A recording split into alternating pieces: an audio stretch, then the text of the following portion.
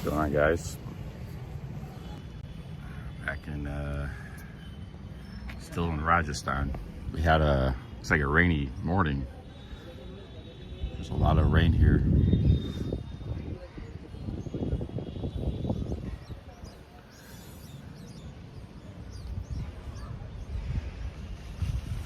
There's the fort.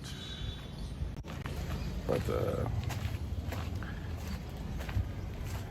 I've been pretty sick. I mean, not like super sick, but just not feeling that great. Actually, I haven't. I mean, been really sick, but I'm still a little bit sick now. But I'm gonna stream maybe a few hours today. 3 or 4 hours. Yeah, mostly recovered, feeling pretty normal. But I was gonna maybe travel today, but better I don't travel. I'll probably travel tomorrow. So I got some errands to run. I gotta go to the ATM, get some cash out, and maybe buy a train ticket or something.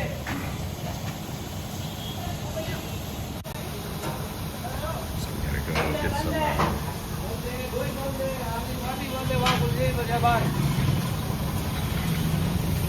Gotta go get some coffee right now, though.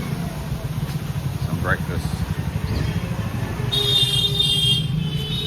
9 o'clock in the morning here. I got these shorts. I had these shorts fixed at this shop right here. The guy sold them for 20 rupees. The pockets were broke. So shout out to this guy here. Looks like he's not open yet. Looks like a lot of stuff's closed. I know most of these street dogs around here are all pretty friendly dogs.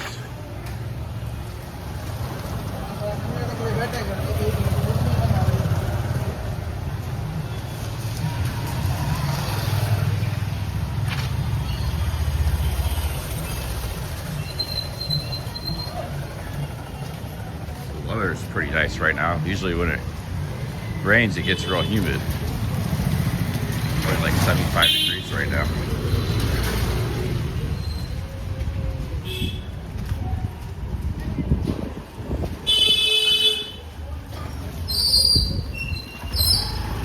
This is where I've been the last 5 days since Mintu left because I got sick right after. So I've been waiting for the sickness to go away before I live stream again or travel.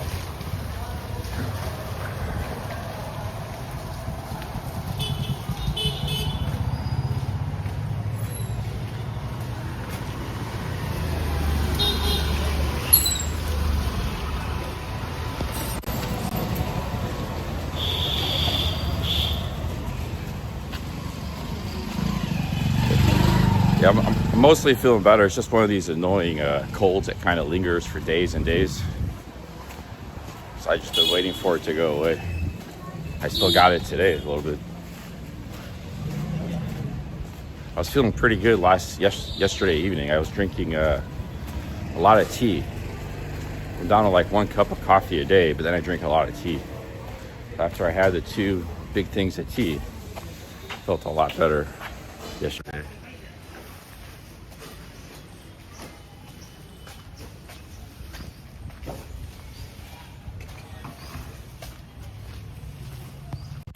I bought 100 tea bags for 200 rupees.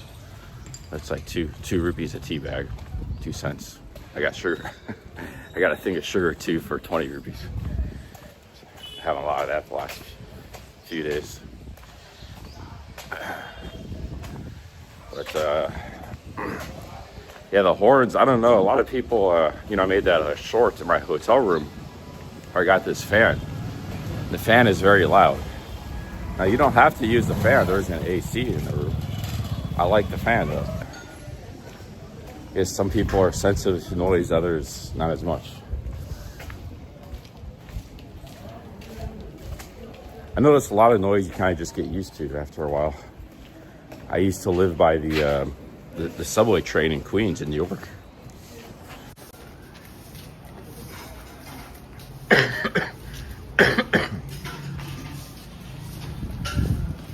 I used to live right by the subway train, man. Overhead subway. It was an elevated train, 7 line. That thing would go by 24 hours. Man, it didn't bother me too much either. But yeah, the horns definitely a.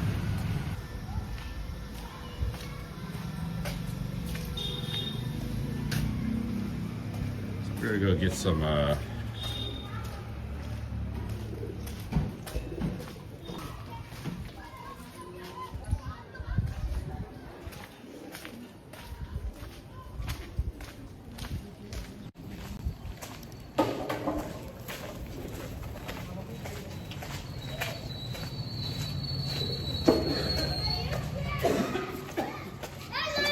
Hello. Hello. Hi. Internet hasn't worked flawlessly. Might as well join the crowd.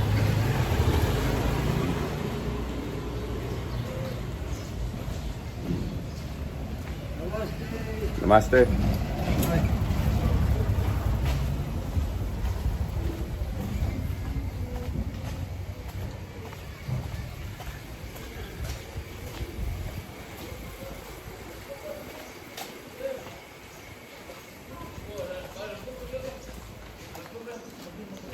Yes, I just checked my Google Maps. I'm going the wrong direction. I haven't been down this street.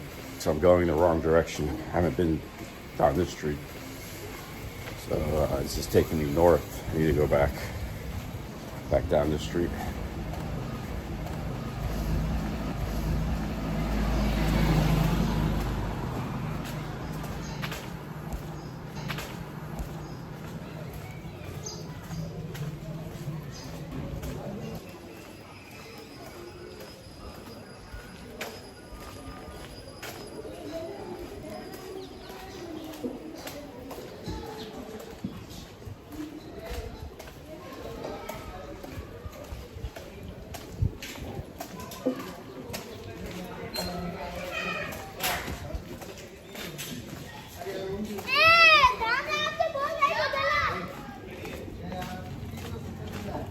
Mintu lives in Delhi. He was just on a 3-day holiday. But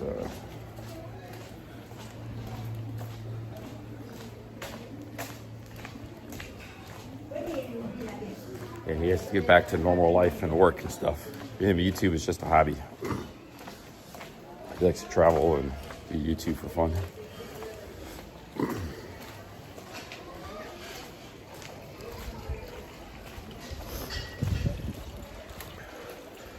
And waking up in the mornings, I feel the worst in the morning. Yesterday, I felt pretty shitty yesterday in the morning too, and I felt better in the daytime. So, I don't know. Stuff's gonna go away. Pretty annoying.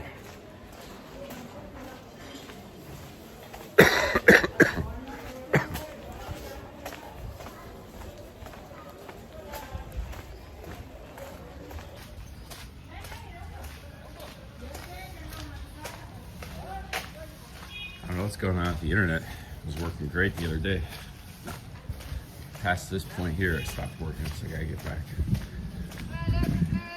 I took a wrong turn.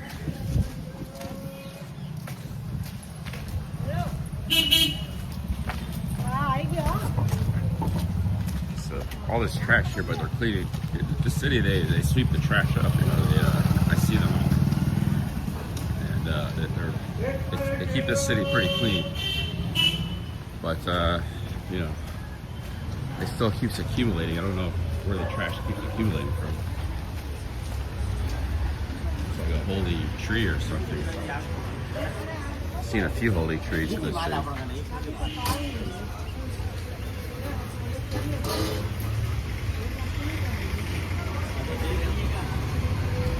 Yeah, but the people out in the streets like sweeping up these streets every day. They weren't doing that in Jaisalmer. Jaisalmer streets were kind of, outside the forts were kind of disgusting, but these streets are pretty clean, but there's still bits and pieces of trash that accumulate. And I guess that's where they end up.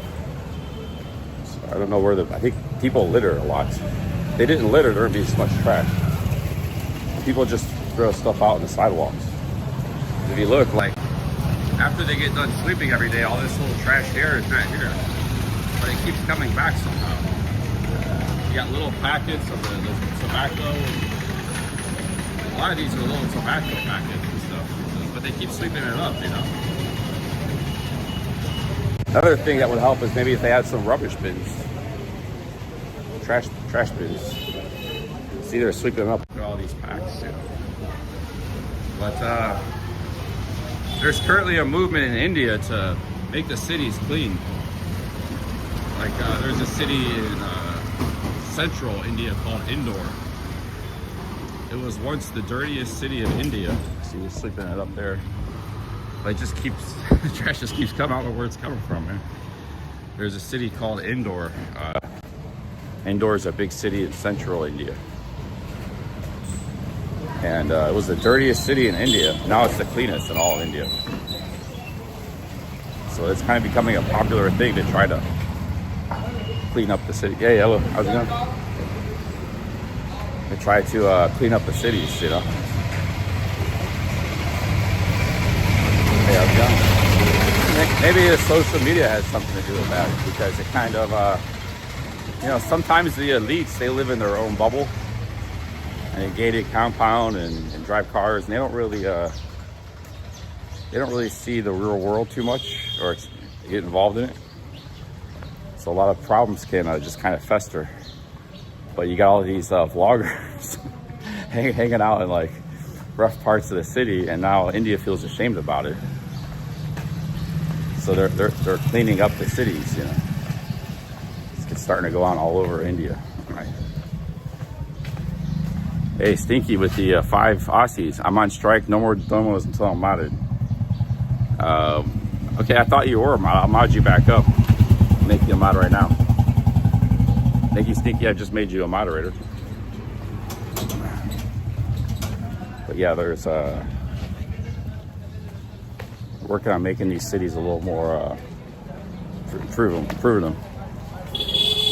Thank you, Stinky. Yeah, you should be a moderator now.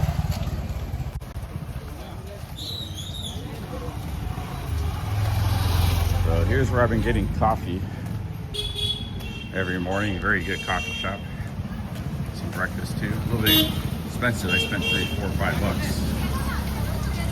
That's my primary expense of the day.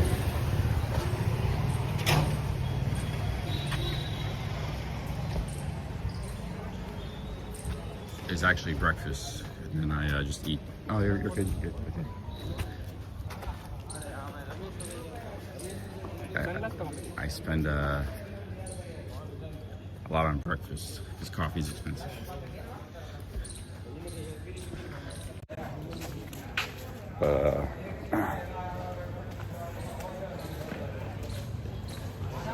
I had a big dinner last night at the back at the Tally place. Massive dinner, man. 350 rupees.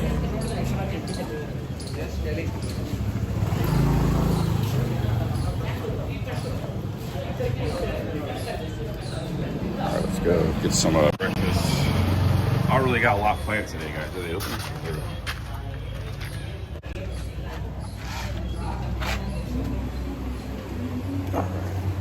Let's go.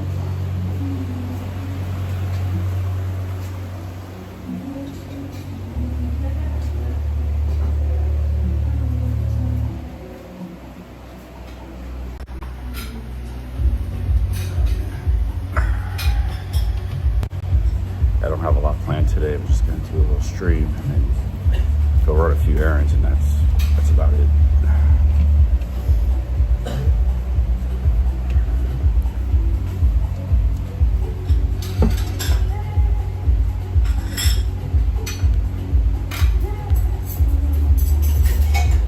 Hey, Aaron P with the $2. Thank you, Aaron P. Aaron P.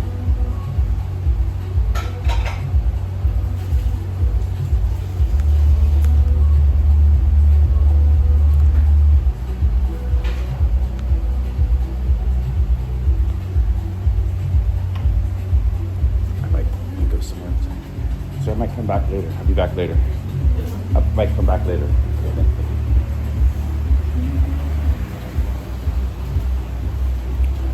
This is usually where I go for coffee, but I don't want to.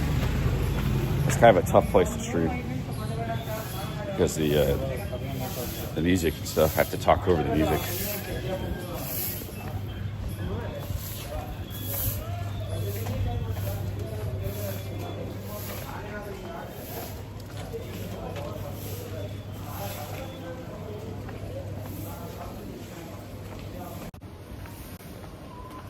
I had breakfast there like 4 or 5 days in a row, so it's just a tough place to stream.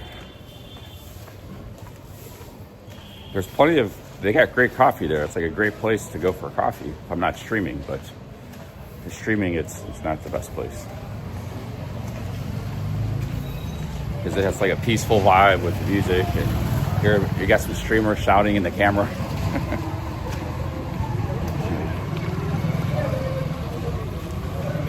There's another place somewhere. Can't remember where it was.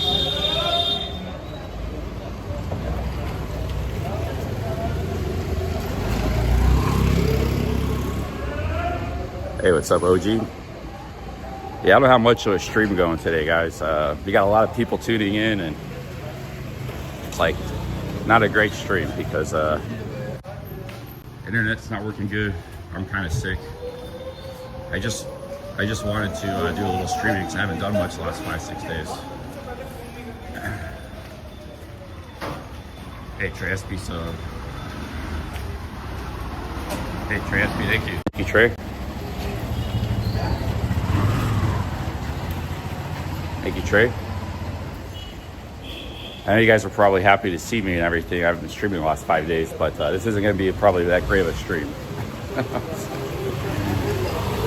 Just going to go get some coffee and run a few errands.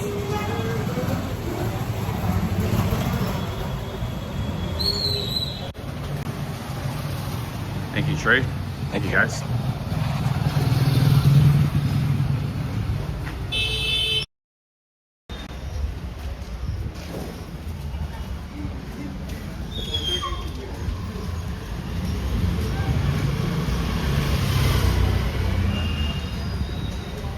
Maybe we buy a train ticket to next city. I haven't really explored this city much.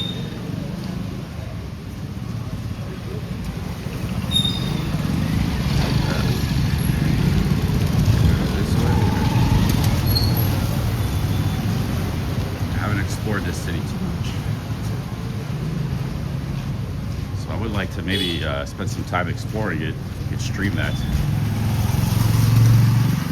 but also because I've been here a while, mostly because I've been sick. I feel like I'm ready to leave too, like go check out a new place.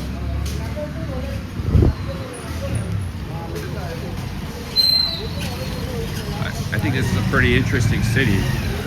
It's a good one, India. They treated me well here, and you know, a lot of stuff to see here.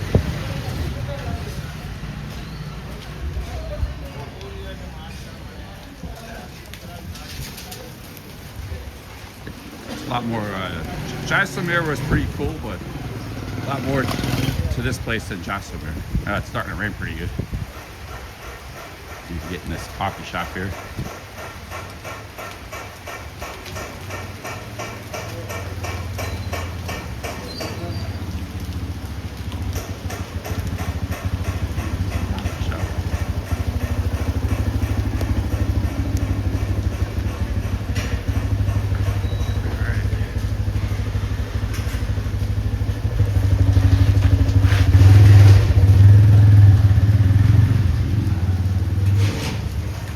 Stinky with the 5 Aussies. Hang on a second. Thank you very much.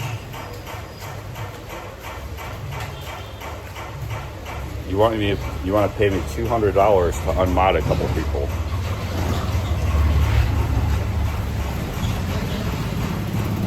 Thank you, Stinky. Good morning. How's it going?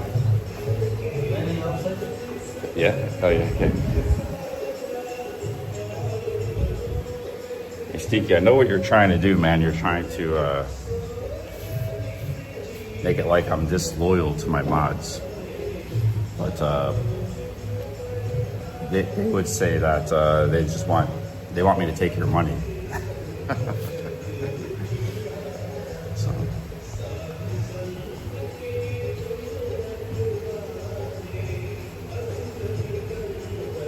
Alright guys,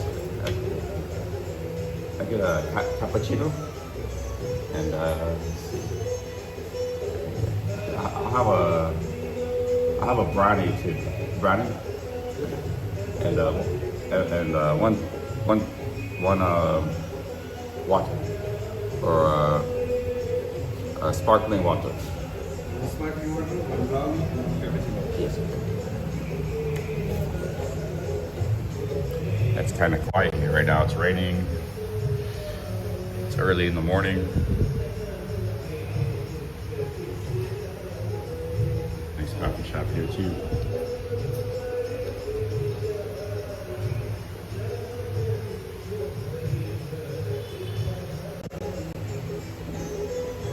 Thank you, Stinky.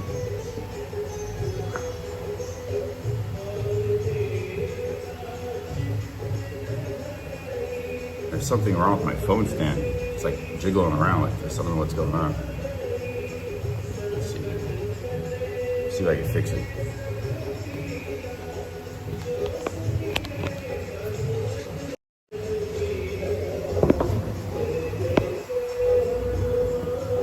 See, it's like jiggling.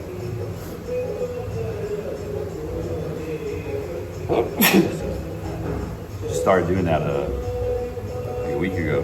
It's not good though, because let's see if I can tighten it up or something. It's a very expensive phone stand. This part's okay, the tripod, but this head part isn't good.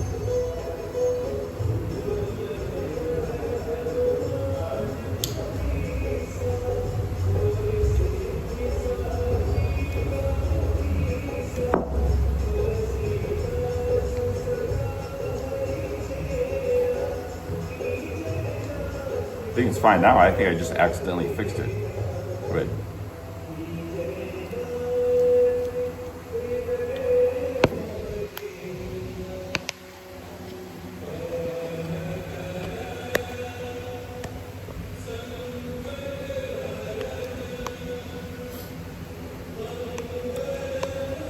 I think it's still jiggling. Oh, maybe it's this part here. I think I fixed it. Okay.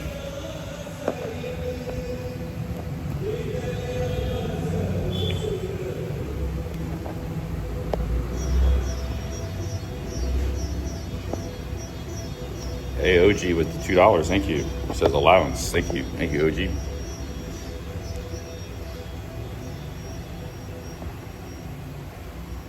Yeah, we had a good month this month. I made a lot of money in India, guys. I made like $1,300. And I haven't spent any money in India. Like, India is just crazy cheap. I paid a lot of my hotels with cash. Going on 18 days here. I've only been in the ATM twice. And they only allow you to take out $100 out of the ATM here. So I only had $200. I've spent more than that because, Mintu paid for some stuff, and then he also helped me out with some super chats, a couple super chats. And then I did pay some hotels online, but even considering all of that, I haven't spent hardly any money in India, going out almost a month here, 20 days here, 18 days. So I have some expensive habits, like these coffee shops aren't cheap. I spend $3-4 every day in these places. But that's like the only thing that I spend money on. A hotel, food's cheap.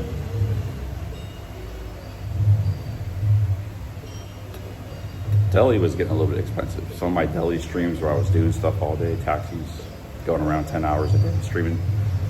I was spending some at those days, like $40-50. But I missed a super chat from Hefe. Again, I missed Hefe. What the hell, man? I always miss Hefe's super chats. Thank you, OG. He has a knack of, he was a 5 Aussie too. Hey, thank you, Hefe. Yeah, I missed the super chat again. Deserve a free breakfast for remodding my best friend Stinky. Thank you, Hefe. I'll maybe make Hefe a moderator. Add Hefe as a moderator. But yeah, I think Hefe has a knack for super chatting me when I'm not paying attention to the phone. Just like 4 times in a row now. Thank you, Hefe. I just made you a moderator. And thank you, OG. Cheers, guys.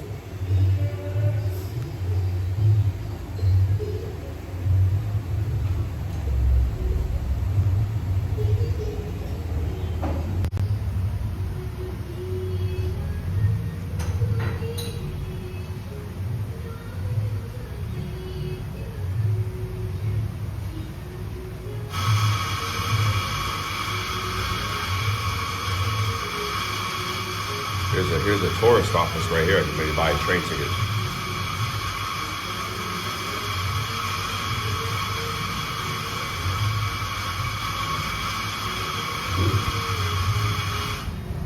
There's not going to be any World War III, man. The media is trying to sensationalize it, but it's pretty much just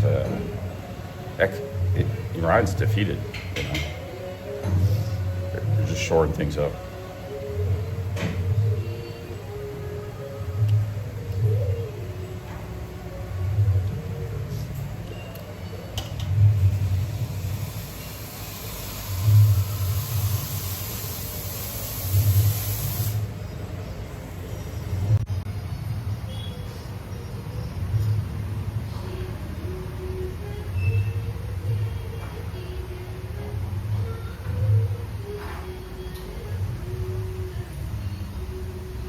Hey, Effie with another 5 Aussies. Thank you. Thank you, Effie.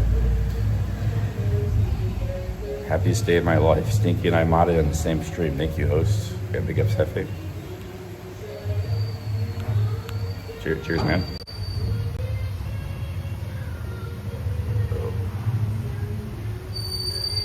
I've just been waiting for this sickness to go away. Like I said, I haven't been super sick, but I don't like live streaming or traveling while I'm not feeling well. So I've been waiting for that to go away, but man, it just hasn't gone away. Still got it today. Maybe, hopefully by tomorrow.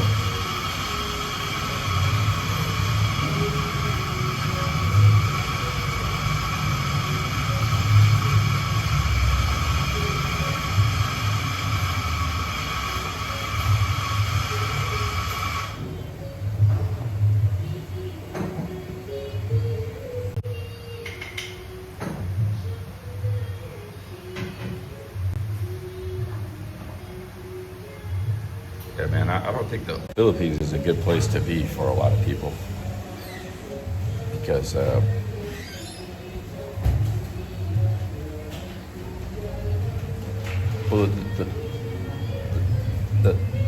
the fuel shortage thing is like a temporary thing, you know. Saudi Arabia has ramped up production, and they're just shipping it through the Straits of Aden. Through the Red Sea. And the United States has ramped up production, so there's plenty of oil. If some countries mismanage their oil, you know, it's kind of on them.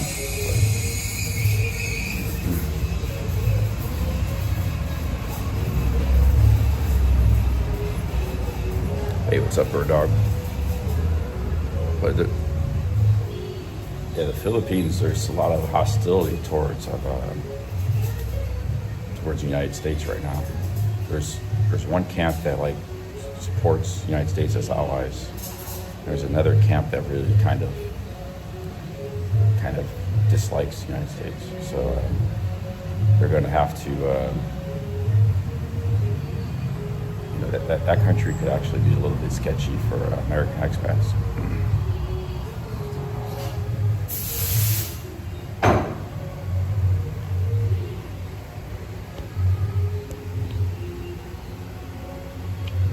Philippines is like 10% Islamic.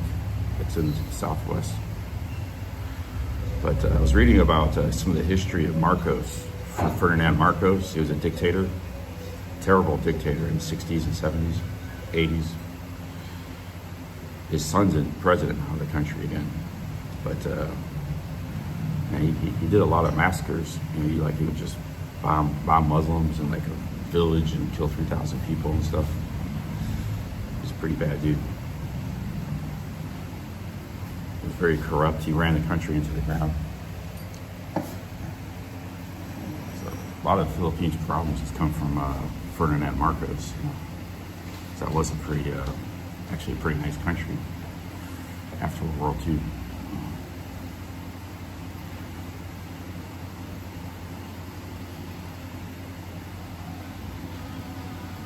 Maybe his son is better, but you know, just because his father was bad doesn't mean his son's necessarily bad. But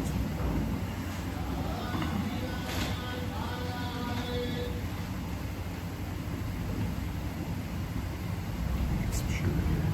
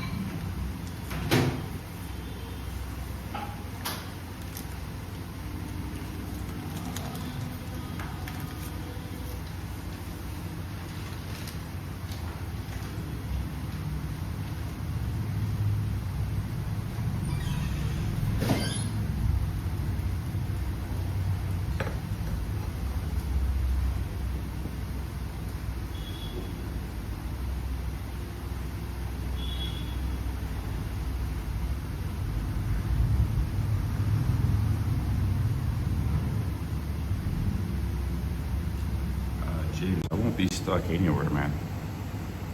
And even if I was stuck in India, it's not that.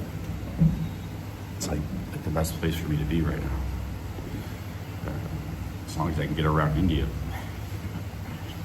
go to some different places, and we still have internet access. But you can also go back to Malaysia or Thailand, you know.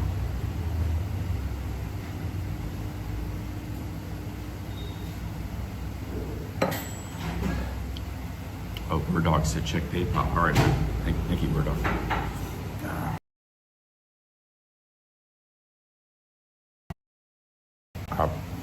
Okay, Bird Dog, man, I don't have PayPal's on my other phone. I don't have that with me. This is my streaming phone. I don't have a lot of apps on this phone. But thank you, Bird Dog. I know you're, take you for your word. I know you're good for it. $15. Oh wow, thank you, man. Yeah, I can't check PayPal on this phone. I don't have my other phone with me. Wow, thank you, Bird Dog. It's very generous. In fact, I'm going to the ATM right now to take some money on my PayPal account. So that's how I take my money out. I got like 630 bucks in there. I've only done 2 withdrawals in India. Only $100 withdrawals. $100 is the most you can do from the ATM. That's the maximum. So yeah, man, the spending is really low in India. Oh, we got another super chat from Stinky. Hey, Billy, that managing mod needs to relax. I didn't realize I have a managing mod, Stinky, but I'll check it later. I don't think I have a managing mod.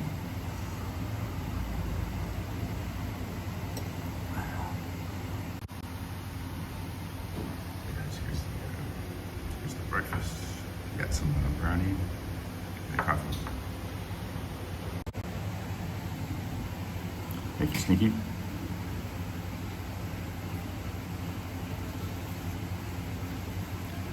thank you, Bird Dog.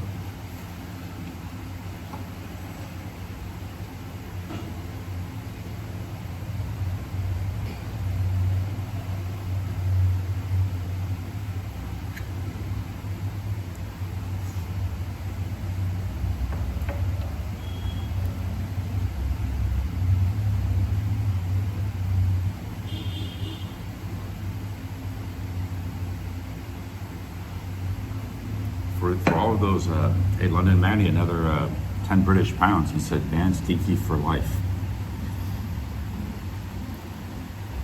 Oh, thank you, London Manny. Cheers, guys. Super chats rolling this morning at PayPal. Yeah, I might start. I never promoted my PayPal link, you know. But maybe. But here's the other thing, though. I might be switching back to vlogging soon. I know you guys heard that a million times, but I've been testing my camera, my new camera, and I finally figured some stuff out. I'll explain it in a minute, but so I got beautiful color imagery now. I'll explain it in a minute. Thank you, Manny. But one point I wanted to make was, for those of you who are American in the chat, the press in most countries around the world is very similar to like CNN or MSNBC. They're very leftist, globalist type. And they're all like against Trump and against America, mostly the press around the world. So a lot of the everyday people are getting influenced to kind of be anti-Trump and anti-America because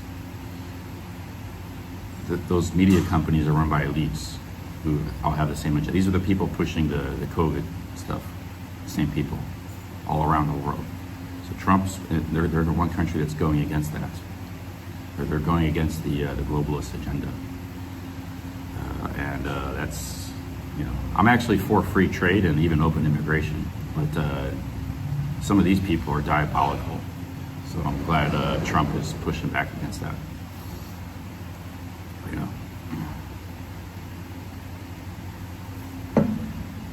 Yeah, as far as I know, I'm anti-war too, SR, but this is, you know, we're the anti-war people in World War II against the Nazis or Imperial Japan. Nobody was anti-war back then. If you're fighting a country attacking you, you know, it's a justified war. But also, nobody's really dying, as far as I'm aware, other than Iranian government officials or troops. These are like precision. Like there's not any Iranian citizens that are being killed, as far as I'm aware. A lot of these installations and stuff are in the desert or in the mountains. They're not even in urban areas where all these strikes are occurring. So they're not really. It's not a lot of collateral damage to civilians. As far as I'm aware, you know.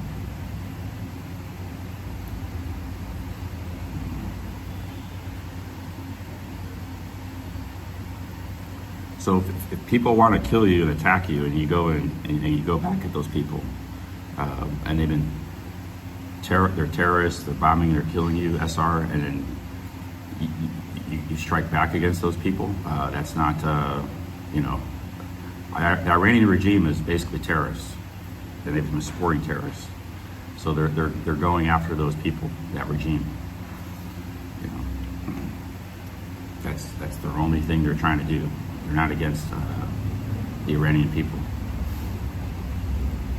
Just like America wasn't against the German people when they took out the Nazis, or they helped take out the Nazis, or the Japanese people. You know.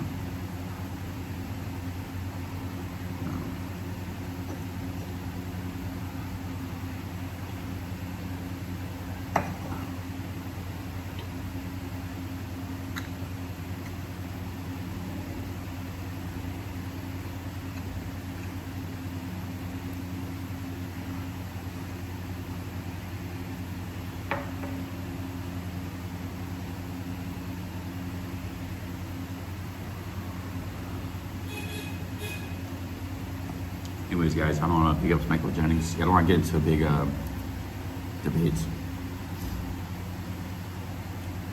about the war and stuff. I think if the war goes smooth another few weeks and everything is running back to normal, and we see there was, you know, a bad regime was taken out who nobody supports. Like, you have all these American haters that are like, they're almost like rooting for Iran, when Iran is like a horrible regime.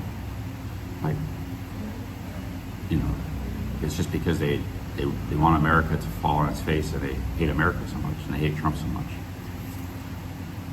But this is a woman, a regime that tortures women, gays, you know, dissidents, people who aren't following the religion. They kill protesters. They're bad in every single way. They're terrorists. They support terrorists, and we got people, leftists, who that regime is against everything they're supposed to be for, and they're implicitly supporting the regime.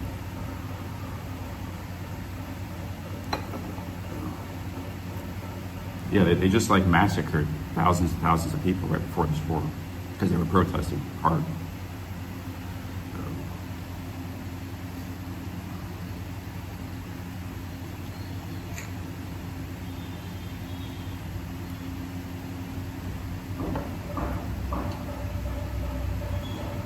But it's okay to be anti-war and maybe don't take a position on the war, but don't support that regime, man.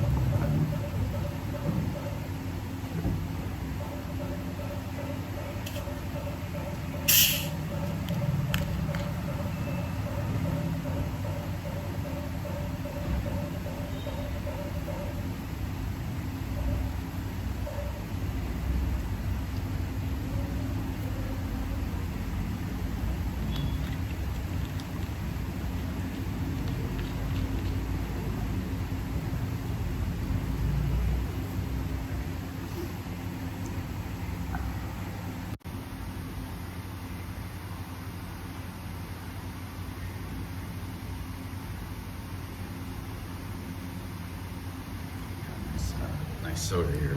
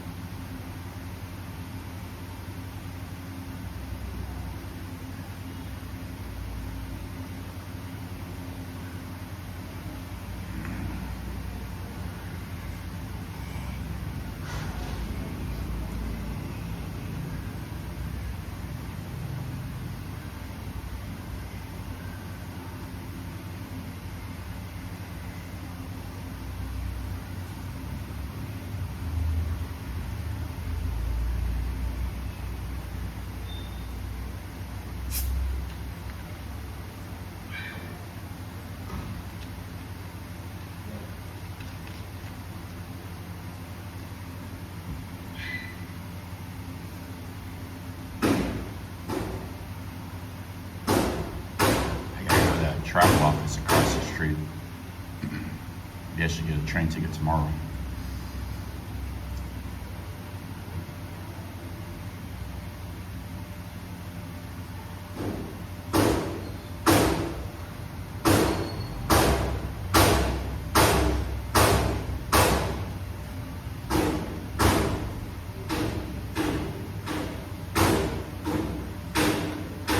Hey Deb, do I like songkran and potato?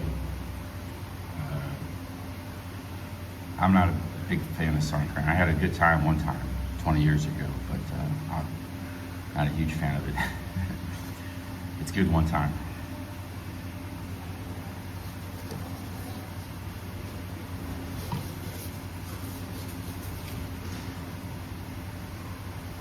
I was like a 10-year-old kid riding a motorbike.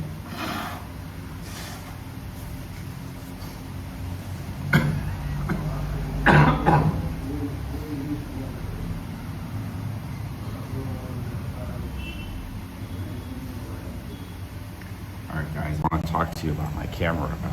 Switch from the war topic. About that Fuji camera, and man, it's amazing. It has the people always said Fuji had the best colors, like because they have like 100 years in developing film, so they know how to get like the best colors on an image. And This is my second Fuji camera I've had. I sold the other one. I bought a new one in Thailand, the Fuji XM5. It's a real small camera, but it's got some really powerful specs. And so I've been shooting vlog too. And the problem is I didn't have a good color grade for it. But this program I'm using for my phone, it's called Apple D-Log, and it's like perfect colors. It like D-logs the footage, and it's like you got the perfect Fuji colors. It's like magic. It's like I got this amazing dynamic range, 4K footage, beautiful colors, and the exposure is really good. That's another thing people don't really aware of with cameras. Some cameras aren't good with exposure automatically. This camera handles exposure perfectly. You don't have to mess with the exposure. The camera does it for you, which is what you need for running gun. So, and the autofocus is pretty good. So it has everything except for stabilization.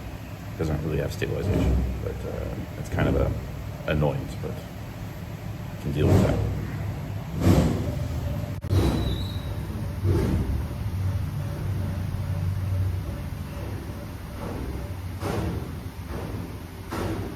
It actually has a 6K. I haven't used the 6K feature yet.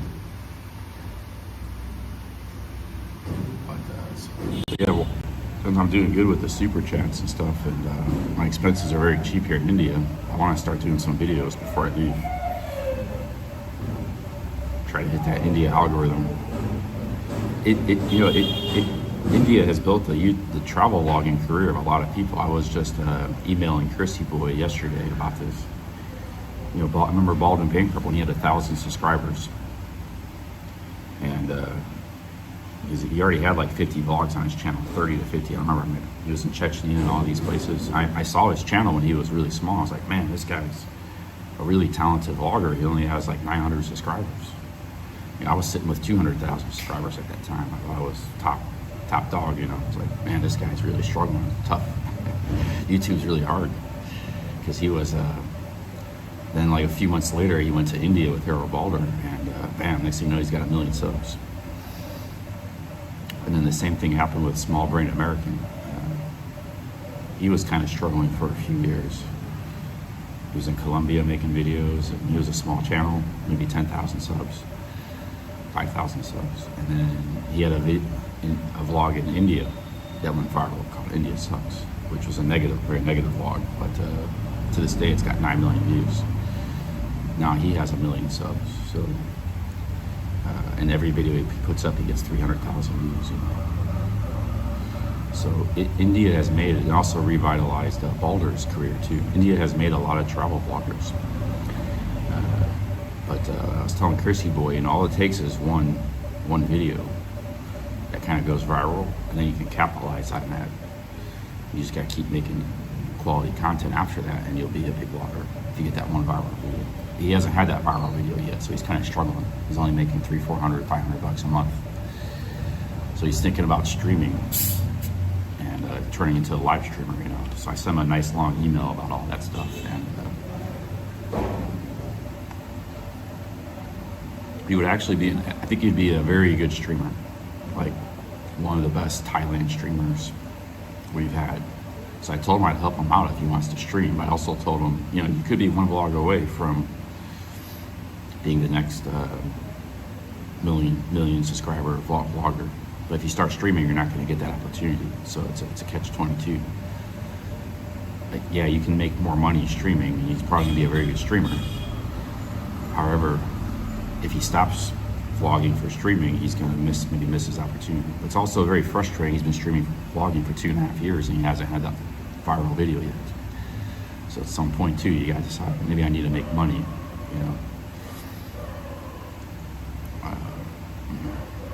maybe another coffee.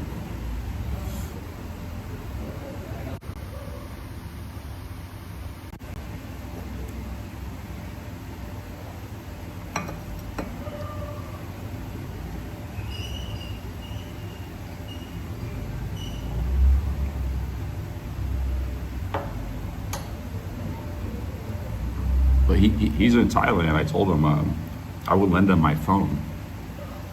He doesn't have a phone to stream with. So I told him I would lend him my iPhone 17. So I have 2 phones. I could work on blogging. And then I would get 25% of his PayPal and Super Chat revenue while he streams. And he seemed to like that deal because he desperately needs a phone and he can't afford one. He's got like a cheap Motorola phone for he can't afford to buy a phone. So he's in Thailand right now. He wants to stream to make money.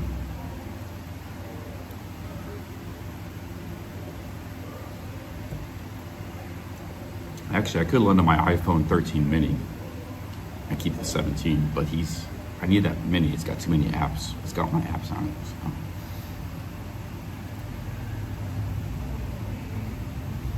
Yeah, so he would get to stream and make money, and then I think he can make a couple thousand a month. I think he'd be a very good streamer. He's got high energy. He's outgoing. He handles trolls very good. He doesn't get upset. He wants to do IRL, go out in the streets, stream. But I think he ended up being a very good streamer. We could all promote him in the community. And, but like I said too, he might be on the verge of an opportunity, with the, if you want real success, you gotta have the vlogs on YouTube. Streaming is like, it's a nice income, but it's not big success, But he's already at 20,000 subs. He's already had, he's got an established channel. He's been streaming for 2.5 years, or vlogging for 2.5 years. But he's just one video away from being like real success, And he's one viral video, 1 million views.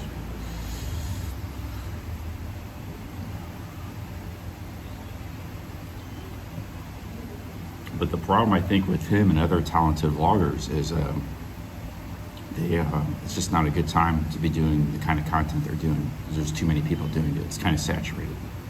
People are a little bored of that stuff. So, hey, Luis Cabo with the two says, get out of there. Cabo, dude, man, India's been good, man. I've only been to the ATM twice. You can only take $100 at the ATM. India's very affordable, man. So I'm trying to rebuild my finances. Thailand did a number on me. Thank you, Cabo.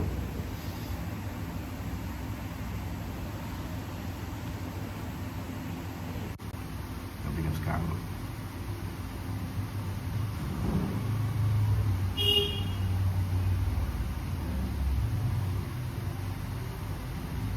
But yeah, if I was to work out with Kirsty Boy, also there's a couple other people going to Thailand. Cabo's going there, but a couple of vloggers, streamers are going there who want to kind of meet up with me and stuff.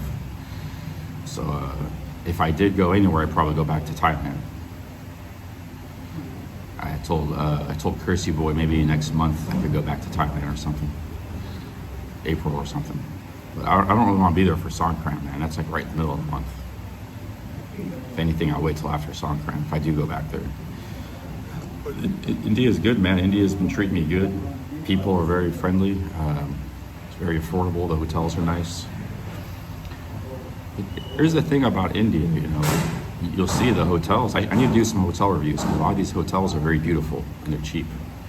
So the interiors in the hotels are very nice. People have beautiful clothes. They dress very nice. But the streets are a mess. The city is a mess. That's not always the people's fault. That's like the government's fault a lot of times. It's just mismanagement. But, these should be like very beautiful cities. They just need to be spruced up and fixed up. And prosperity is part of it too. More prosperity will help. At one time, 30 years ago, Bangkok was a mess. It was like, the only reason people went there was you had the cheap backpackers because it was very cheap. It was on the backpacking trail. And sex tourists went there. That was it. Like Sukhumvit, which was a big manga zone, sex tourists. That was like an island.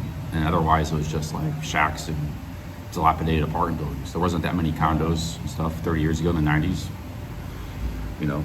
So Sukhumvit was like an island, and then but Bangkok just kept improving itself. And it's like people actually go there now just because it's a really nice city. It's like a Tokyo or New York City now.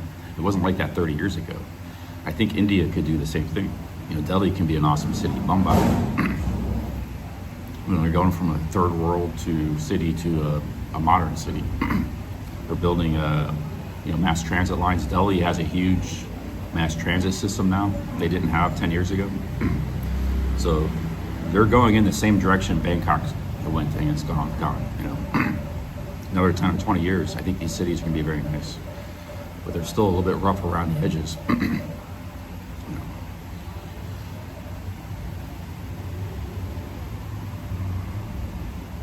I mean, people liked Thailand and Bangkok 30 years ago. Don't get me wrong. It was charm. There were, people were nice, land of smiles, but it was a rough city. It was just traffic and dilapidated. You know, you can still see that today in a lot of Bangkok, parts of Bangkok. But a lot of Bangkok is pretty nice though, and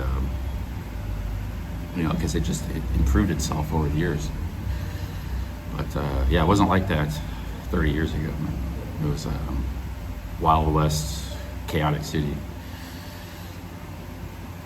Wild East.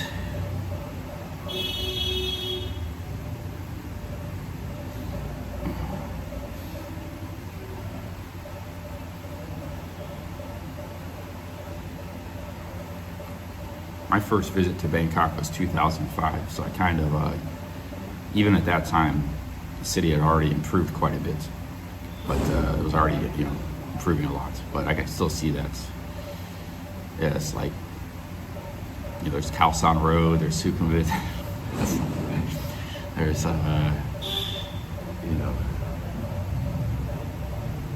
like, there's not much to the city. It's just miles of cheap apartment buildings and shacks. It's not the modern city it was today.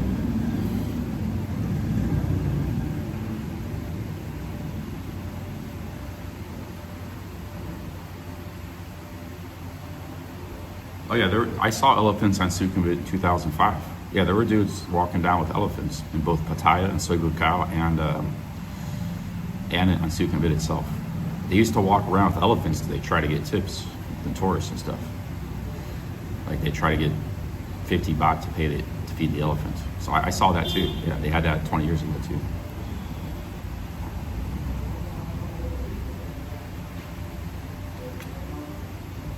OG says Chicago. Yeah, American cities have the tendency to they start off real nice and then they go downhill, turn to shit. So OG, Cleveland was like the 12th biggest city in the world at one time, like in the early 60s, late 50s. I did some research because somebody said the 8th, but I think that's a little bit far-fetched. But it was around the 12th or 13th. Because if you include the metro area with Akron, it was like 3 million people at that time. It's about the same it has today. And it was like at that time, a lot of these third world cities weren't that big. They only had 2 million people. Now they got 10, 20 million people. So Cleveland was like the 12th biggest city in the world at like one time. Now it's like, so now the same thing's happening in Seattle. Seattle has a socialist mayor. Everybody's fleeing that city, man. That's where Louis Cabo is from. What does Louis Cabo think about Seattle? That city's running into the ground, man. One thing I gotta say about California is I don't know, they have a moderating aspect to them. So like, they go a little crazy with the left-wing stuff sometimes, but they know not to kill the golden goose, the Silicon Valley, the Hollywood. They protect the business community and the corporations, whereas some of these other states and cities, they don't know to do that. Like Seattle and Washington are more extreme, and their leftist politics are more extreme, and they have good corporations and stuff there too. Microsoft is there, Amazon, Starbucks, Boeing, some of the best corporations in America. And that city's just running down the drain, man. Everybody's fleeing Seattle. But Seattle was actually the fastest growing city in America, like in the late 90s and early 2000s. Like the inner city went from 500,000 to 1 million people. So it could have been this great, amazing city. One of the great cities of America, had it kept going on that trajectory. They had the tech, they had the big corporations, they had a unique city, you know, unique landscape and culture and nightlife and everything, and they just blew it apart, man. They screwed the whole city up. Now it's going in reverse. Same thing happened in Detroit and Cleveland and all these other cities. But like the Bay Area and San Francisco, they seem like they're all right, despite the left-wing politics. They seem to know like not to how to destroy the city and how to protect it, you know. But yeah, like Seattle, Portland, I think Denver is struggling. Denver wasn't even known as a left-wing city. It was like a purple city. Denver was actually like a cow town. It was just like the progressive parts of Colorado was actually Boulder, like the college cities, Boulder and Fort Collins. Denver was just a business city. Like the people of Colorado actually looked at Denver as just this bland, you know, big city, just business. But somehow it became a progressive hotbed, like the last 20 years.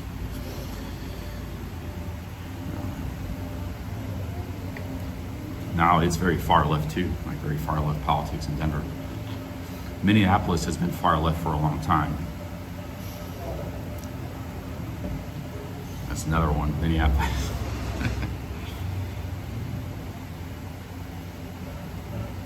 It was kind of far left politics that destroyed cities like Baltimore, Detroit, and Cleveland too, but it was a different sort of left-wing politics. This was back in the 50s, 60s, and 70s when those cities were getting upturned. It was more from, I blame it on like unions.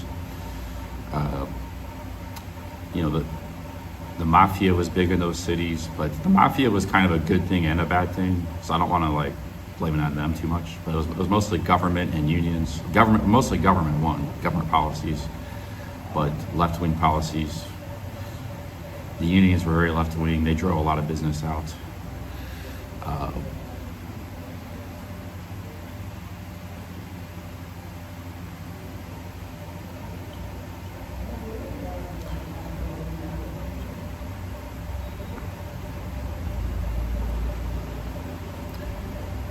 Ross says, my family lives in the burbs of Denver. Yeah, I lived in Colorado in like in the 90s for 3 years when I was in high school, and like, you know, nobody ever thought of Denver as like a cool place to go visit. Like if you wanted to go somewhere, you would go to like Boulder if you were in Fort Collins, which is an hour away, or you go into the mountains or Estes Park. You know, there were towns in the mountains, nice little towns. Nobody ever went to Denver for any reason, even though it wasn't that far away. Nobody really liked Denver. But I actually did go to Denver a couple of times. I thought it was kind of a neat city. It's kind of cool because they got some like the architecture with the houses and stuff. They got these like Spanish-looking bungalows, and it's kind of a cool-looking city. It's kind of neat. But in 3 years of being in Colorado, I was only in Denver like 2 or 3 times. I go to the airport or the bus station and didn't spend any time there. It's mostly just in Fort Collins. But yeah, nobody really liked Denver. It wasn't a hip city or anything. Colorado Springs was even worse because that was like the conservative part of Colorado, religious part. So that was even viewed as less hip place to go. The hip part was Fort Collins and Boulder, and then in the north there.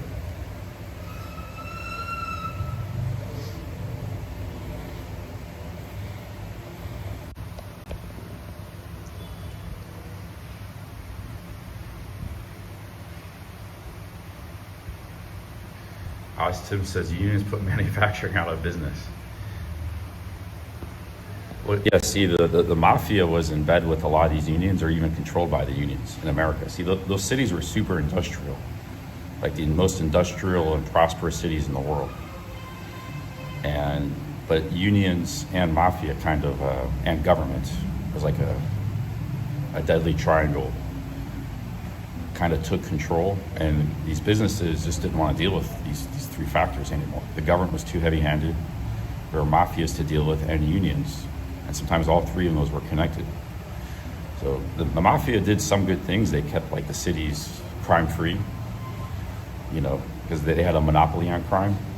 So people didn't want to do any crime because they'd have to face the mafia, you know. But the businesses also had to deal with the mafia, and they didn't like that. They could just go somewhere else in the country, get California or the South, where there wasn't mafias or unions or bad, heavy-handed government.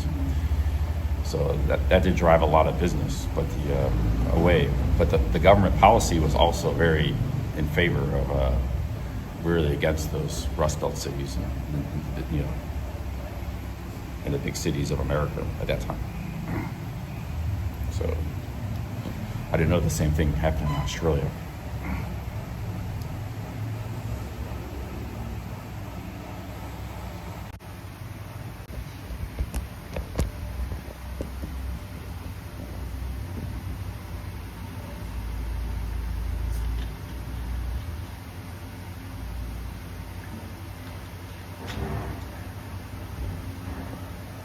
Hey, Stinky, big ups, another super chat. He says, I say the tree hugger. Yeah, thank you, Stinky. Thank you, man. Another 5 Aussies. Yeah, OG said he's talking about Australia. I don't know anything about that. I don't know. I know very little about Australia's history. I'm just talking about America. But he said, yeah, the same thing happened in Australia. Some of the unions were good. OG used to be a union member. It's like not all the unions were bad, but some of the unions were heavy-handed. I don't think the unions were the worst of it. It was more government policy. You know? Yeah, OG was a union member himself for a while. OG received a reward from the union for saving people's lives. He had a plaque. OG was a lifesaver. He'd save people's lives sometimes. On a few occasions. Came to the rescue.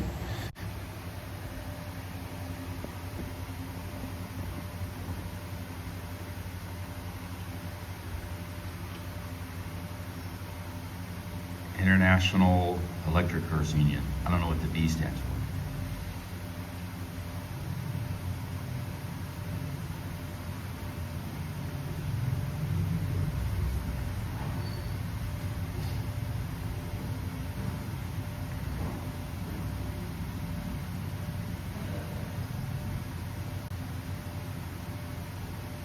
Oh, International Brotherhood Electricals Union. Okay. Yeah, big ups OG.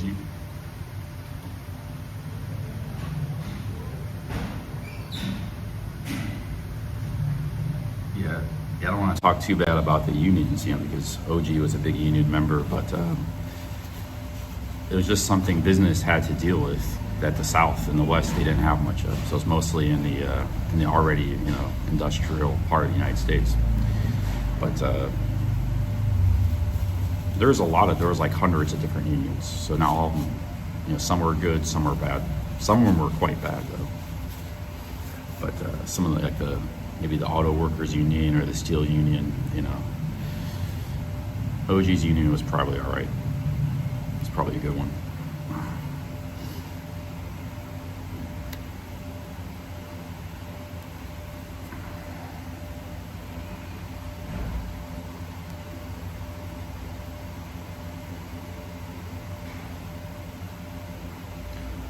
I did do some electrical work for a few months, a couple times. That was when I was 16. Yeah.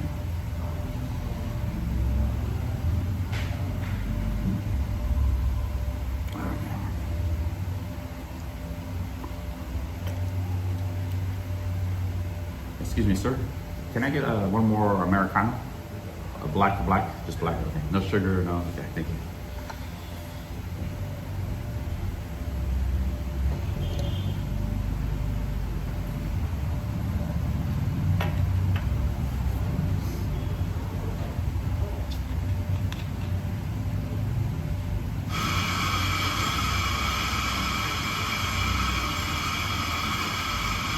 OG says we were trades, so he was in a trade union. That's like carpenters, electrical, plumbers. He said the manufacturing unions caused most of the trouble, in my opinion. So he said the manufacturing unions, like steel and auto workers, were the worst. Well, see, the trades is decentralized, so people work for small businesses and contractors. So that's why the trade unions were good. The problem with the auto workers union and the steel worker unions is those are big big business and big factories, and big organizations. So those unions had a lot of power they could exert over these big corporations and stuff. That's why those were corrupt, and the Jimmy Hoffas and stuff, and they caused a lot of. The thing was, industry developed in those cities in that region because logistically and everything, it was the best place for it. You know, there was the rivers and the lakes and the oceans, there was the coal mines, there was the iron ore in Minnesota.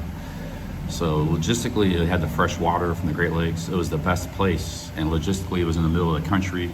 Everything converged. So that's where industry developed. It developed there for a reason. It's starting to come back now with Trump because, again, it's a very favorable place for industry. You know, 100 years ago in the world, there was very few places in the world that even had any industry to begin with. That was one of them. It took a lot to drive that industry away and turn it into a rust belt. And you know, the unions were just one part of the equation, but they were one part of it. It was more the government policy was pretty bad. But now you're more likely to find a factory in a cornfield in Indiana or Alabama or something, you know, or New Mexico, you know, Arizona, than you are in the Rust Belt anymore. But when Toyota builds a big factory or something, they build it in Alabama or something, you know, like all these other foreign companies. They don't go build it in, you know, Gary, Indiana, or Flint, Michigan, or Akron, Ohio, or Youngstown, or Pittsburgh.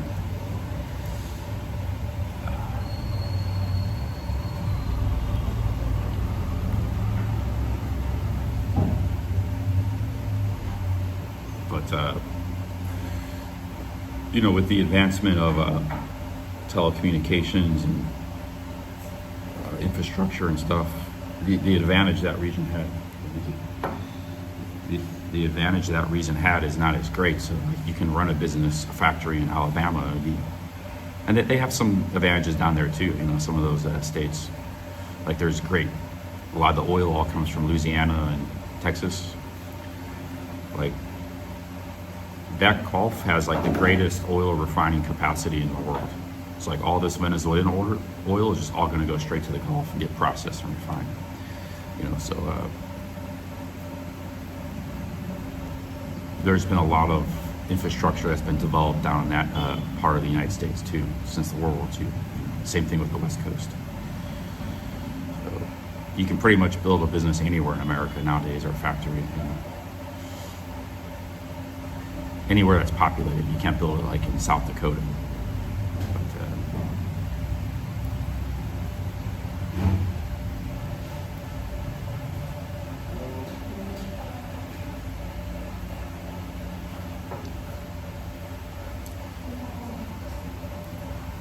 what are my plans? I might buy a train ticket here across the street. And look at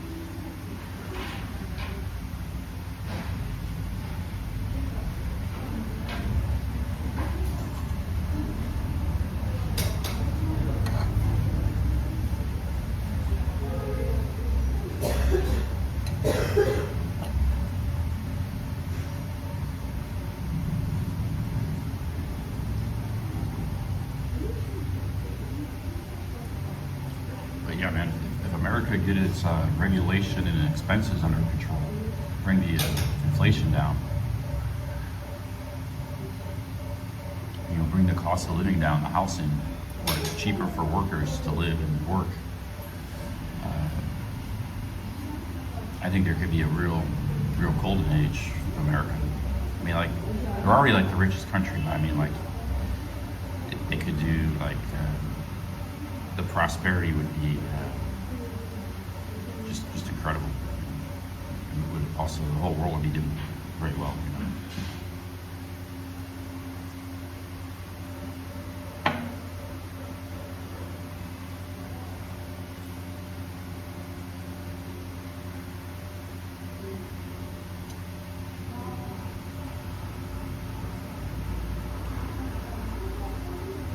What's up, Skinny Dog? Skinny Dog. I have forces kind of trying to bring me back to Pattaya in Thailand. I have factors, so don't bet on that yet. have there's wheels in motion that might bring me back to Thailand. Also, it's gonna get like 115 degrees here pretty soon. It's not hot right now, but another month or two, it's gonna be crazy hot. I'll probably have to leave somewhere. It'll be too hot to stream. I can stream up to 100 degrees. Once it starts getting over 100 degrees Fahrenheit, 50 degrees Celsius, it's time to bail.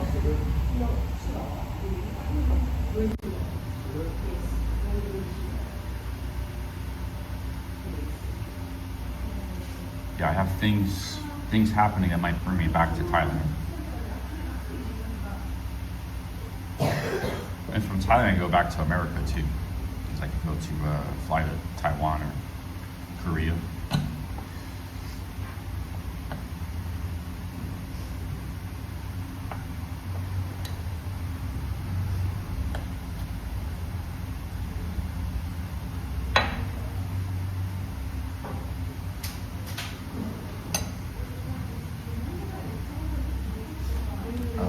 It gets up to 50 degrees Celsius.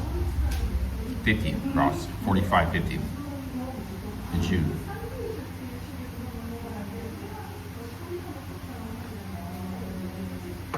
In India, parts of India.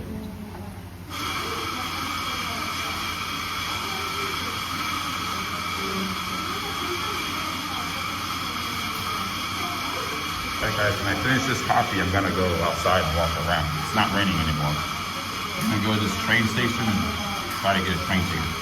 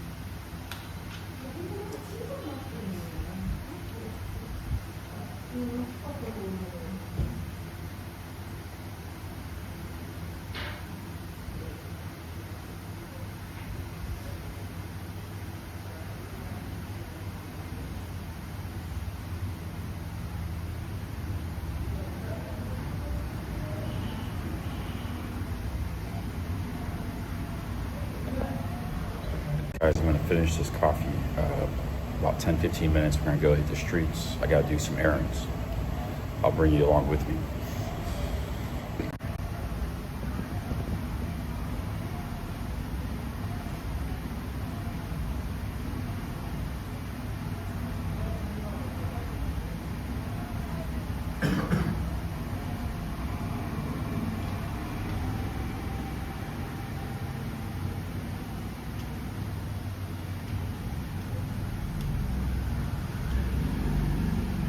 Here's the problem.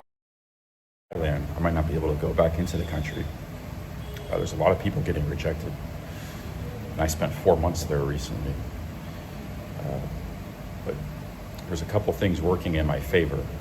One is I didn't do a quick visa run to Cambodia or Malaysia that most people do. That's kind of a red flag. I've been in India for a month, at least, if not longer. And they're not looking for Indian travelers. That's not, people don't do visa runs to India usually. The other thing is 2 of those months was last year. So I've only spent 2 months in Thailand this year. I could spend another 3 months perhaps. Hey, Stinky, thank you. Thank you, Stinky. So, if I did want to go back to Thailand, I think I could get in pretty easily, but there's a risk people are getting rejected. I don't have 20,000 Thai baht to show them. That's one thing they might ask for. They interrogate you.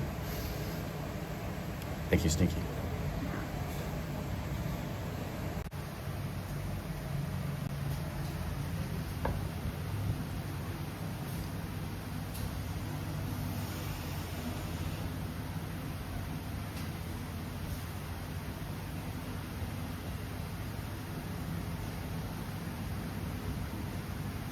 Stevie Dog, people flying from Malaysia and Cambodia is a potential red flag, especially if you're only there for a day or two.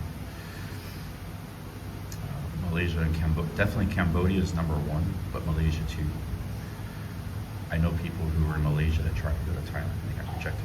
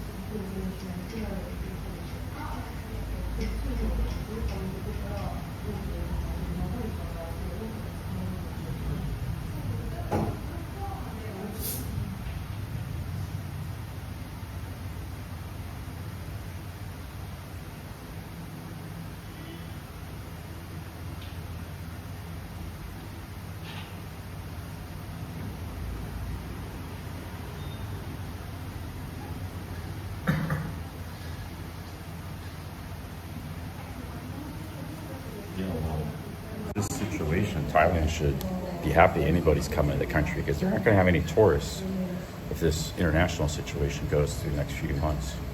It's already getting in a slow season normally, and then people can't even fly there. It's very expensive or very difficult. So they could have any tourists there next 6 months. They should, anybody that wants to come, they should let them back in, you know, in my opinion.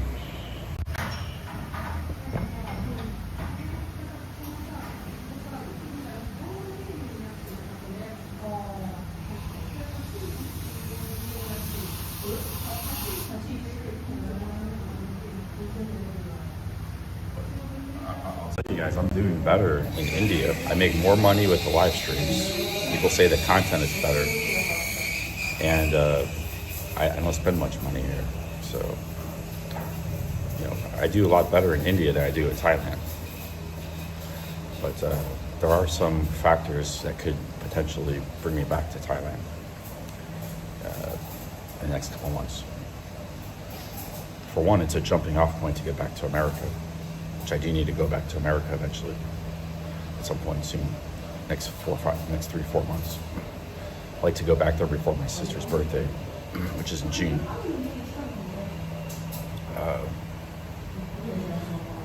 And there's stuff I need to do in America or regroup. So that's one factor.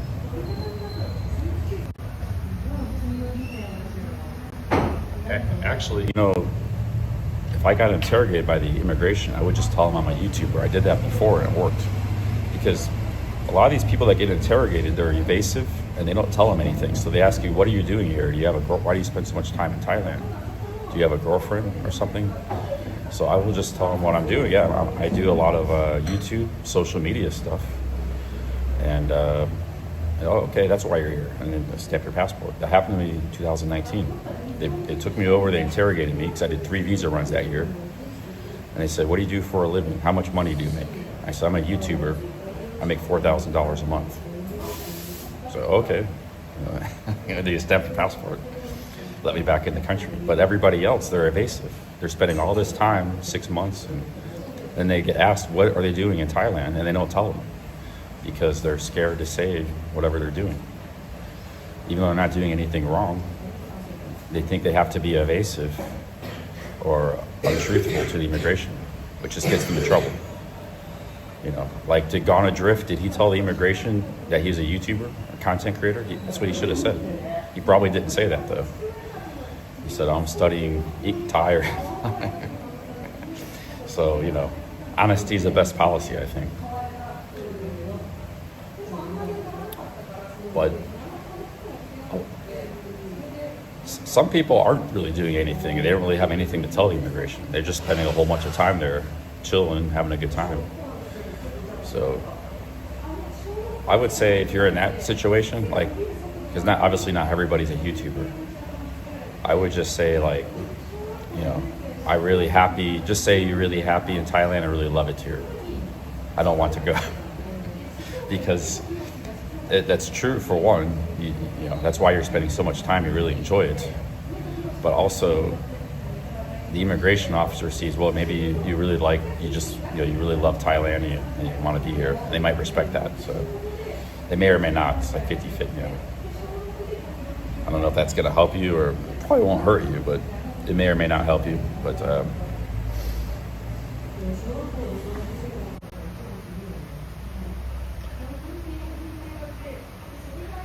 Shane, I told him that was back when 2019, talking about 7 years ago. That's when I was doing good vlogging.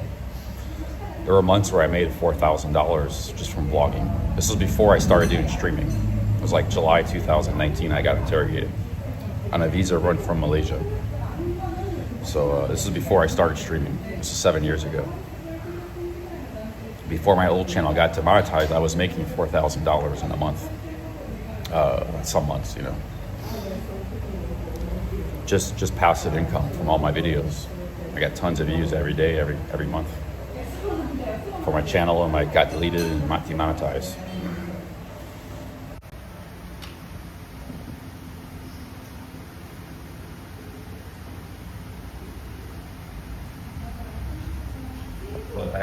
My biggest month streaming is like 6,000. I had 2 months where I made close to. Back when I was streaming in Mexico, I was making about 4,000 or 5,000 a month. And then streaming and super chats, and then the walk across Ohio, I made like 6,000 that month. 800 of that was actually ad revenue though, because those streams were all not demonetized because they had no copyright music because it was just hiking in the woods. So I made like 800 from ad revenue on those live streams, plus 5,200 in super chats. So one of my best ever months was actually from live streaming. But the thing was, I would take months where I didn't stream. So I was like a part-time streamer. That's why I made like 17,000 a year streaming. If I had streamed nonstop year round, I probably could have made double that. But I was always a part-time streamer. You know, I would stream for a month and I wouldn't stream for the next 2 months. So, or stream very little.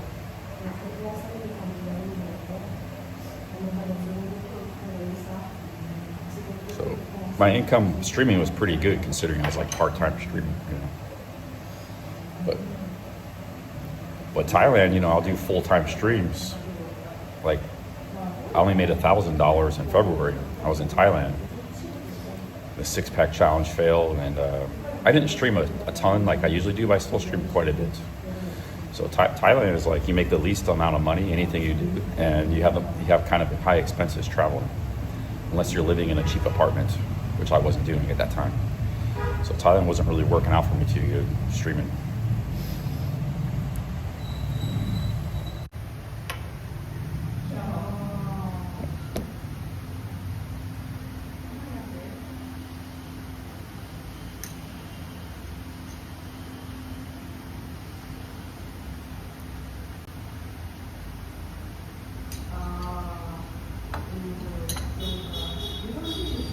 Thank you. I can loan you 5 Aussies. Thank you, Stinky. Thank you very much. Clearly not through Super Chat. Thank you, Stinky. Thank you again, Stinky, for Super Chats.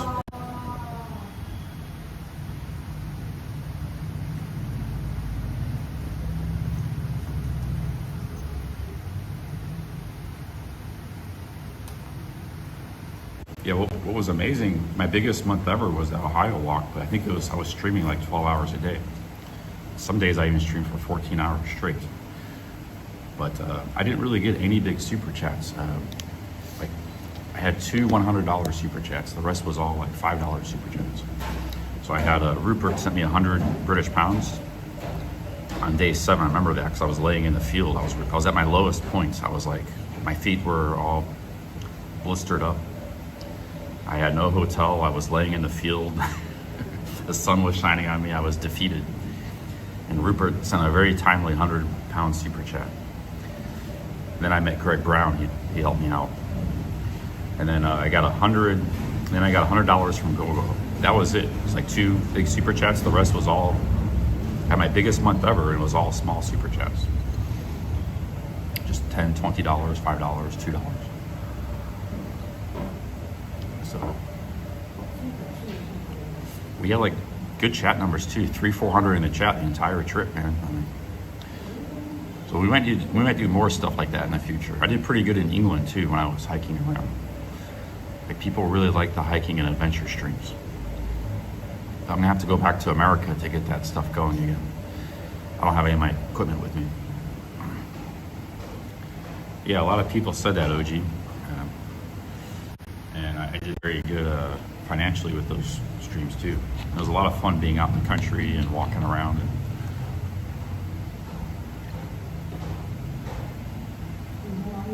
You know, OG, there's a trail. That trail I did in Cornwall in the UK, there's a trail that goes all the way around England now. It's 2,800 miles long. So from Scotland all the way around the island, you can walk all the way around England. 2,800 miles. We might do some more of that in the future. I only did 70 miles of that in Cornwall.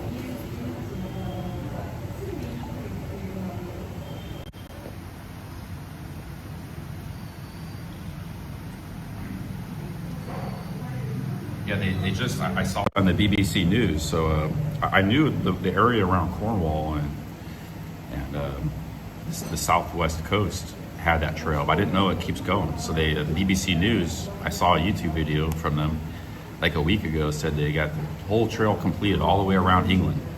I don't believe it goes around Scotland, just England, but like Wales, hopefully it includes Wales, but whole south coast, Cornwall, all the way up the east coast. It's, you know, it's a lot of coastline, that island, so it's a long trail.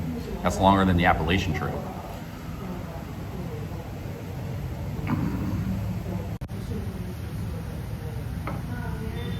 Yeah, Robster, I think it's, I mean, you can go research for yourself. I think it's the BBC says just around England, so it doesn't go around Scotland. Scotland has a lot of trails, you know, and there's trails inside of England too. You can do some good ones. Like there's the Hadrian Wall Trail that goes on the border of England and Scotland. That's a good one. There's the Cotswold Trail. But this is just a trail that goes around the whole island, England. You know?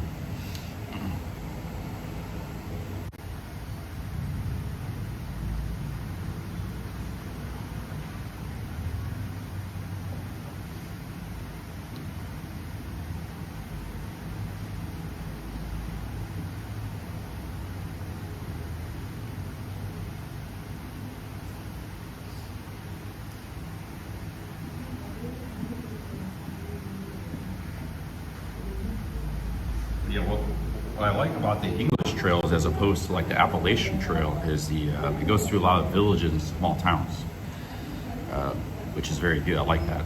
I don't want to just, I'm not all about like nature. I like nature, but I like being in civilization some too. Especially like if I get the opportunity, I like to see those small towns and the people and the culture and meet people.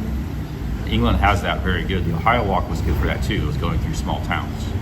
But the Appalachian Trail, it was a very cool experience. I like the Appalachian Trail, but you're pretty much 6 months you're out in the forest and the mountains. So it's just straight up nature all the time. And you only go through a few little towns. The first town's not even like till 300 miles into the trail. Like I did 170 miles of the Appalachian Trail and there wasn't one town on the trail the entire time. You had to go like 30 miles off the trail to get to a town. But those English trails, they go through little villages and stuff, little towns. But the bad thing about those English trails is there's nowhere to camp. You have to like stealth camp. Whereas the Appalachian Trail, you can just camp wherever you want. So I guess there's pros and cons, you know.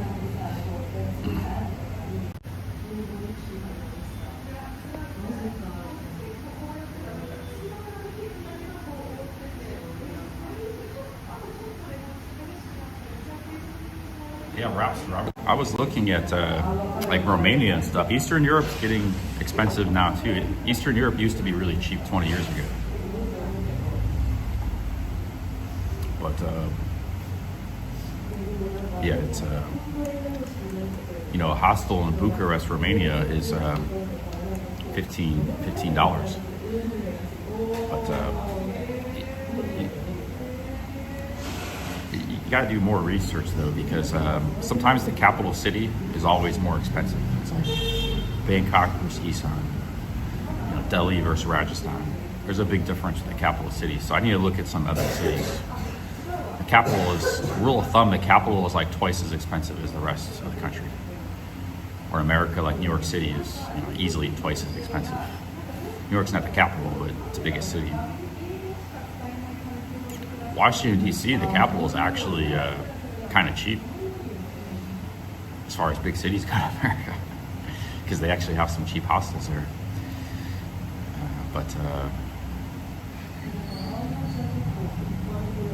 Yes, you got to kind of look outside the capital city.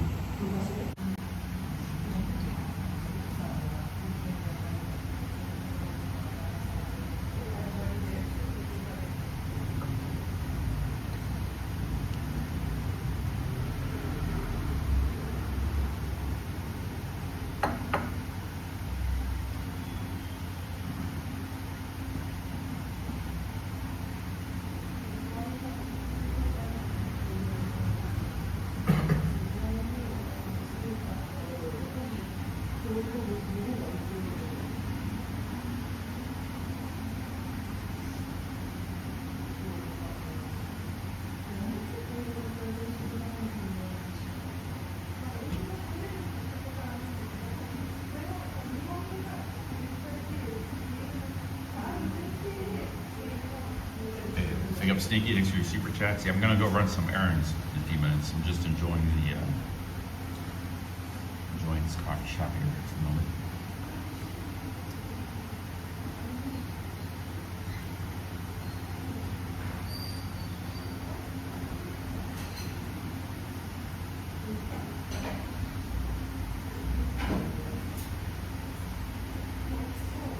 Main thing I gotta do is just buy train tickets and go to the ATM. That's really good. The ATM's a bit of a walk though, so I gotta walk there.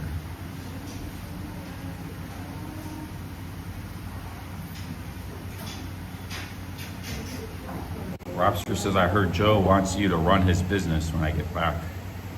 Did he say that on his live stream? I haven't seen much of his live streams recently.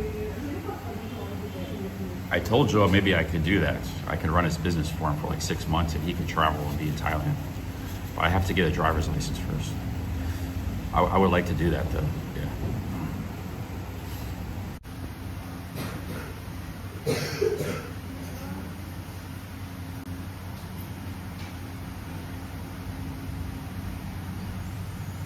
Oh, yeah, big ups Joe. Maybe I'll plan on doing that, man. I texted him I'm not in a rush to leave because I'm working on YouTube. But yeah, I could stack some cash. I actually like living there, you know, it was fine. You go to the gym, you work out, but you have to have a driver's license. And then, yeah, I could do that for 3 to 6 months, maybe even longer.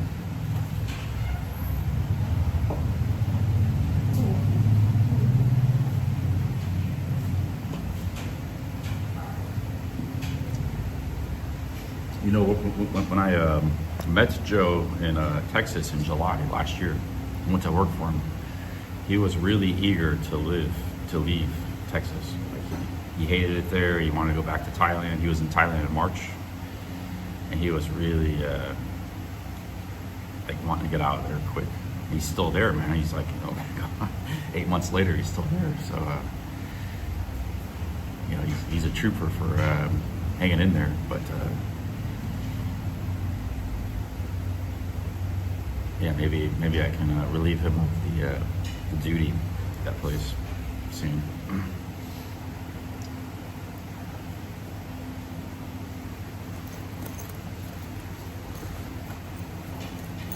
All right, guys, I'm getting low on cash, so I got to go to the ATM.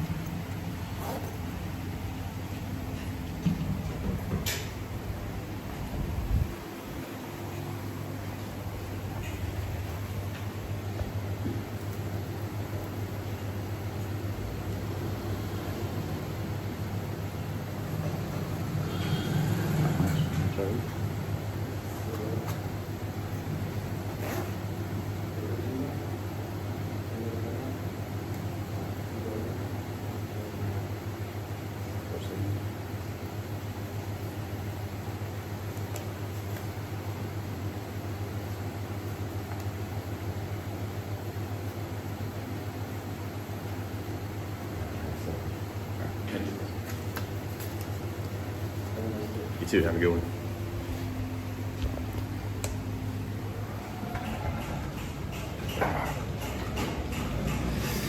Oh, this selfie stick is still shaking around, man. What the hell? I thought this was like the perfect selfie stick. It never fails with these things. They always break or something happens. Let's go to this train ticket and see if we can get a... There's a couple places that get a train ride. So a place right there and a place right here. So here's what you have to do if you want to buy a train ticket in India. I learned this from Mintu. Now you can travel by bus or by train or by flight. Flight network's pretty expensive. The cheapest is third class train, which costs next to nothing, like maybe 50 rupees, 100 rupees. It's unreserved. But the problem with that is you could be crammed with like 1,000 people in a few train cars. It'd be very uncomfortable, almost like a nightmare. I rode it once for an hour in Kerala. So, you know, if you really want to wing it and adventure and you just want to save money, do the third class train. You don't need a ticket for that. Just go to the train station. Now, if you want a first or second class train, those are nice. I rode the second class train with Mintu from Jaisalmer to Jodhpur last week. And that was very comfortable and very nice. However, you can't just go to the train station. This country, hey, how's it going? The way this country works, you can't just go to the train station and buy the ticket. You have to reserve the ticket in advance. There's two ways to do that. You either go to one of these shops and they do it for you, but you pay like 100, 200 rupees extra. So you're paying like a commission. And then they'll buy you a train ticket for like tomorrow or the next day. Or you go online and do it. That's what the Indians do. But the online website's all in Hindi and it's very confusing. So your best bet is to go to one of these tour shops and they'll get a ticket for you if you want to ride the first or second class train. But it's also a little bit more complicated because like the second class has 3 different components. There's like reserved and unreserved, there's sleeper class. So they're not all the same. But they're still pretty cheap. And then there's the buses, which I haven't really rode. Chrissy Boy was riding the buses a lot, so I'd rather go by train. So let's see if we can get a train ticket.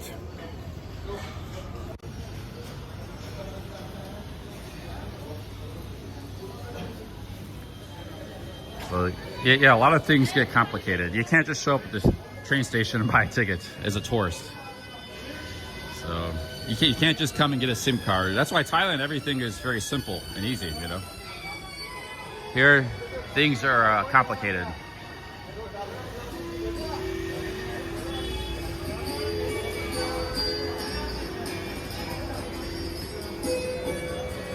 So we got 2 train tickets here, places.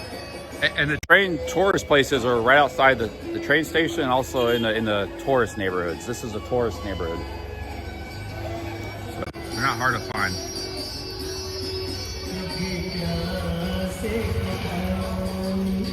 Oh, are you? You're a policeman? Oh, police? Oh, nice to meet you. Nice to meet you guys. What's your name? Amit Kumar. Amit Tamar. Amit Kumar. Amit Tamar. Nice to meet you. Kumar. What's your name, sir? Ratan Lal. Ratan Lal. Right to Lao. Yeah. Oh, it's right here. Yeah. Assistant Sub Inspector. Oh, okay. Assistant Sub Inspector. Assistant Inspector. Assistant Sub Inspector. Okay. Yeah. I'm a live streamer from YouTube. Achha. I'm from the United States. Thank you. Yeah. Thank you. Jodhpur, very good. Nice people. Thank you. Nice, eh? Yeah, very nice. Yeah.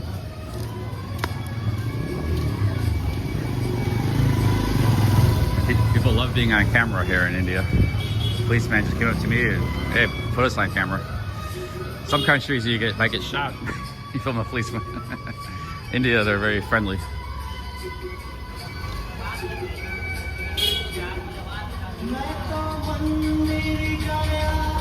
All right, let's go to the tourist office.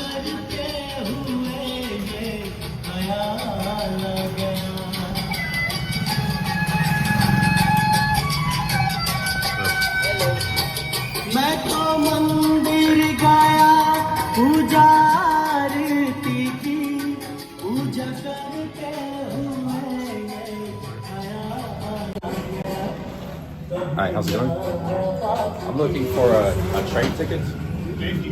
Yeah. I'd like to either work. What city can I go after Jodhpur? I've been to Jaisalmer from here already. So what's the next city I can go to after Jodhpur? Where to where you? Like, is there a connection to Udaipur from here? Udaipur only by bus. Only by bus or car? Okay, so train. you have to go to Ajmer, yeah? Next stop. That Ajmer to Udaipur is possible.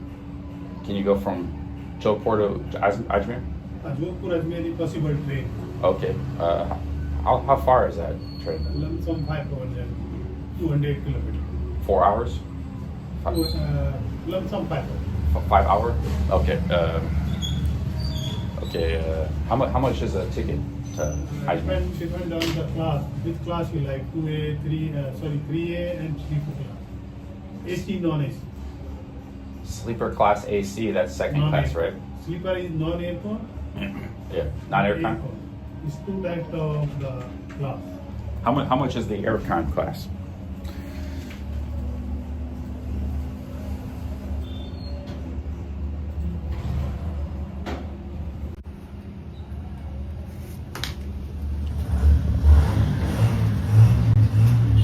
Aircon 748.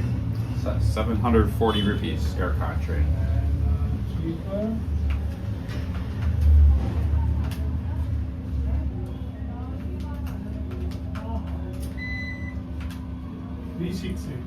$360. No aircon?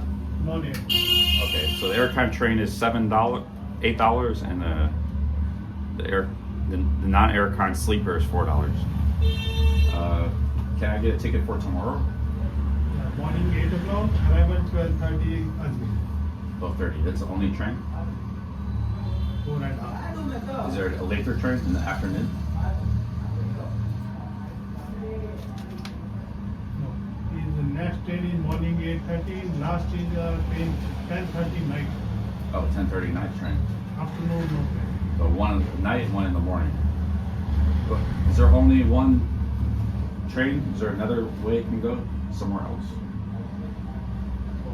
This train? Like in this city, they have another train line? Can go somewhere This else? go to the Indore. Where? This train via Ajmer Yeah. and go to the Indore. Indoor. Oh, Last station, the Indore. oh okay. Ajmer 20-minute hold, then next station. Okay, I'll think about it. I'll come back and buy a ticket if I do that. So maybe I go the bus to Udaipur. Morning 6:30 bus, Yeah, AC, and 12:30. Last is 4 o'clock. Aircon. 12:30 and 4 o'clock. Okay. Okay, I have to think about it. I stay near here at hotel. Okay, thank you. Thank you, sir. So, all right. If you want to get a train ticket, the next city over is Ajmer and Pushkar, about 5 hours away. And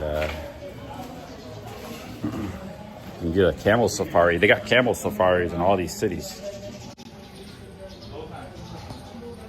You can stay at the Bishnoi village, the Ocean Desert Safari. So they got all these services, bus tickets, flight tickets, car rental.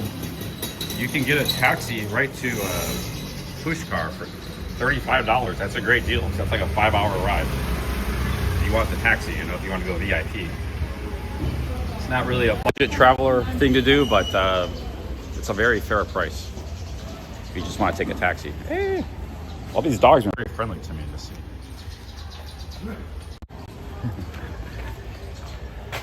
All right, guys. I don't know, man. My selfie stick's like broken. It's shaking around.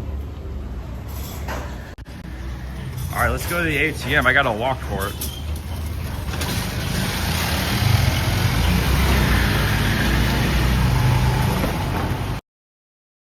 Cute Japanese ladies at that coffee shop, and they just walked by.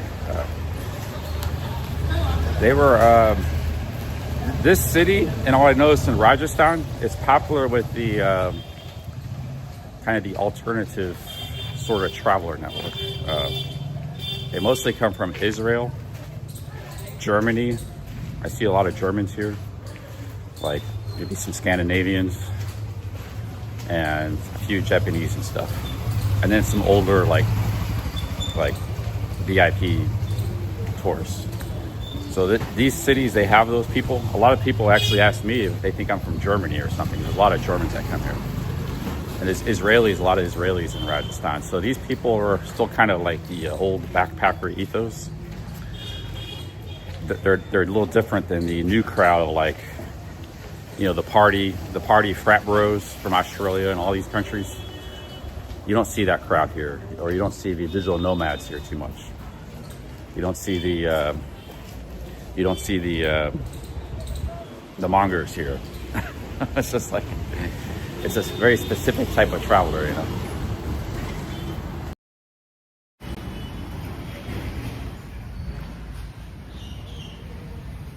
Here's the Gabriel traveler types. Not that many Americans either, unless they're like the older. Well, what's the Gabriel traveler type of travelers? Here.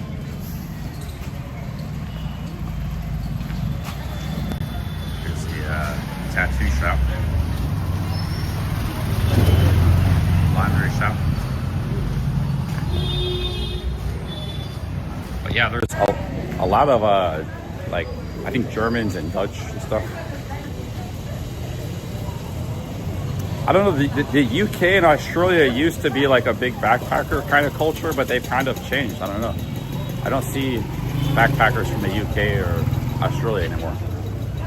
But they are from Germany and Israel. They're like two of the biggest. A little bit from Japan. Something's going on here. Fire or something. Everybody's gathered. Something's going on.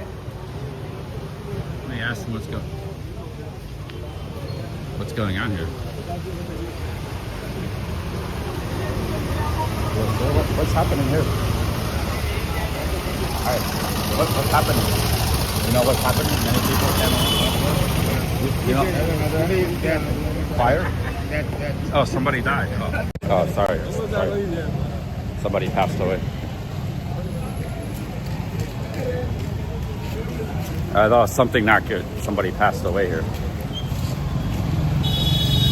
Everybody's gathered in the streets.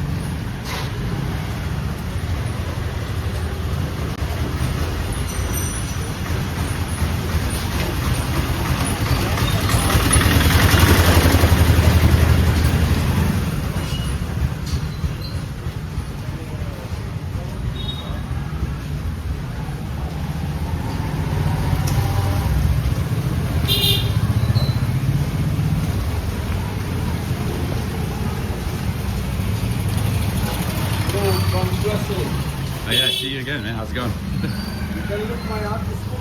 Sorry? You can look my art school. Yeah, I have your business card. Yeah, thank you. No, I have the art school of painting. Okay. You can look. Just have a look.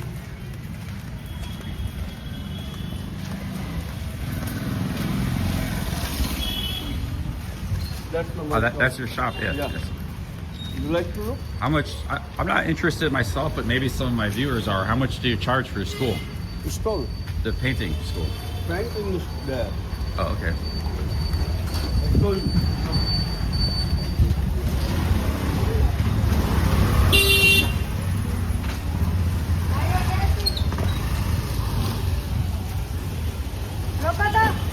Sir, I'm good, man. Thank you. I'm okay. Thank you. Yeah, I'm good. He wants to bring me back here. Let's see. I just told you. How long in Jodhpur? I've been here a while. I was sick for about 5 days.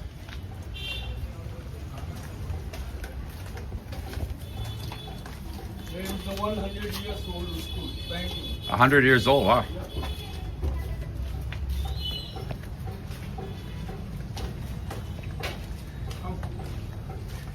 down this long alleyway here. Yeah, I've seen this guy like 4 or 5 times. He gave me his business card yesterday. But I told him I'm not really interested in the any of his services. I don't want to waste his time, but he's very persistent, so what the hell? Oh, this is a hell of an alleyway, man. Alright, it's okay, sir. It's a long alleyway. I'm gonna go back. Huh? Oh, okay, yeah, there's a road there.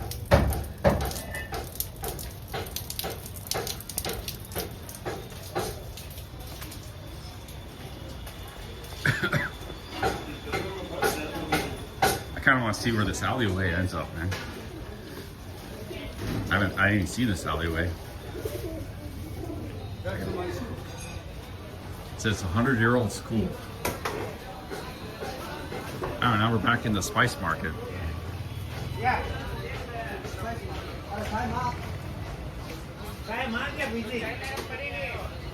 It's the spice market. I haven't been on this street actually, so I haven't seen. There's a million alleyways in this city. It's actually very interesting. What's up? How's it going? That's soap. Soap. Oh, nice. Sir. Natural soap. I might actually need some spices, some turmeric. Look at that turmeric. Yeah, actually, I'm good. Glad I came down here because I need some spices to get better. I need turmeric. I was looking for turmeric. Sir, this very far walk, man. I don't want to take your time. I like walk, but I don't want to take your time.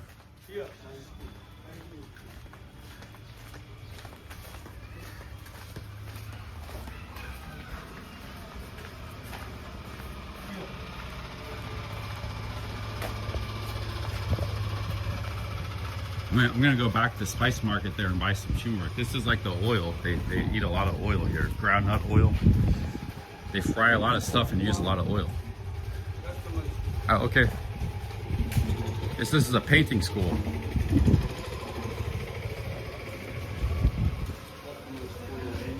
All right, hello. It's a painting school, International Art Lovers. Yeah.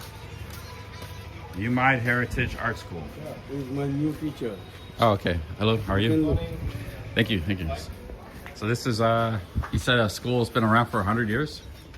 Not from 100 years, but it's one of the oldest art school right now in India since 1980. 1980? 1980. It started by our guru in 1980 and Yeah. still we are, she's okay, no problem. Oh, she's okay? Okay. Yeah.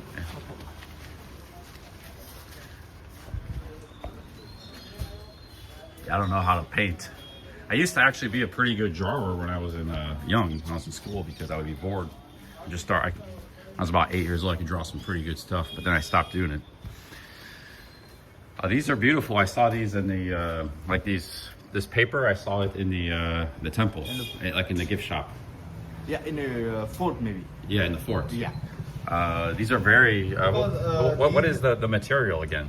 It's like old rice paper. rice paper. Yeah, it's very which is very beautiful. used in kingdom's time for the legal agreements and documentation. Basically, it's a stamp duty paper from the old time. Yeah, nice. Yeah, they got some really cool. It's like a very thick paper they paint on. Nice art shop, man. Thank you. It's a school basically. School too. Yeah. Did you sell anything or just? Yeah, like this is over here all artwork by the 160 artists who already learned from the school. Okay. It's all work by them, and we sell our own artist artwork here. Like we are not like we buy from somewhere, not like that. Oh, yeah. Our own artists, they are students from here, so they make their own paintings, and over here we display. And when people like, many times people also love to buy, so they buy as well. And after we sell, then 70% money goes to the artist and 30% goes to the school fund. So 30% goes to the artist, 70% to the school. No, 70% to the artist. Oh, 70% to the 30% artist, to the 30% to the school. Okay, that's good. Yeah. You're from there? I'm from. Where do you think? USA? Yeah, good. Yeah. USA, because we have many. Oh, you have many. I think not many USA come here. They have some, huh? Sorry? I think not many people from USA come to No, many this. people. We How many have people do? students from the USA, from Chicago, from LA. Oh, okay. And from Kentucky. We have many friends and students. Oh, who I haven't came I haven't seen anybody. I've only seen like Germans, Because- Israel, Japan. Yeah, because this time is mostly for the Germans Oh, okay. and Italians. And USA people German mostly come in the November and December time. November, December. Yeah. Okay. Like around the time of the Christmas. Okay. Yeah. They come yeah. in that time. I see. Hey, London Manny with the 5 British pounds. Thank you, London Manny. I'm a live streamer. So. Oh, that's This guy from London, he just sent me 5 British pounds. They support me in my live streams. Oh, that's great. Yeah. Thank you, Manny. It's very beautiful paintings. I like these paintings. I like the style.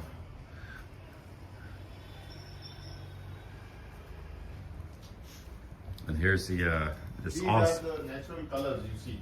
Like basically it's a traditional art of Rajasthan. Oh yeah, here's And these are the colors which is we use in our paintings. And those colors are the natural by the stone. This is the stone colors from the different minerals and mountains from all around the world. Oh wow, these colors just come from the local stones. And these colors have the speciality that they never fade for the next 1,000 years. They have a very long age.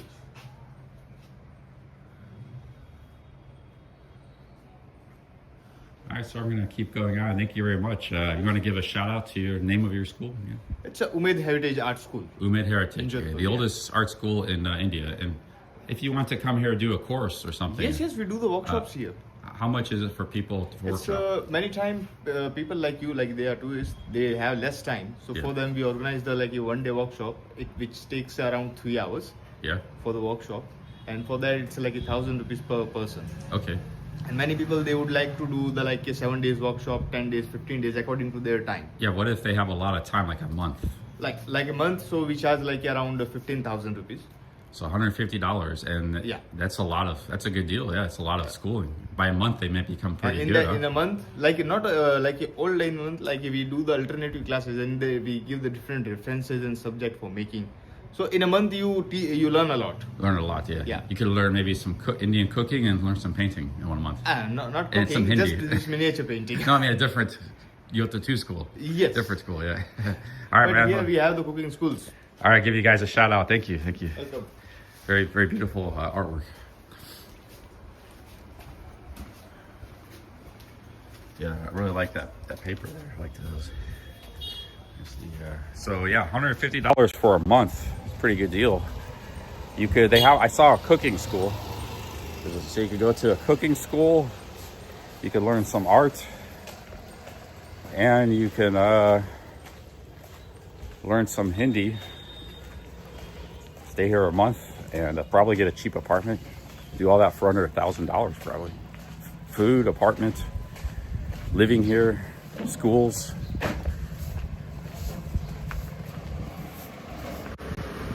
Here's the butter, the ghee, fresh ghee.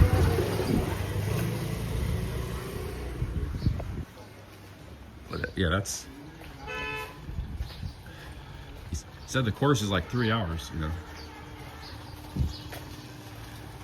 I've never, the only time I went to school overseas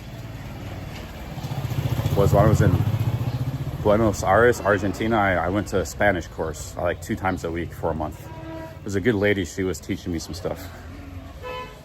But I only did it for like a month. I did learn some. 2003. It's, spice market here. Turmeric?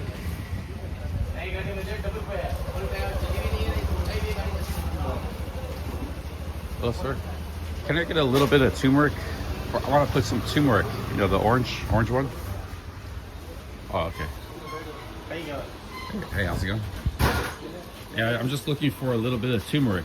Turmeric, Turmeric. roots or powder. Yeah, this is Yeah, turmeric. yeah, I just want a little bit for putting my tea and stuff. Okay, I'll tell you. This is turmeric and ginger? No, this is not a ginger. This is coriander. Coriander. Coriander powder. Okay. See the roots. Okay, darling, this is turmeric roots. The roots, we grinded this and make like this. Yeah, okay. And this is a coriander powder seed. Okay. Coriander seed. This is Nice. a powder. Okay, can you sell me like a just 20 rupee of turmeric, a little bit? Like a little package? Yeah.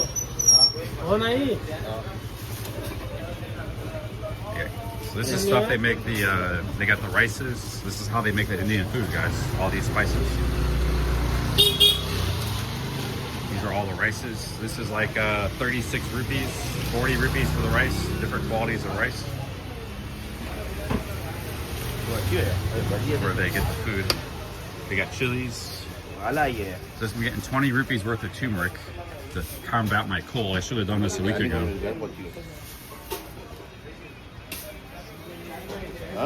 My 20 rupees. This item I don't need a lot. I don't need just a little bit.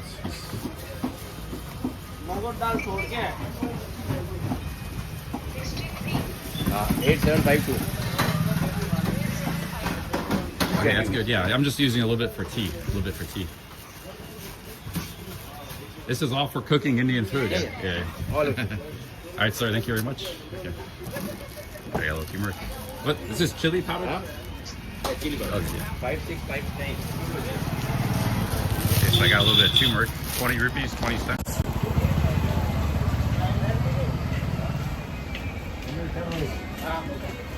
So I haven't paid my hotel room for last night or tonight. It's $13 a night.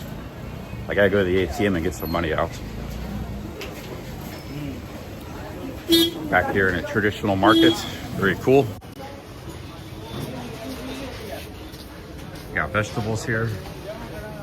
It's back behind the clock tower. I actually haven't been back here. You got spices. A lot of rice sellers, oil sellers. All the stuff that goes into Indian food is right here.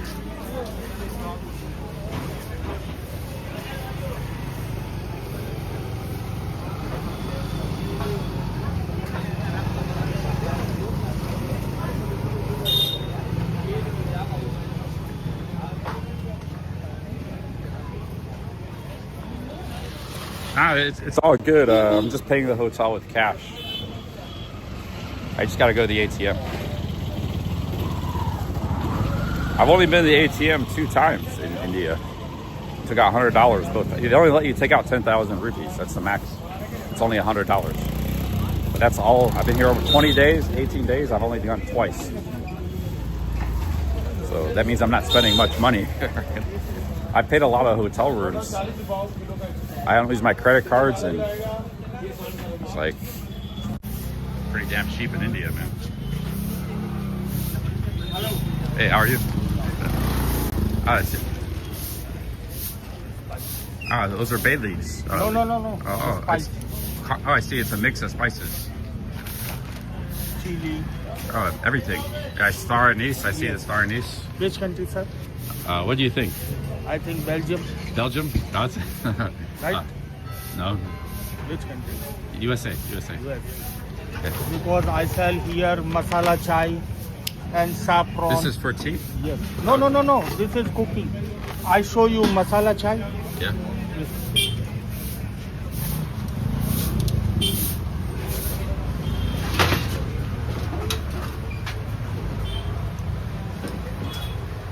Oh, this is for the.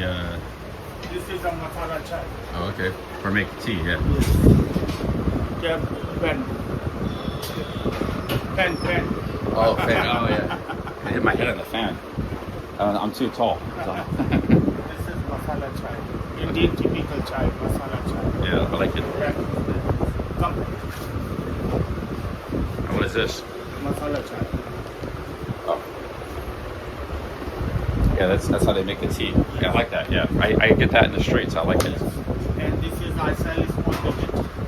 And one of these.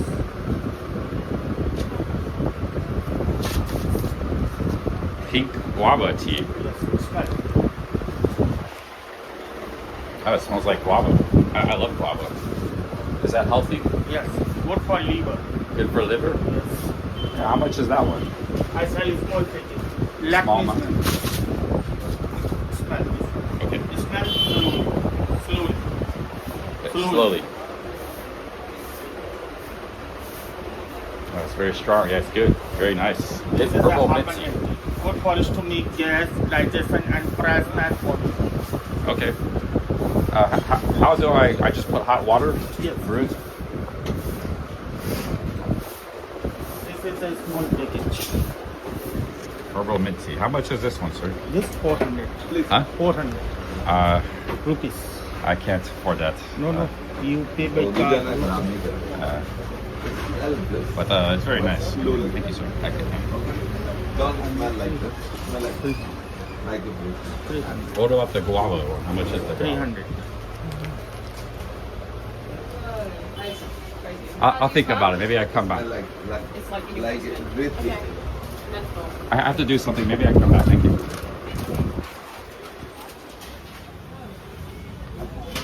They wanted $3 worth, but it's very the mint and the guava were both very nice. Very nice teas. Maybe it's not a 300 rupees, $3, but fair price. 400 rupees seemed a little high though. Gotta be honest.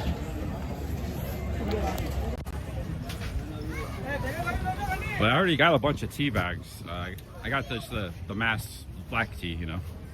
That's more of a health tea. All right, guys, we're by the clock tower. I need to go walk to the ATM. Let's go take care of that.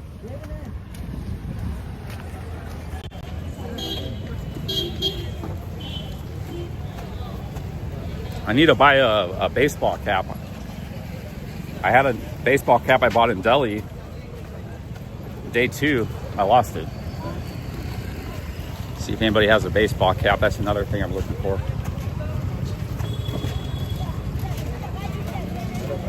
Well, it's nice, kind of nice streaming again, guys. I didn't stream much the last 5-6 days because I was sick. Still am a little bit sick, but I'm getting better.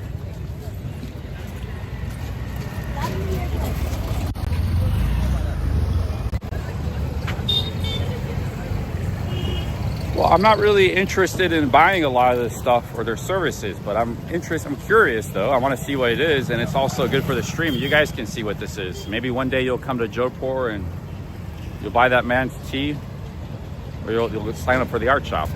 So it's like free promotion, but I'm not really interested in too much myself.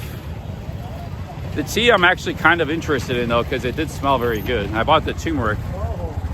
Hey, what's up? I spent 20 rupees for the turmeric, so you know I needed this. That's probably about it though. Only thing I need is turmeric and a baseball cap. Yeah, window shopping. Yeah, but these hats I've been buying, I actually like the last hat I had, but it only cost like $2. But I don't think baseball caps are very popular in India. It's not a common item. People don't wear those too much here. It might be hard to find. I got that big sun hat. I could have wore that. I didn't put that on this morning because it wasn't sunny. It was cloudy. Now it's sunny.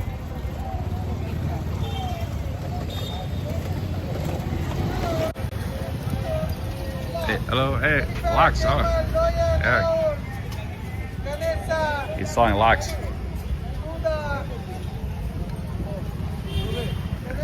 Oh, very nice. Cheers, sir. Thank you.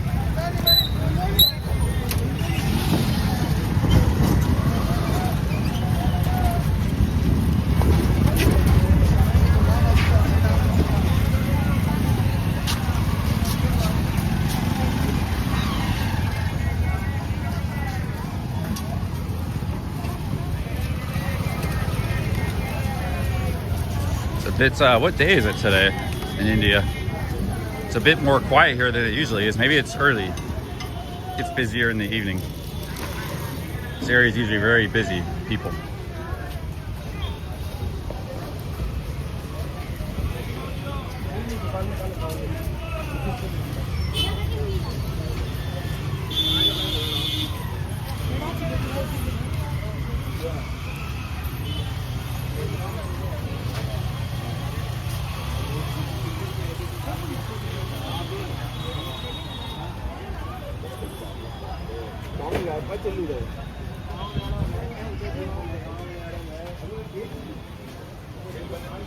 Now I want to kind of get back on the alleyways so I don't get hit with the sun. Let's go back into the back streets here.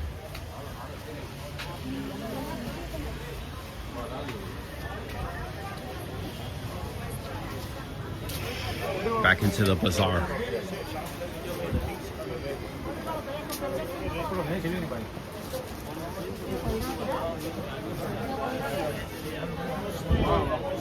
Namaste.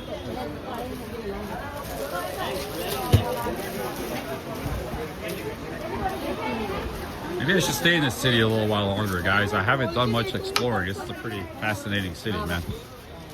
This must be the sari market where the ladies buy their clothes. There's also, this is a man's tailor shop. So I guess it's a clothing market.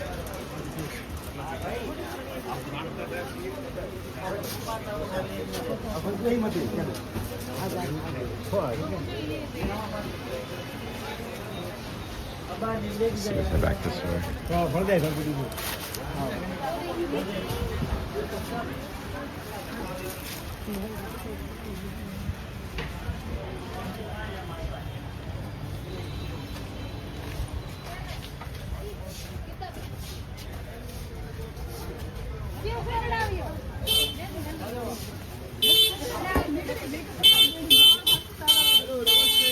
Namaste.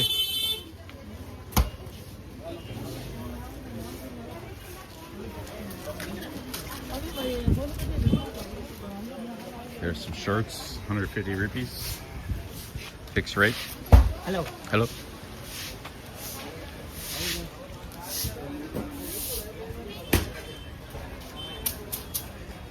Let's head back this way here. See if we can find a baseball hat in this neck of the woods.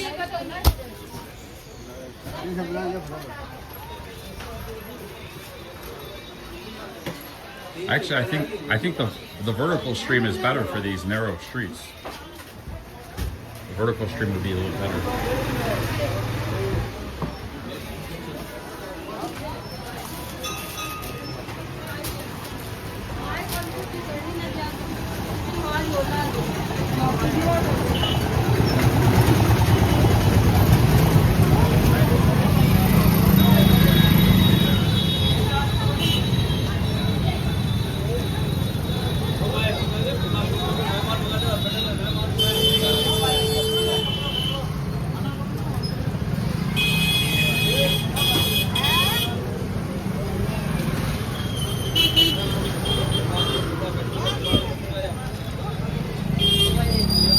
A lot of women out and about today.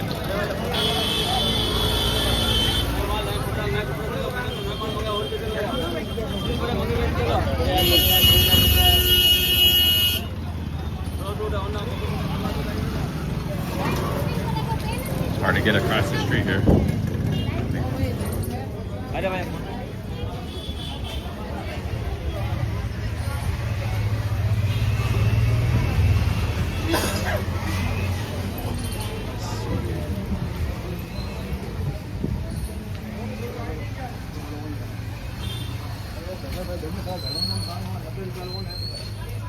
No, Rasta. Cannot?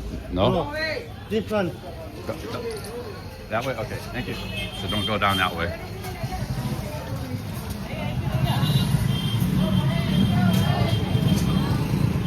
Guess some of the alleyways not that good to go down.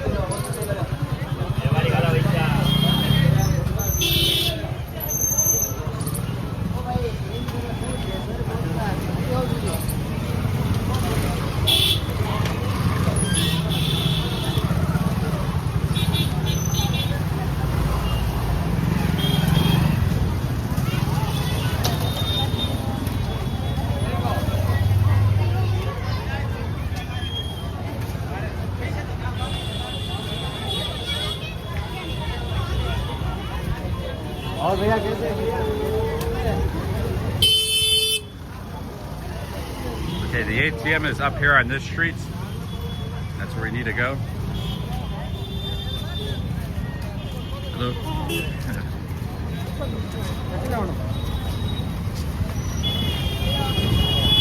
Hello.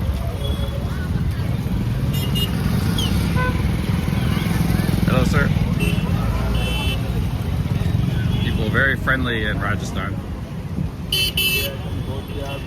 haven't had any problems or scammers or hustlers. I didn't have any problems in Delhi. Basically, I haven't had any problems the last 2 trips. A week in Hyderabad, 18 days in India. I haven't had any problems with people. You know. And even when I do, like, kind of like follow, like a hustler kind of guy. Like I followed that guy to the paint shop. Hey, how's it going? I followed that guy to the paint shop. It was fine, you know. Just the guy showed me a paint. It wasn't a hard sell. It wasn't real aggressive. So actually a pleasant experience. I didn't part with any money, you know. Yeah, it's all going fine in India here.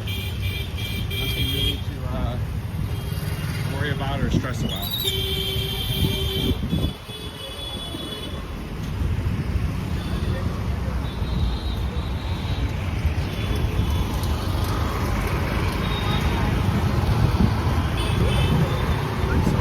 There's some cantaloupes. I've been eating some melons. The tomatoes are really good. Hello, sir. Yeah, really good tomatoes here in Rajasthan. These are cantaloupes. Maybe get some of those later. There's the local bus.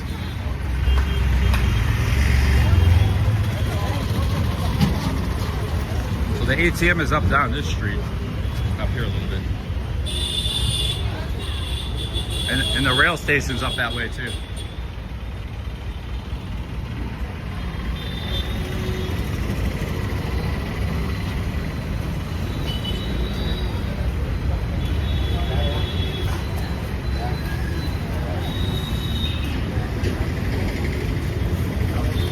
Here we got a street food place where they cook it up here.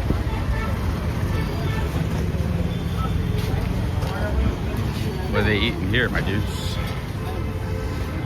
It's like maybe some kind of rice dish, maybe.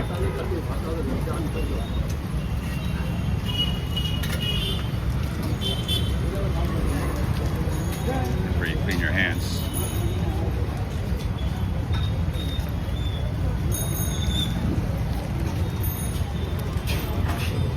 You can drink out of here too. You got your cup. That's why people carry a cup. Hello. This guy wants some money. I'll give him a few rupees.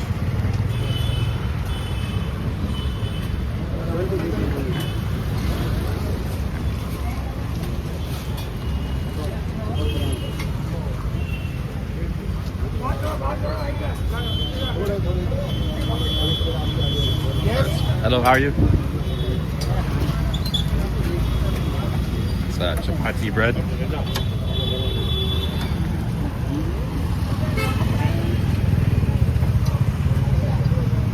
Yeah, chapati.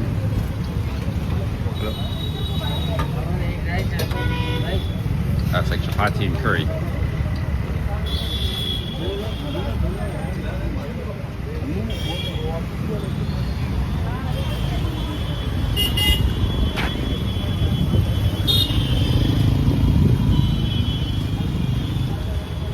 See, this is like the sidewalk, but you can't walk down the sidewalk. So you have to, you got the sidewalk, but it's all covered in businesses. And you got cars, so you have to walk in the street. This is how most of India is. And you might get hit by a motorbike or a tuk-tuk or a car. Like you're forced to walk in the street. This could be a nice avenue, you know. They have to change some things about it though. Where people can walk down it, not have to walk in the street. It's just chaos. I'm just trying to get to the ATM, you know. I already got hit by one tuk-tuk this trip. But it is what it is. India is improving. Like I said, they're improving their cities. Hey, Sneaky, big ups. Thank you for 5 Aussies. Thank you, Sneaky. Says, I'm watching your Karen mods. Big ups, chat.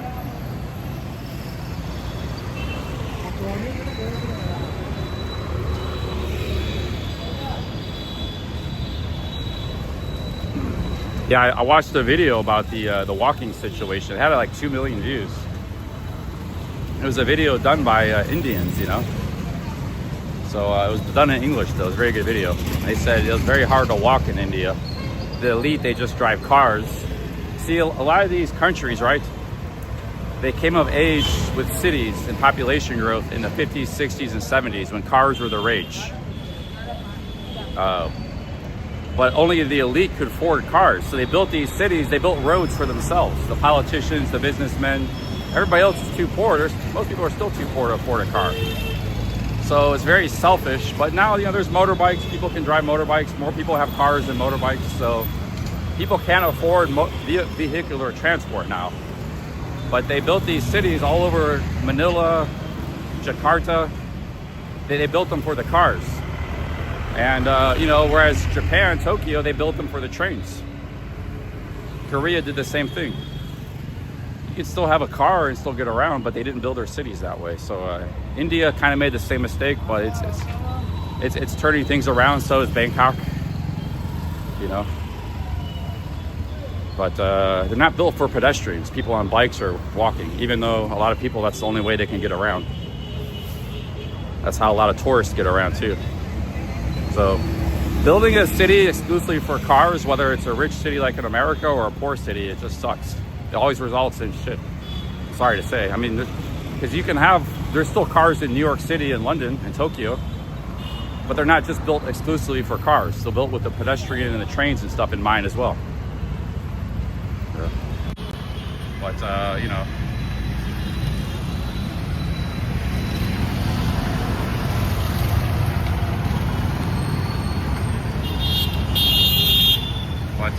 a lot of this old city was built for was built 300 years ago. So that was just built for the pedestrian. You know, a lot of the old cities, the old part of the city.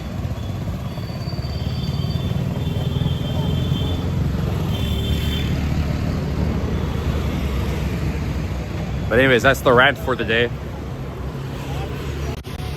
Only reason I mentioned that was because I watched the video about it. It was an Indian video. So the Indians are aware of these problems. Like they're aware their cities aren't walkable.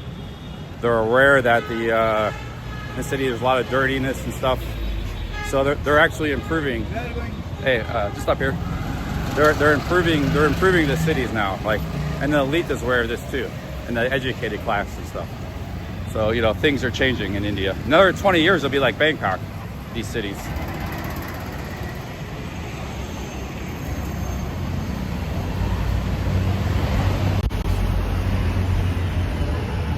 Okay, here's a bank here.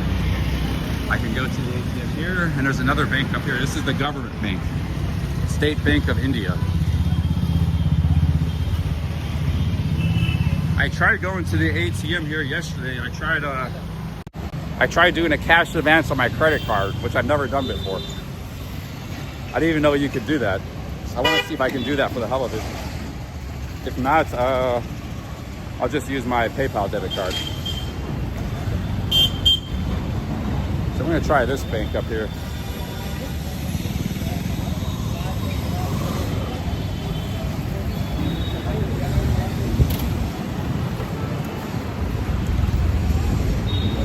But you know, Jakarta, Indonesia is another perfect example. That's a city of 30 million people. I think they just built their first train line, but it's just a traffic choked mess. It's like non-stop traffic because they don't have any other way to get around other than by cars and motorbikes. A city of 30 million people.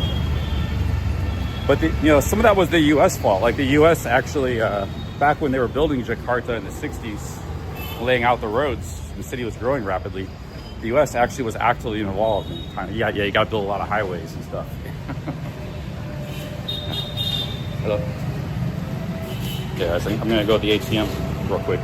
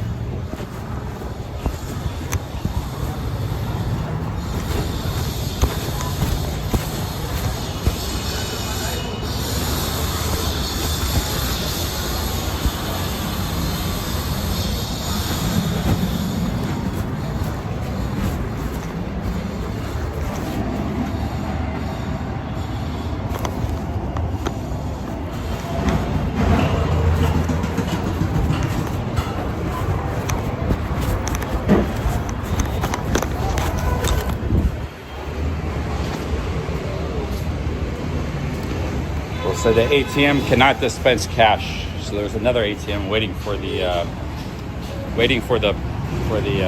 guy to stop using it, and I'm going to try using it. So the ATM cannot dispense cash.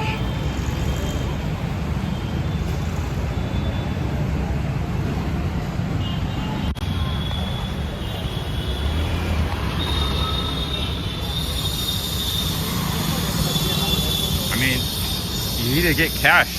So what else are you going to do? You have to use the ATM. This is should be pretty safe though. This is a bank. This is a bank ATM. So.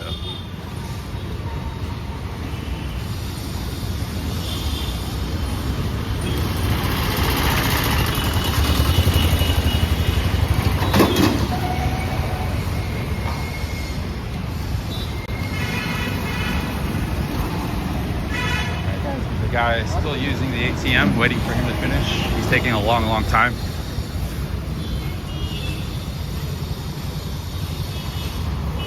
Yeah, I'm right outside of a bank right now. I'm waiting to use the ATM. There's somebody in there right now. There's two ATMs. One of them says it doesn't dispense cash. Waiting to use the other one.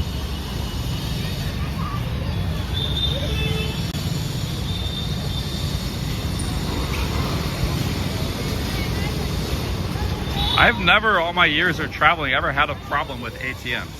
I've used them a lot. I've never had a card eaten up, never got scammed, money stolen. That's one thing I can say I've never had a problem with. All right, guys, the ATM is open.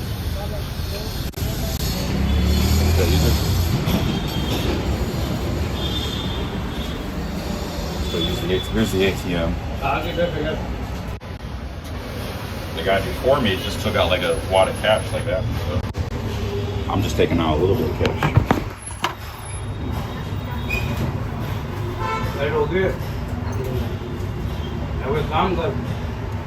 I'm down to like $5.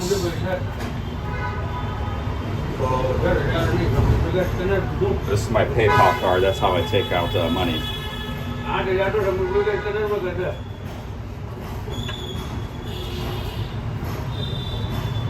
This is my main. Oh, I could try my credit card. Let's try my credit card.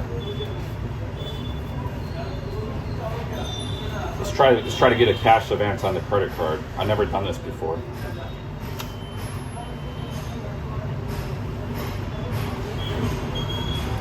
They charge you a little extra to get a cash advance, but I just want to see if it works.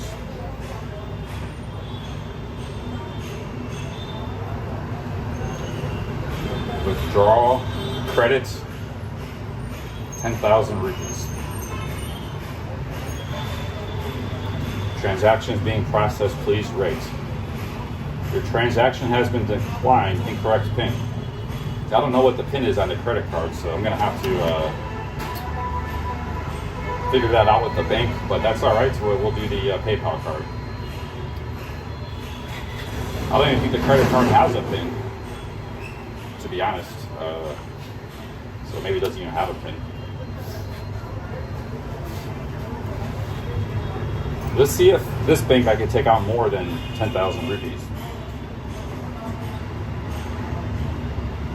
Most of them only let you take out 10,000. Withdraw. Current. Let's try 20,000.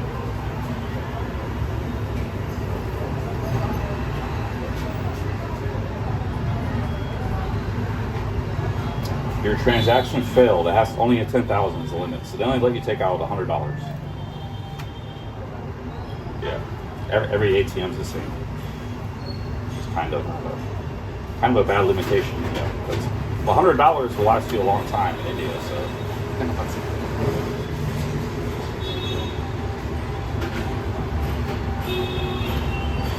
I think the best thing in India is just bring foreign currency and exchange it here, like dollars. That's the best way to get cash.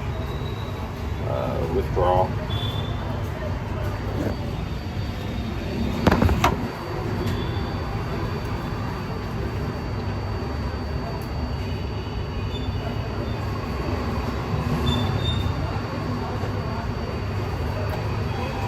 Decline conversion.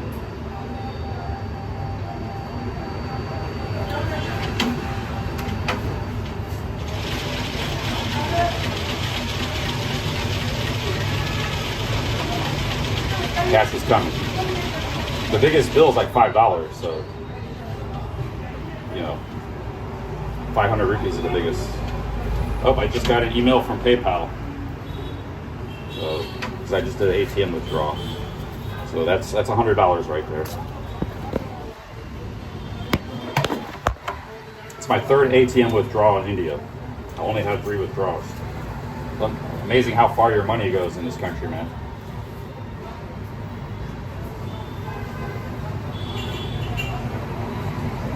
I've been here 18 days. I only took out $200. That is nuts.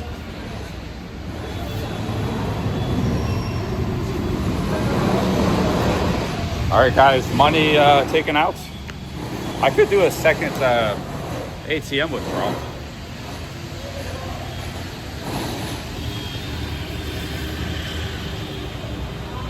There's some really cheap hotels on this street, like $5 a night or so. There's a whole level of cheap hotels in India, like the real budget hotels for the locals. They're not listed online. They're like $5 a night, 500 rupees. I haven't stayed in any of those places. I don't know. It might not be very nice. I wouldn't mind seeing what they're all about, though. If it has a window and a fan and it's moderately clean, I don't care if you have to shower with a bucket. I can do that. You just need to be moderately clean, not unhealthy. Maybe a little window. Then I can stay there for $5 a night. I don't need aircon either.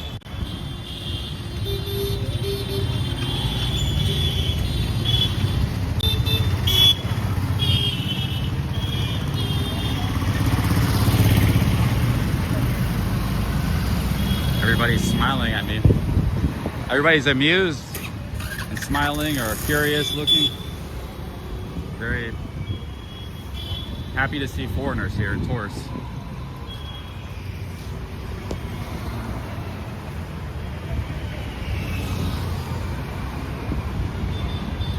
All right, guys. Well, I think that's all I had to do today. Just get some money out of the ATM. I mean, ask about the train ticket. I didn't really have a lot to do. I guess we'll keep streaming for a while. Maybe I'll buy a baseball cap. Maybe this guy has a baseball hat. Yeah, he has a hat. Hello. The hat? 200 rupees do you have? It's New York City. Very nice spot. What else you got? How about this one? 200 rupees he says. Air Jordan. You have like a white hat? I'll rep New York. What the hell? Okay. Yeah, wear this. Nice. 1 minute.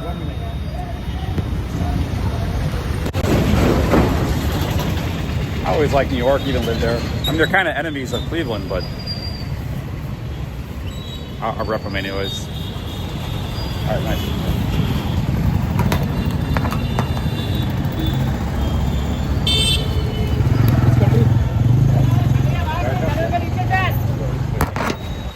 $200 rupees. That's the going price on hats. I might have overpaid, but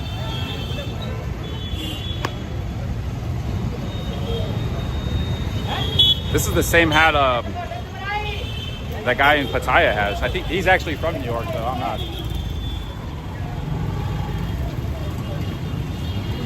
I don't know what part of New York he's from. New York State or New York suburbs or city, but he strikes me as sort of an Albany sort of guy. Maybe he's like one of those cities.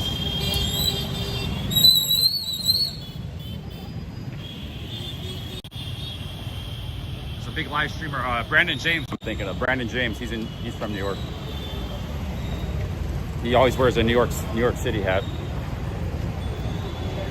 But yeah, the Yankees are like enemies of a lot of people. Enemies of Boston. Boston hates New York. Philadelphia hates New York.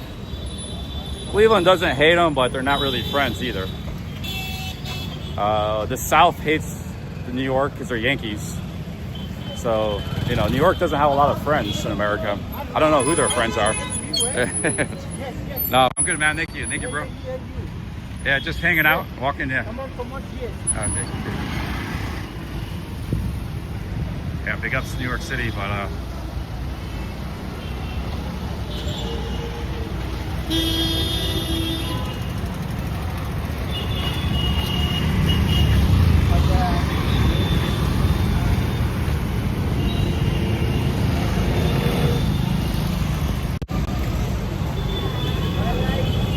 hey, what's up?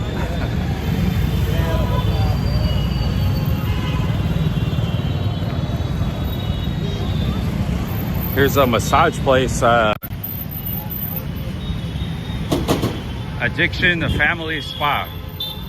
Deep tissue, jacuzzi, couple massage, forehand massage. And nice clothes shop.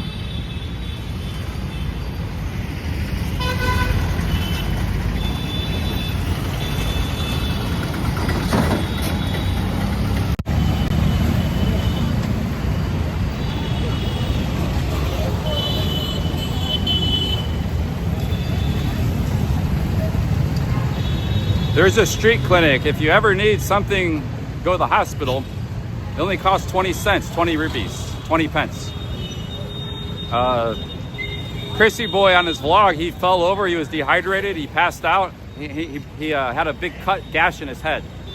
He had to go to the hospital, get it stitched up. Only cost him 20 rupees, 20 cents. So it was all in his vlogs. This is why I don't buy travel insurance, guys. Because it's literally costs nothing in a lot of these countries.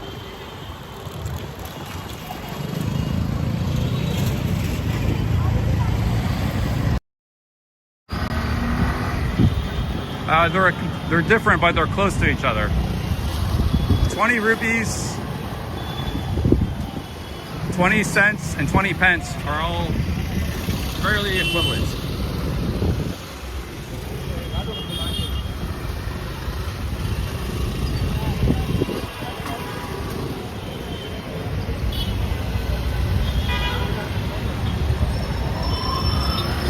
Yeah, he got sick 3 times in India, and he had to go to the hospital. He had a gash in his head, so that's like a nightmare trip. He spent a month here recently. Now he's in Thailand.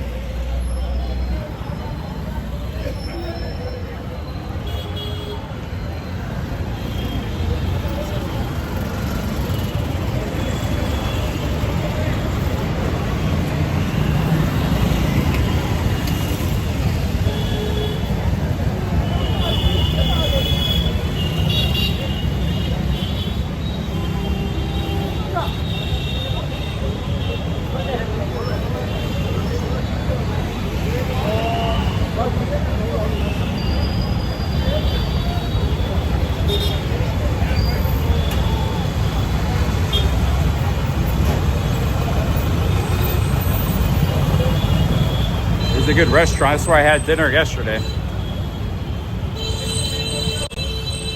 Busy intersection up here. Oh, Tracy is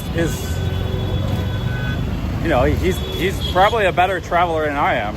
It says sometimes you get unlucky. Sometimes you get a bad trip. Like I said, everybody has a bad Thailand trip, you know, and that's a very safe and easy country to travel in. You still end up having a bad trip at some point. So maybe he just had a really bad India trip. Got unlucky, and you know, but so far for me, India has been all right. I mean, I did get hit by a tuk-tuk this trip though. I had a little bit of whiplash, so I have had some problems myself, but hasn't been all perfect.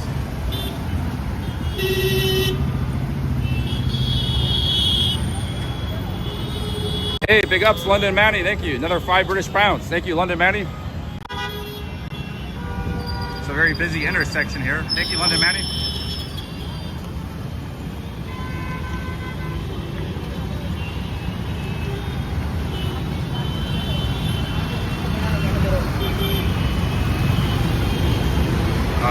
I don't drink or smoke, Marco Polo. I stopped drinking 5 years ago. Over 5 years ago.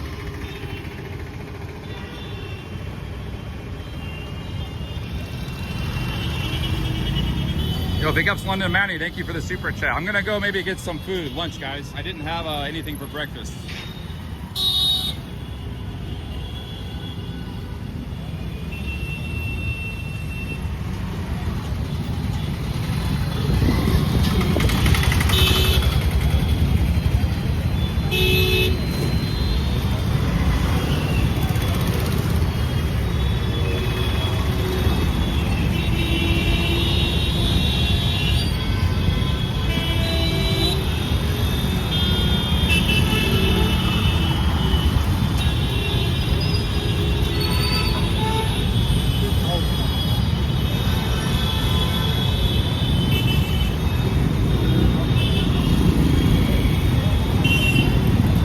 Busy intersection.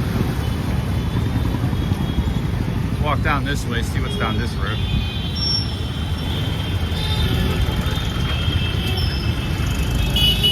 And we'll probably get some lunch.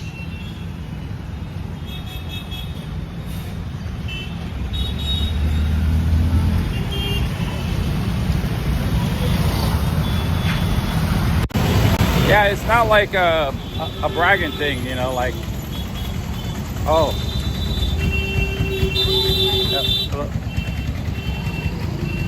Like, everybody gets sick and has problems when they travel, you know, or gets stuff stolen, loses stuff. Shit happens when you travel. Like Wander Nirvana, he's been traveling for 30 years. In Colombia, you know, he got robbed 2 times. He got robbed in Peru recently. He got drugged. And he's been to Peru like 20 times. It's like his favorite country. So shit can happen anywhere, man, anytime. You know, even the most experienced Gabriel Traveler still runs into problems all the time. He talks about them in his stories. So, you know, shit's gonna happen when you travel. But you can always try to improve and be a better traveler. So, like, things don't happen, but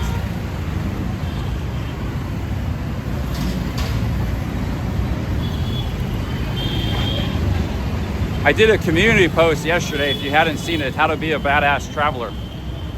And it's worth checking out if you haven't seen it. It's like 5 paragraphs. So there's just some food for thought and some maybe some things to work on.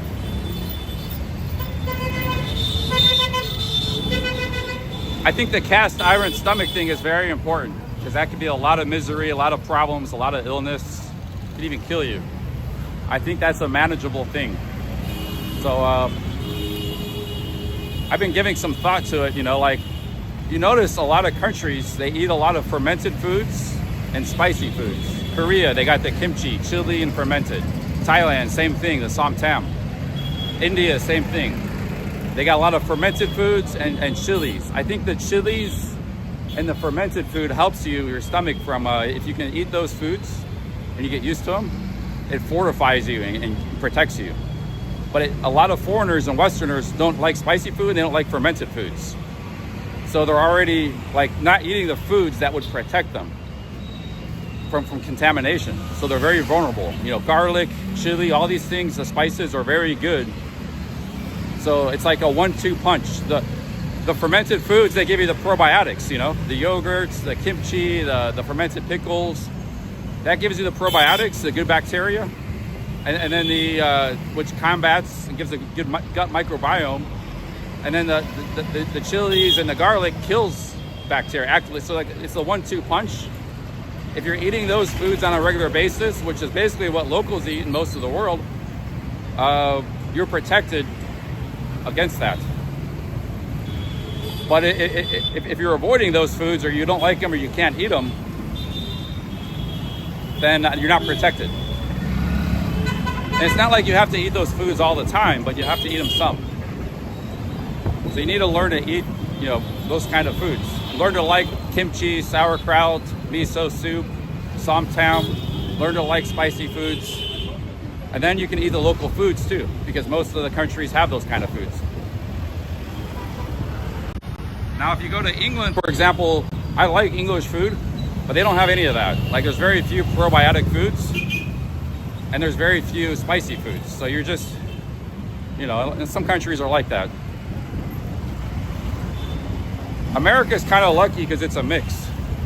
Like there are a lot of Americans that don't eat those kind of foods either, but there is some of that stuff around.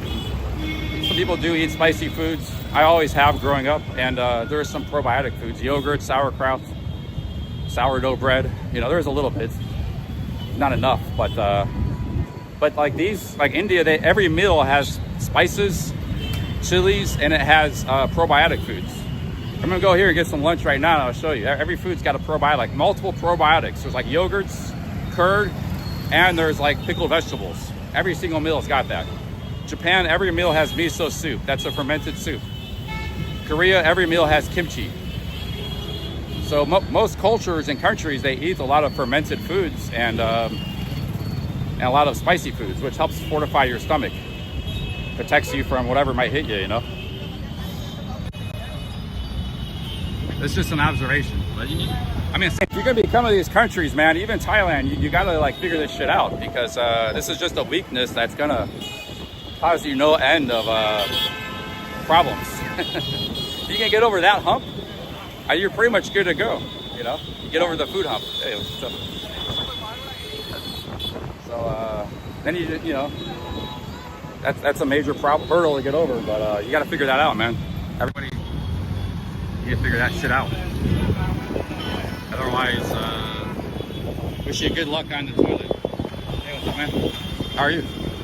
Where are you from? You from here? Jodhpur? Okay, nice to meet you. I'm from USA.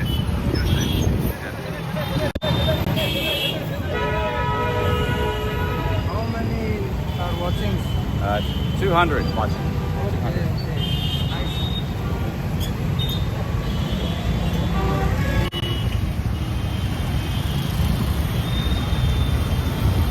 Beep, beep, beep, beep.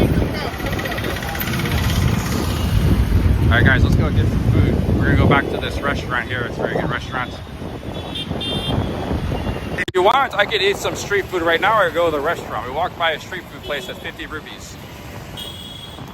Or I could go back to this restaurant that's like $3. Free restaurant, very good.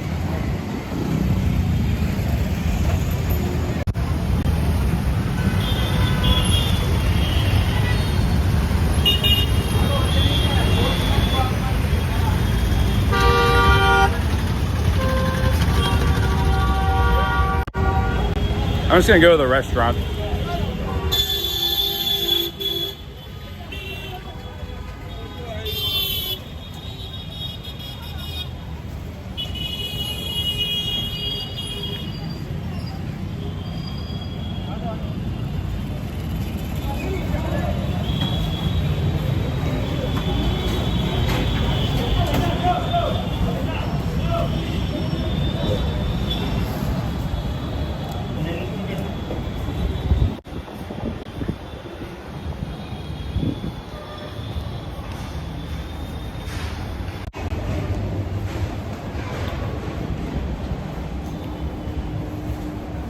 I'm gonna do more streaming, guys. I just, I got sick here. I was doing really good in India. We streamed like 11 days in a row.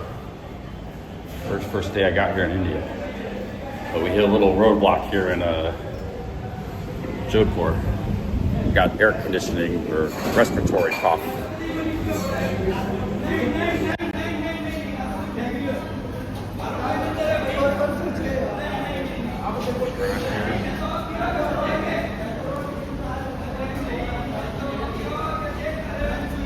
Got a nice view of the streets.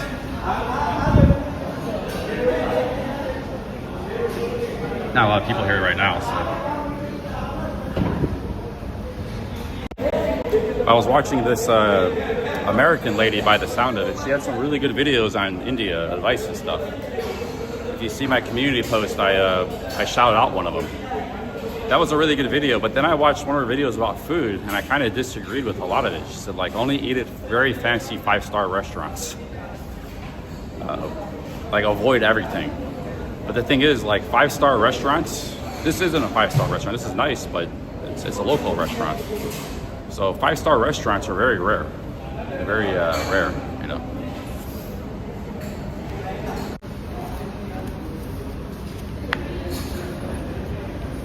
I think from this place, they don't have lemon soda. I really like lemon soda. some reason they don't have lemon soda. But everything here is like $1 or $2, very cheap.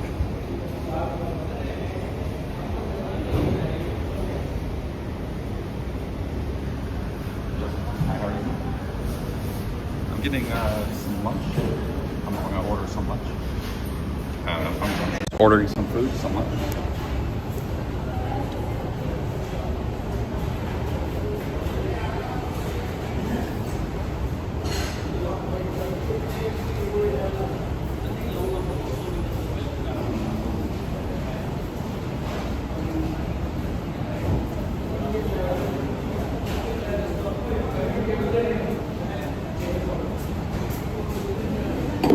Chole bataru, one, and green salad, one, green salad, and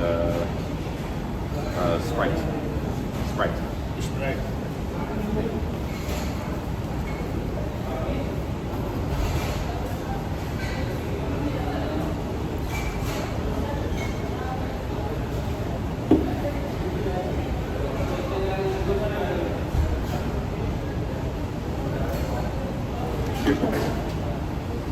I will say though about me, you know, my confidence is so high with the food. The fact that I've never got sick, I might start taking more risks. So like I might just eat some random street food places or drink some tap water. I haven't got sick yet, but maybe I will get really ill because I'm taking more and more risks sometimes. You know, like I was gonna eat that street food place over here, 50 rupees.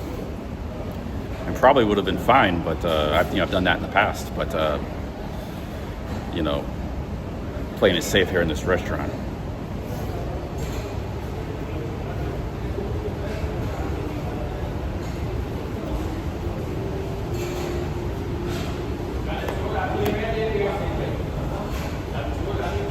So the thing is, like, overconfidence, this is a trap that travelers and people fall. Like, experience and expertise can lead to overconfidence, which leads you to take more risks, which leads you to danger. And it can apply to all things. It especially applies to things like hikers and mountain climbers. There's people that get really good at mountain climbing, for example, like Mount Everest. They get really good at it, but then they start taking more risks they shouldn't. And like, okay, there's a snowstorm coming, they should maybe go back down the mountain, but they don't. They think they can handle it, and then they die. That happened to a guy on the Appalachian Trail. He's been doing it for 30 years. He was like, all this for 50 rupees, this vegetables, guys. This is 50 rupees. So there's this guy, he was a guide in New Hampshire. This is a couple years ago. He passed away. He was a very experienced guide. One of the best guys going into the mountains in the winter. And he was leading people into this excursion. And a snowstorm got him and died. But they said, you know, he was taking too much of a risk. He should have known better and turned back around. But his skill level and knowledge was so high, he thought he was fine. But, you know, so there is a trap where you get so confident that you start increasing your risk factor and can lead you to trouble. Hey, Cake, big ups with the 2 British pounds. Thank you. Hey, Stinky said order hot milk with turmeric and black pepper. Thank you, Cake. Stinky with the 5 Aussies. Thank you. This is called the green salad: cucumbers, tomatoes, and onion, and lime. And this is only 50 rupees, 50 cents for the salad. I like putting lime and masala powder on it, or chili powder. Thank you, Stinky. Stinky said, I am donating to make people aware he does not read out super chats. He gets halfway through. Thank you, Stinky. Thank you, Gold. Did I miss any super chats recently? I'm scrolling up here. I didn't miss any.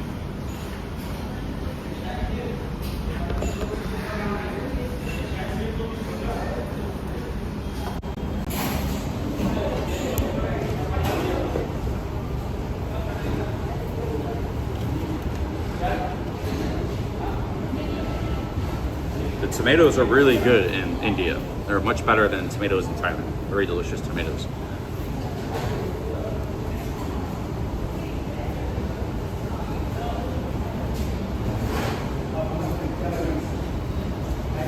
little salt, a little chili.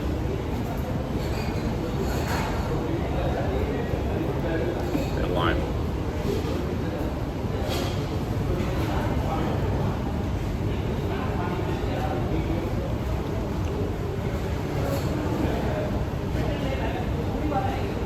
Hey, this is where I had dinner the last 2 nights in a row. One night on stream.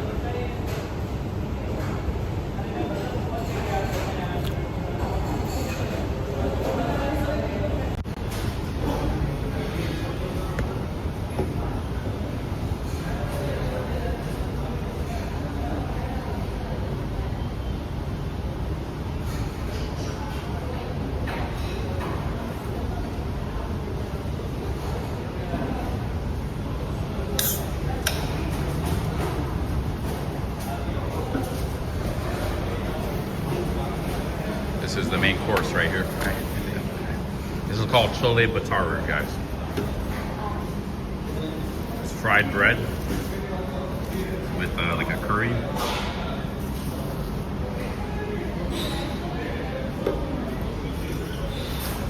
So we got chole bataru and vegetables. This is what you dip the bread in, and then you got these pickled vegetables here.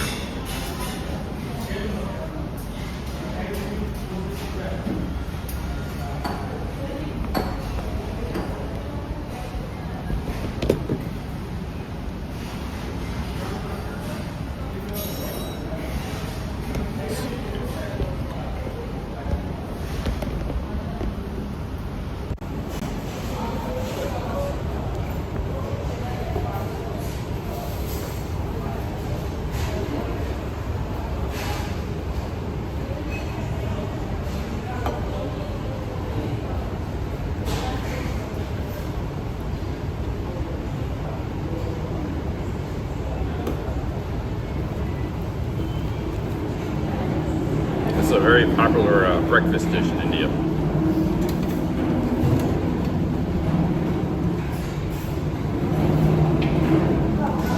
See how the chole bataru is. That's good, man. It's really good.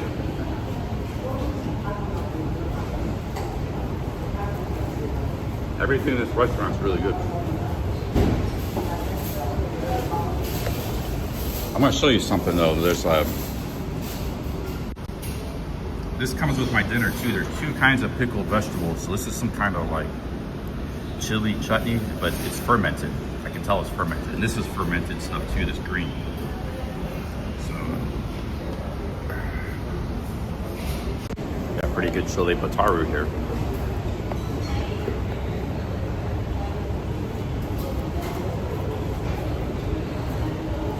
This is chole for 2 people. It's really intended for 2 people.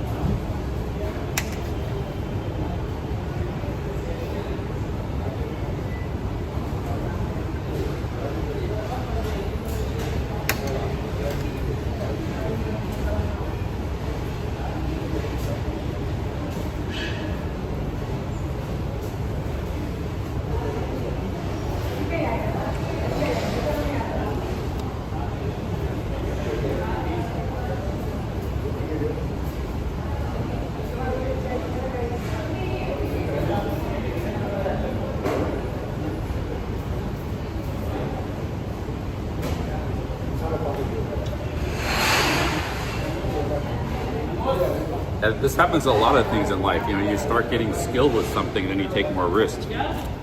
More that happened in poker too. People get overconfident, or they think they're so much better than their opponent, and they start making moves they wouldn't normally make. But they actually fall into a trap where they get beat by the lesser player, the less experienced player, who's playing more ABC poker. It happens in a lot of things in life. That's why you don't let your ego get too big or get too conceited, because it can actually trap you and pay a price for it. Yeah.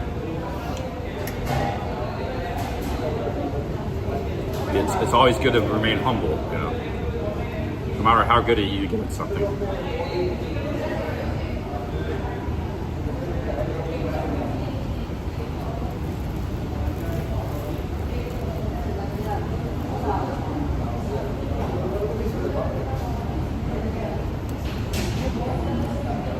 also respect the nature of whatever it is. Respect the pitfalls and the risks and the downside.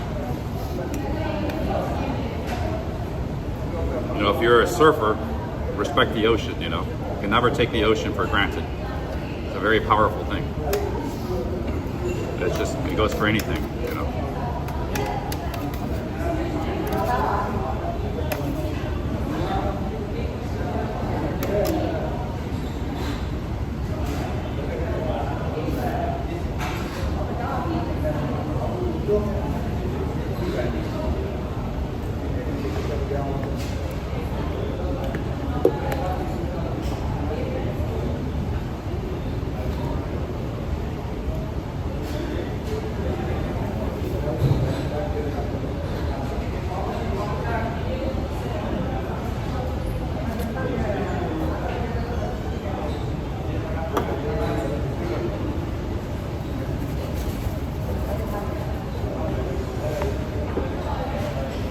All right, guys, I'm gonna sit here and eat. I'm gonna let you guys look out the window. We got a nice view out the window.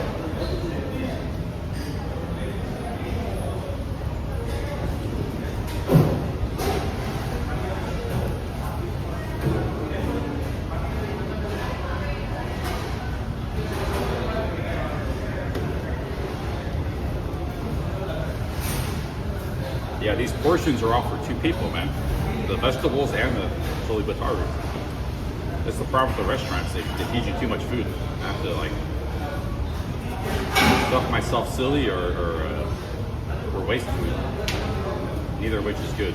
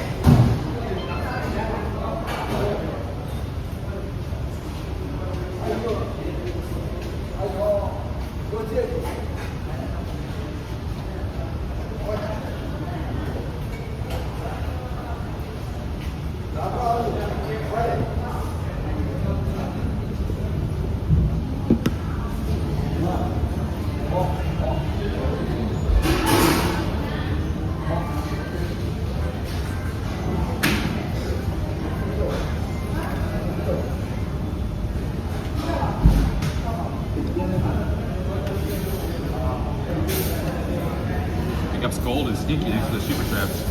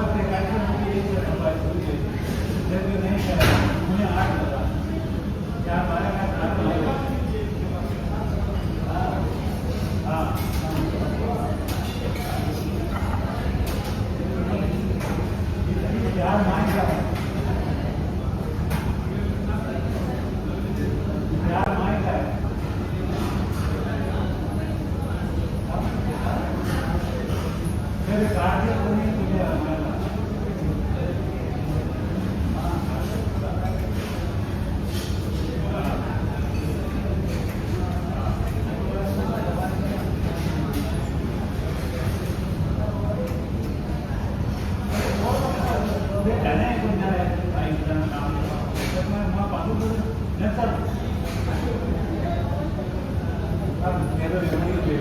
I got this giant salad, 50 cents.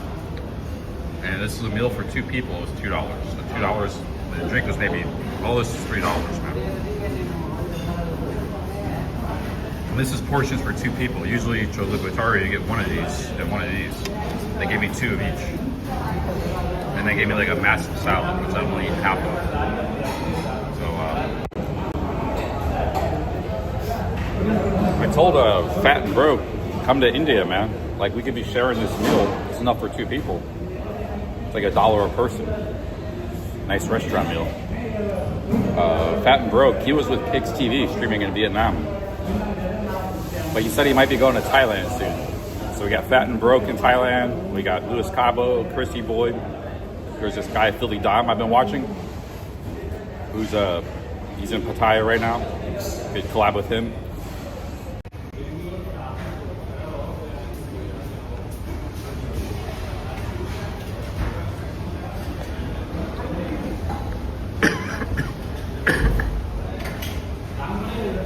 This is called Chole Bataru. It's a very popular breakfast dish, which since I haven't eaten yet, it's basically my breakfast.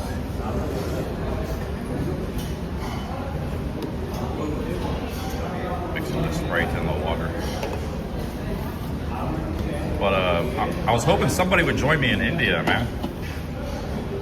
We got Mintu, but we need like another person, a streamer. Mintu is just hanging for a couple days. I'd like to be with another streamer. We could be splitting this meal right now, I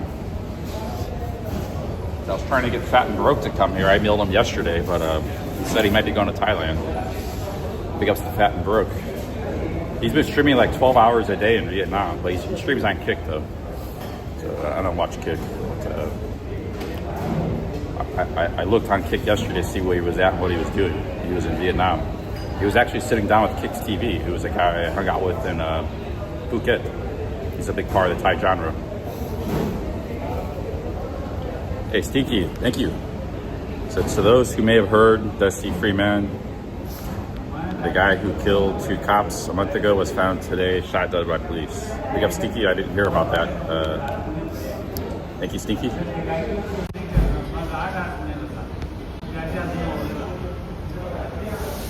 I'm taking my time. It is good. I'm taking my time. I'm not finished eating because it's a lot of food. I'm trying to slowly digest it.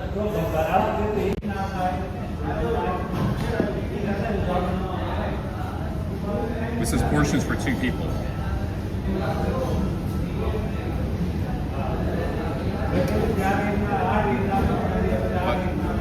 To all the streamers out there, guys, India is an opportunity. Get off your ass and come to India, man. Wherever you're at, come hang out in India. Let's get some content. Work.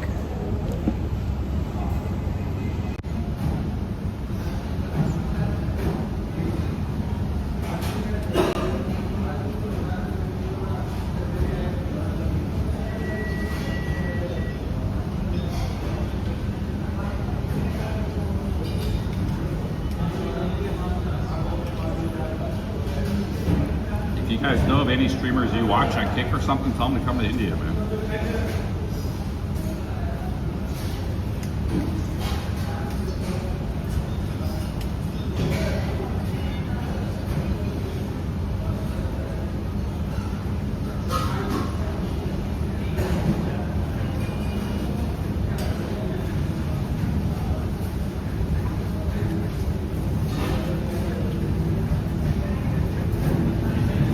Streamers or vloggers, either or, I don't care. Vloggers are welcome too. Travel vloggers.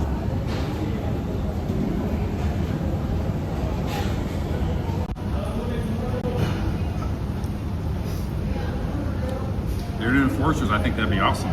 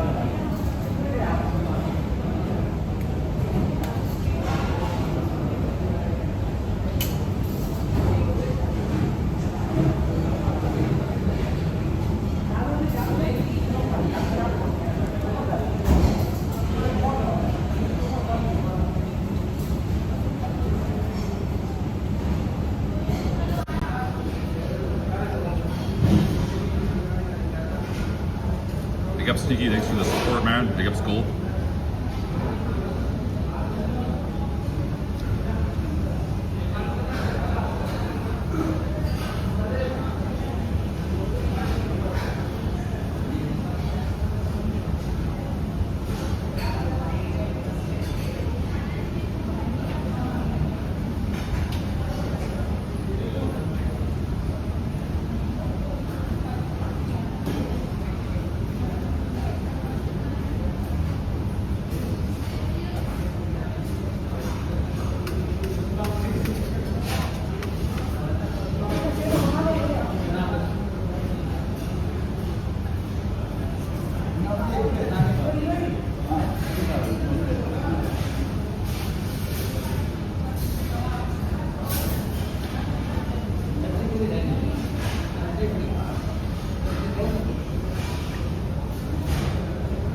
London Manny with the big super chat. Thank you, London Manny. A lot of super chats today.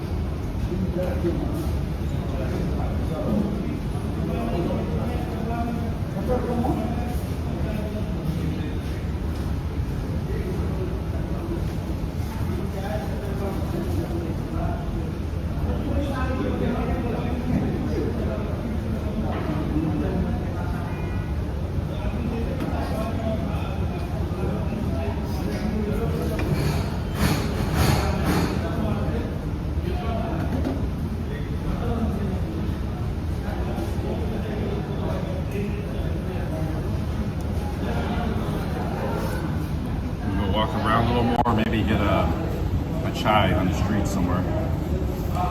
Tea. I'm not going to do a full day of streaming today because I'm still recovering. I think if I drink that turmeric drink, I'll be okay tonight.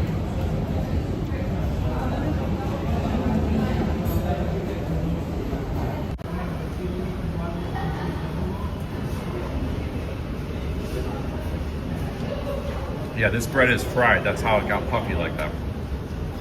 So it's a fried bread. A lot of stuff is fried in India. A lot of fried foods.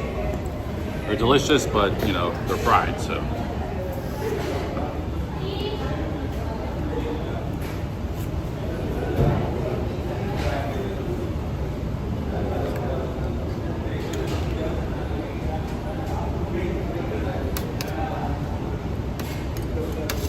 I can't eat all this food though, man. It's like serving for 2 people.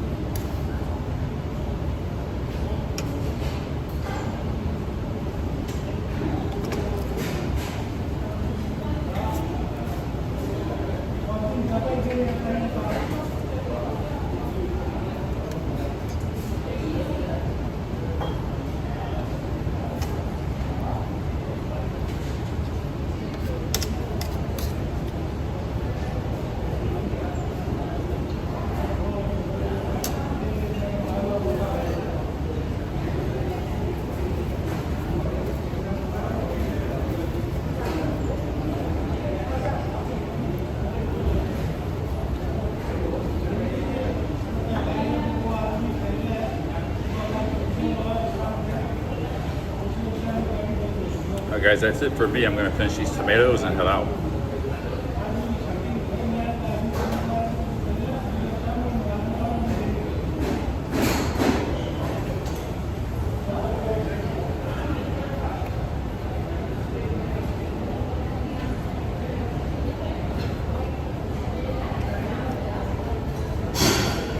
Oh shit.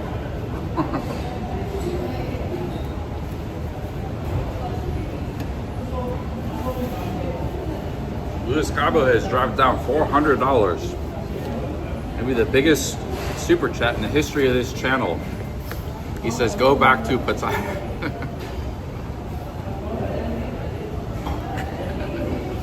Big ups Cabo, thank you.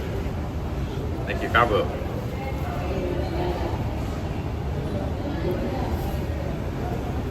to bow down to Cabo. Thank you. Thank you, Cabo, man. Jeez.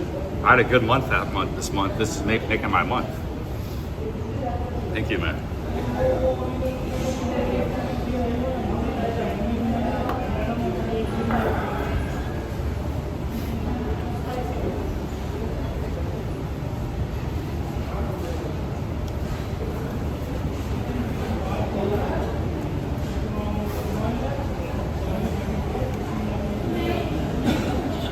Should I go back to Thailand?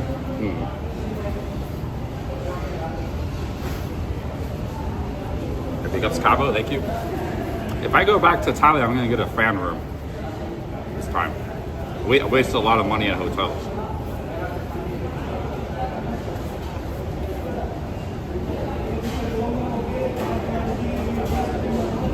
Man, that's awesome. Thank you, Cabo, man. Thank you.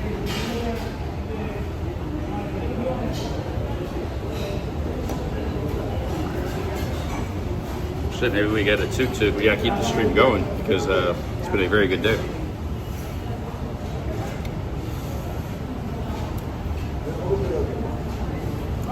Thank you very much, Louis Cabo.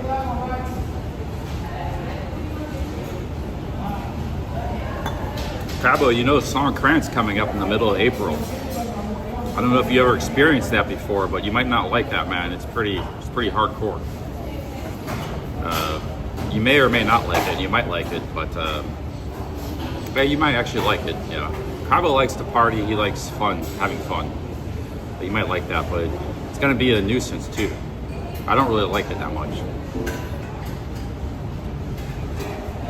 So, and it lasts for like 10 days in Pattaya.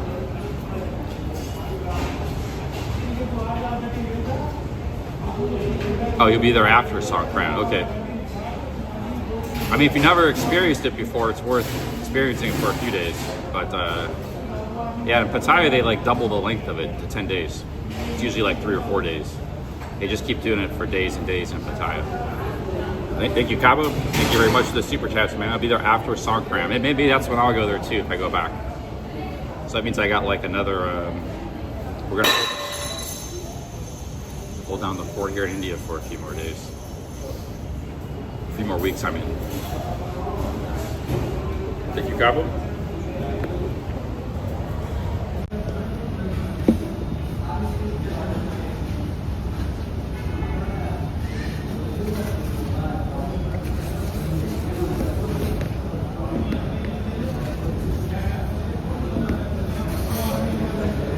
I can get a fan room for like $80 a month, 2,900 baht a month, $90 a month. I have to contact them a couple of weeks in advance.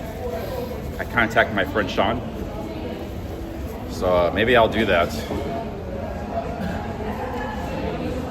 The problem, I think, is somebody is living there though, so he has to kind of kick them out for me to live there. If I'm only taking the place for 2 months, I kind of feel bad about that. And what if I get rejected from Thailand and that person gets kicked out of their room for nothing? That's why I didn't take the fan room last time. But I was also moving around different cities. I didn't stay in Pattaya the whole time. I was only there about half the time.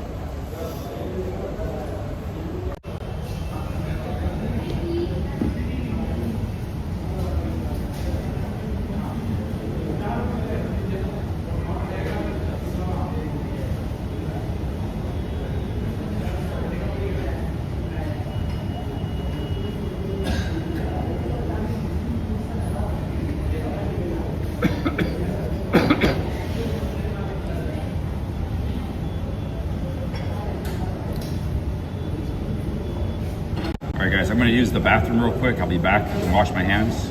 I'll be back in 5 minutes.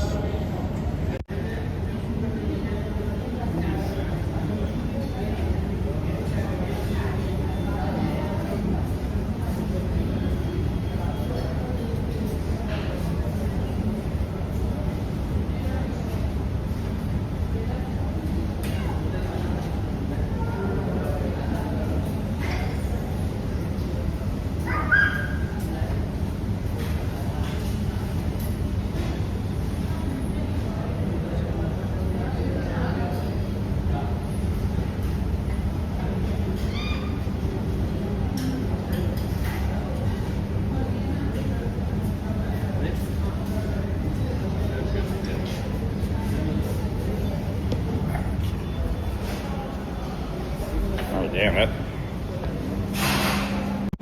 We really had a good month here.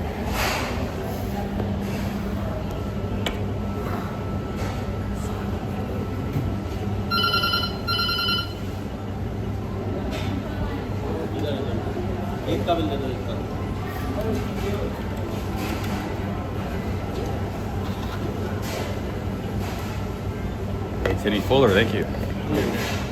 300 rupees. Here, guys. 300 rupees. All that food for 2 people was $3. Right? You can't beat India value.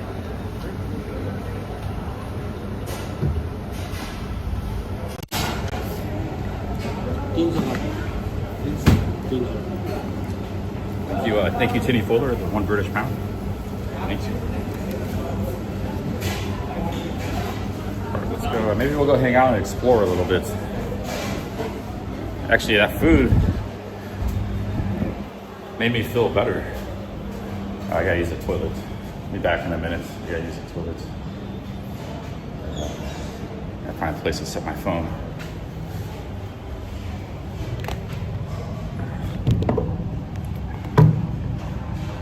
Be back in a minute.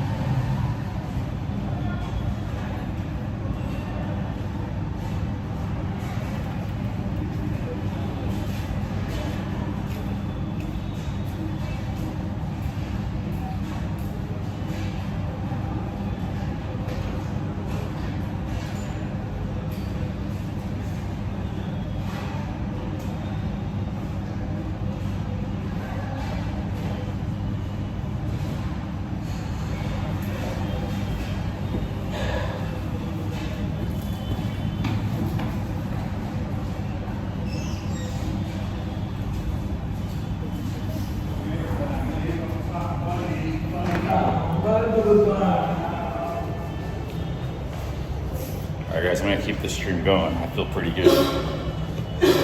So shout out to Cabo, $400 super chat.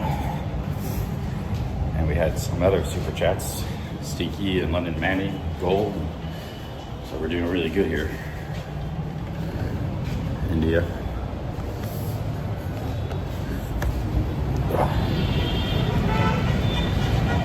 But it's a little bit hot and sunny, but I think we'll just hang out in the streets, walk around. I'm gonna walk this way. A lot of these streets I haven't really explored, you know, because hello. I explored back here a little bit, you know, where my hotel is, but that's about it, really. And a little bit with Minty. We saw the fort. The fort is up there. We saw that and some other stuff at night, but I haven't seen much of the city, man. So I'm gonna walk around some. Especially thanks to those super chats. I'm gonna keep the stream going.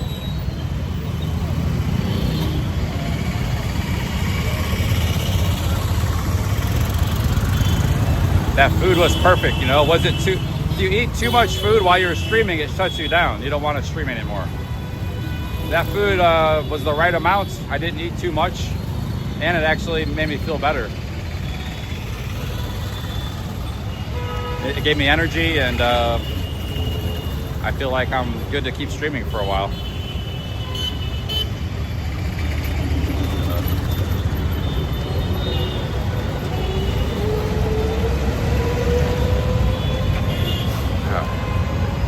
Let's go walk around and explore.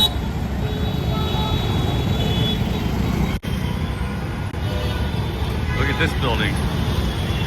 Very old building.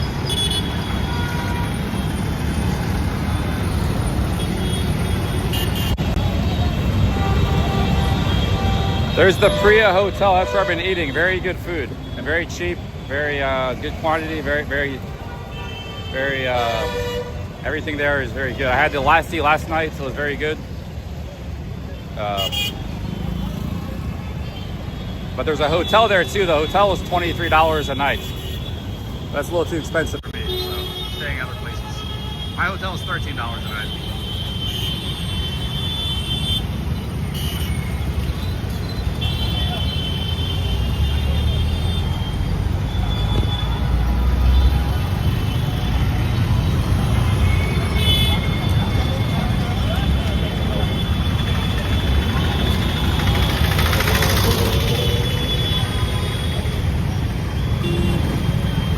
Let's get across the street here. My camera is shaking around from the selfie stick. I don't know why.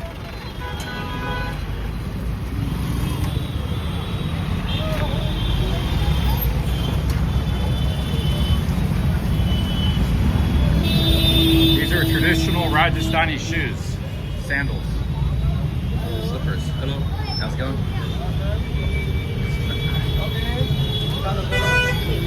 Sorry. Okay.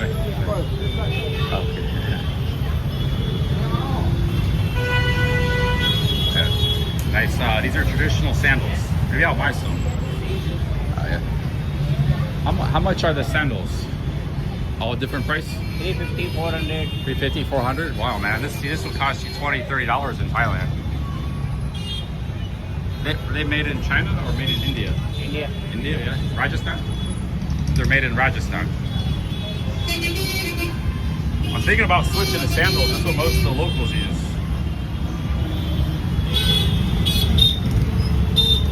These are like wizard shoes. Traditional Rajasthani shoes.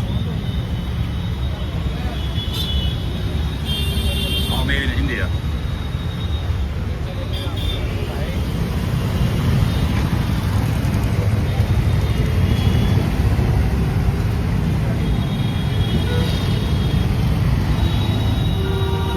Should I get these shoes? I'm worried that if I buy those shoes, I won't be able. I walk a lot, so I have to have something that serves me really well with walking, you know. And these shoes are working just fine, so I'm gonna stick with these shoes. I could buy a pair of those shoes though; they're cheap. I could buy them and just take them with me. Save them for the beach. Go a beach or something. Save them for the beach. It's a very good price. Everything in India is cheap, man.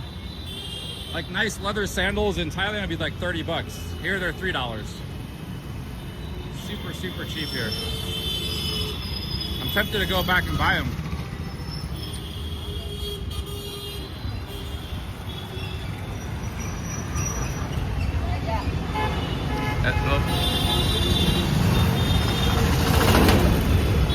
The tea is 20 rupees, 20 cents. We're gonna have some tea in a little bit. That was for a whole bag of tea, that 300 rupees. It was a special herbal tea too. I bought 100 tea bags for 200 rupees, $2. So everything is very cheap. Only coffee is expensive. But the coffee beans have to be imported. They don't grow them in India. It's a global commodity, it's expensive. And you're paying for the cafe. The cafe is expensive too. Just sit down at a nice cafe. That's the only thing that's expensive in India, coffee shops. It's like $1.50 for a cappuccino, $2, $1.50. But they don't even have that many. There's only like 2 coffee shops in this city. So that's just a rare thing. It's not a very common everyday life sort of thing. Only tourists were eating at those coffee shops too.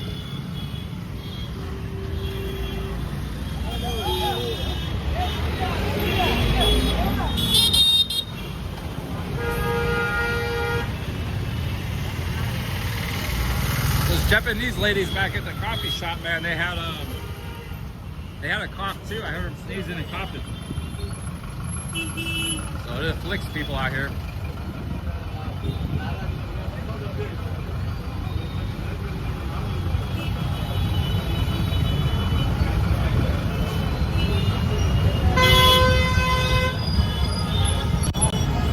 A lot of old, you see those old men with the hats and stuff back there? They look very strong and healthy out here. These desert folk with the hats and the white, they're like in their 80s. They look like perfect shape, very strong, very healthy. So they live a healthy lifestyle out here in the country. People from the country, they're like guys in their 70s and 80s. I just passed by like 30 of them. They're like 6 foot tall, very strong, very healthy. Good posture.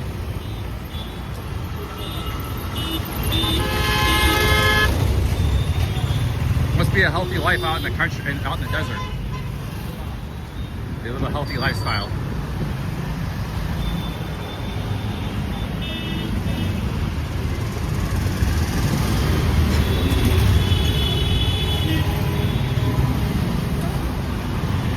This is the desert part of India, guys. This is all desert out here. This whole province is desert, and a little bit of mountains, a little bit of savanna. It's called the Thar Desert. So most of these cities are built in the desert. It's like Arizona of India. But it's a little bit of a different desert. The Sonora Desert of Arizona is a very special kind of, this is a different kind of desert. There's different kinds of deserts, you know. Just like there's different kinds of forests, there's different kinds of deserts. Not all the same.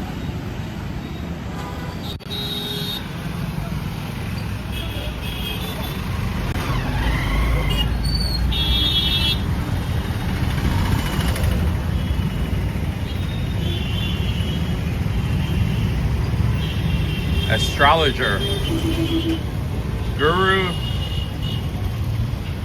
Jirvani.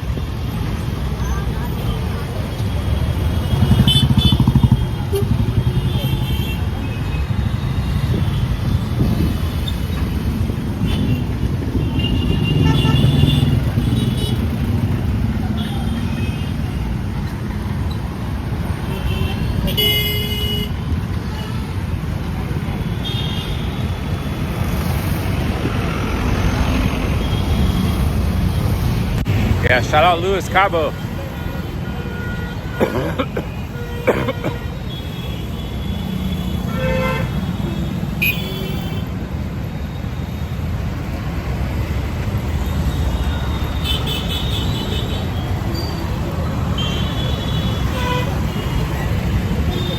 There's a sugarcane juice, very popular here in the city. I think India is the world's #1 producer of sugarcane.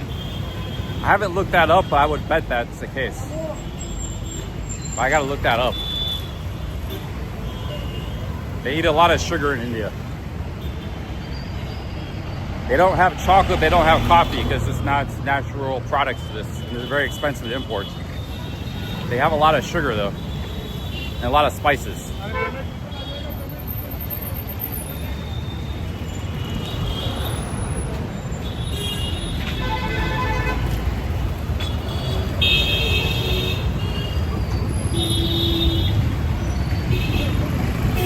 Go catch a tuk-tuk. I'm gonna go to the west side of town. Actually, it's the east side, that way. Haven't been over there.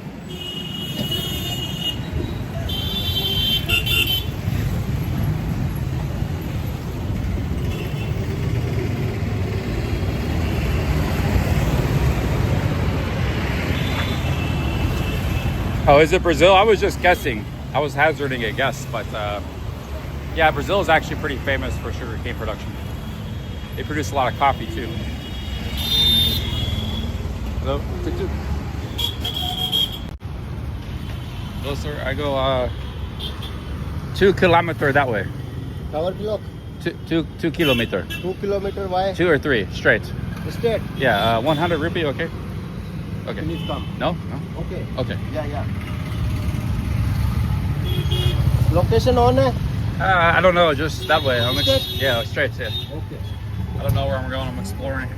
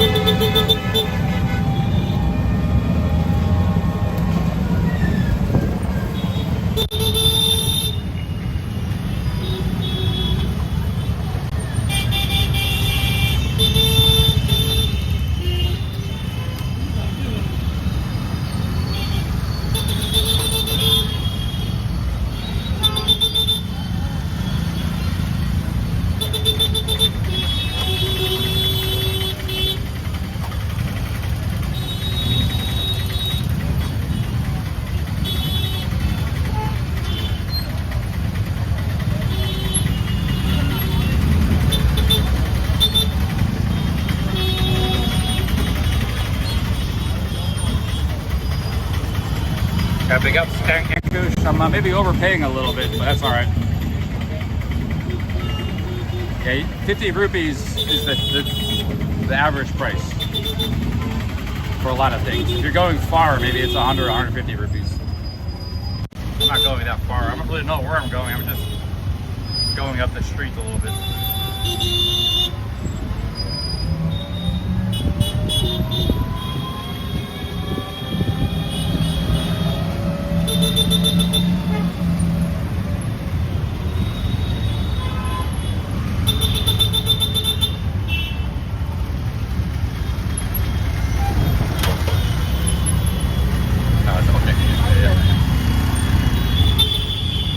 Hey, Patrick Daniel, big ups. Is that the famous Patrick Daniel from the old days?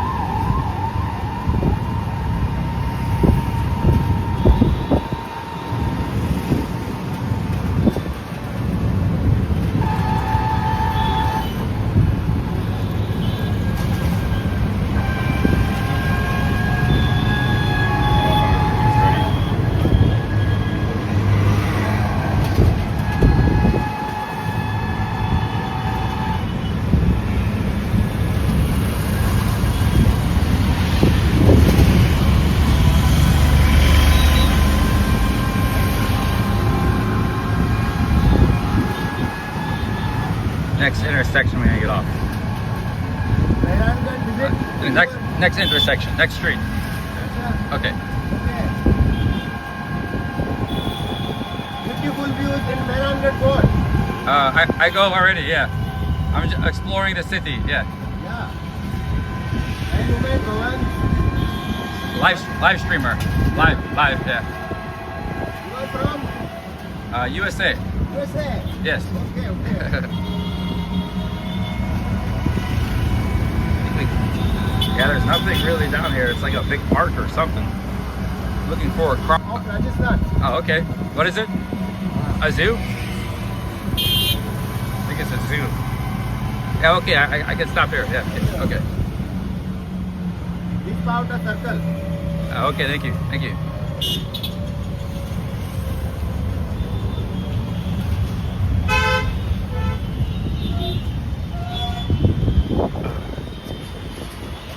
All right, sir. Thank you very much. Thank you Have a very good one.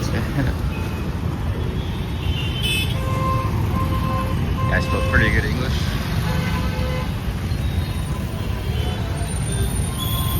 Some of these, lately I've been running a lot of people that don't speak too much English. Even in like everywhere, last few days. Not everybody speaks English, but a lot of people do.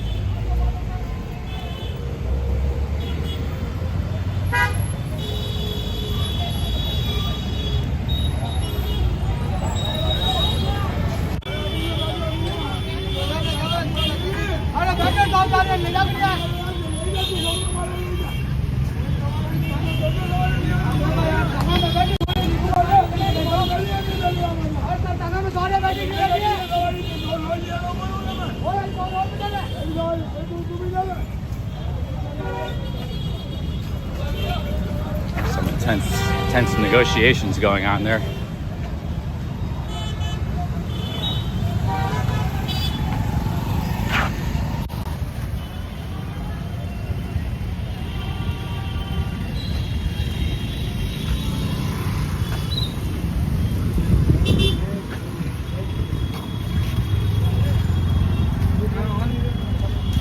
Yeah, right on one of these carriages.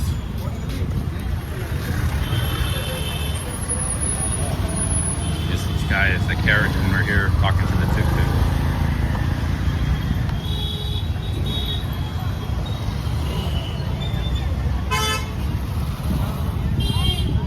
Should I ride the horse or just keep walking? What do you guys think? Vote 1 to ride the carriage, 2 to keep walking.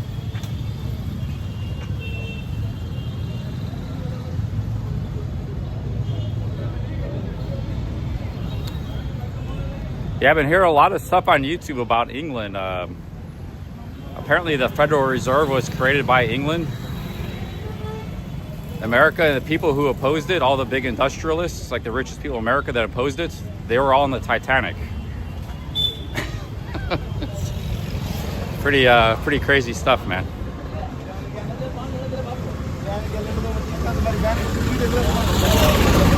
All the powerful industrialists. That's what I heard the other day.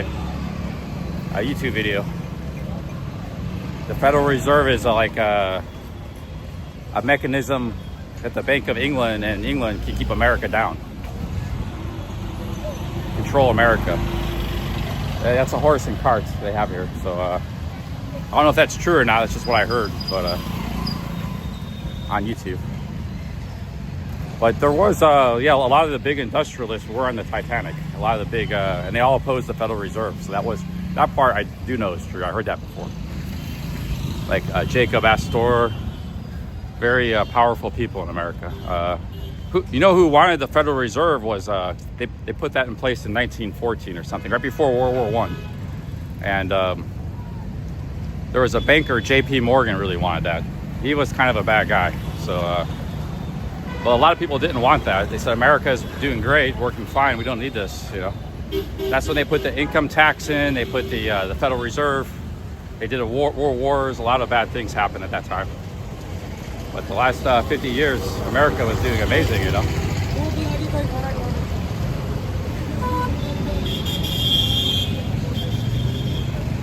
So, yeah, J.P. Morgan was the main, because he was a banker. He was going to benefit from that. JP Morgan today is still one of the biggest banks in the world or America. But most people weren't for that, you know.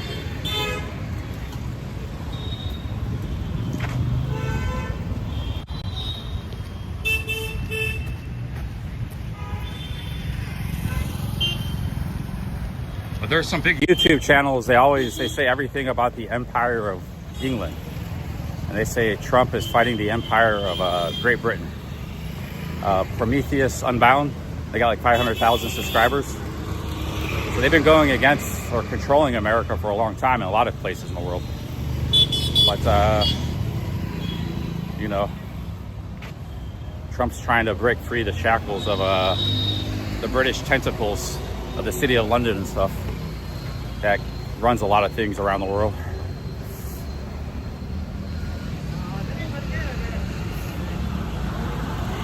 It's called a Prometheus Unbound. There's two old ladies. They have these channels. I've been watching them on YouTube. Everything they reference back to is the British Empire. They're very pro-Trump. They both got like 500,000 subs. And I looked the ladies up. They've been in politics and stuff and talking about stuff since like the 70s. They've been around a long time. They're pretty interesting. But, you know, everybody always... I'm not pointing the finger at England or anybody. I think England has done a lot of good in the world. But people like to point the finger. You know, people point the finger at Israel or England or this country, that country. People point the finger at America. The thing is, you know, like, we just need countries to be independent. That's all. Like, countries got to stop meddling with other countries, trying to manipulate and control their countries. You know, China's doing a lot of that too. Russia's done a lot of that. So just let each country pursue its own interests. I don't know who the bad guy is. I don't know if, you know, England is the ultimate bad guy like Prometheus Unbound says, but you know, they're up to some shady stuff. That I can kind of see. They've been up to some shady stuff over the years. The thing with England is the own people though don't even support their own political class anymore. That country's got massive problems, man. Very few people support their political class. So forget about trying to control their countries. They don't even control their own country hardly. That cow is massive.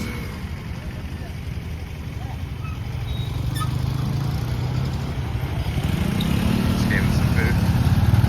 I'll buy some fruit for this cow, but I don't know if I see any stands here. That's a massive cow, man. It's huge.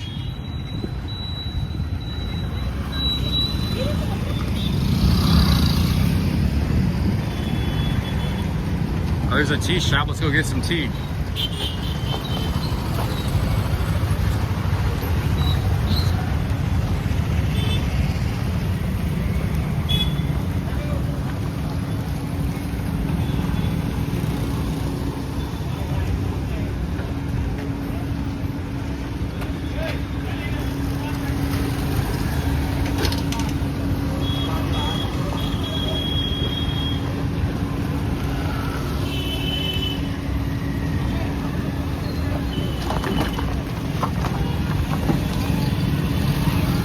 We can get some fruit here. We eat some ourselves. We'll go feed that cow. Let's go feed the cow. They like the fruit rinds, you know. Oh, they got mangoes. I haven't seen so many mangoes. How much is the mango? 200 rupees? Money. Oh, no, sir. No money. Money. No money, no money. Oh, no, money. Hey, no. Money or money? No. No. No. I beg. One. Money. I don't like this start in, man, stuff. Yeah. It can't be too nice, man. How much this one? 150 kg. Huh? Oh, okay. 50, okay, good. Thank you for the help.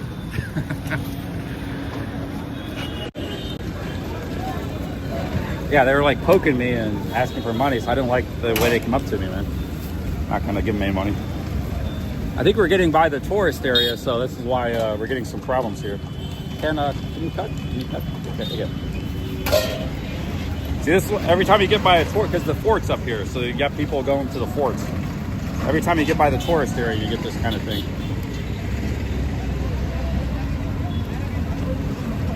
I'm gonna eat this cantaloupe and then give the rest of it to the cow.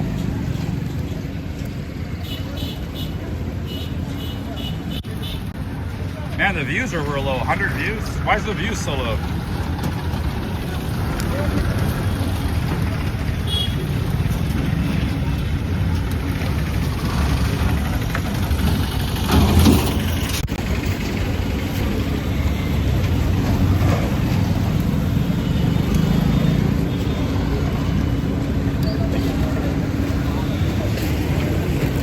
The cantaloupe's about 50 rupees. That's the same price I paid before.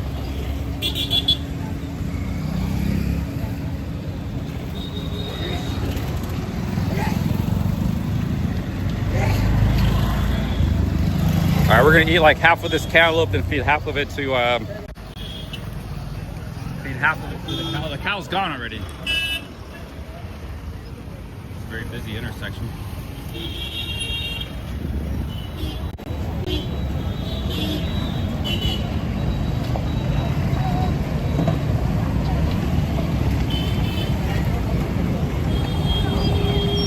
Now, there's no cow to feed. We'll just eat this, and then you can leave the peels. You see the people leave stuff here for the. You can leave the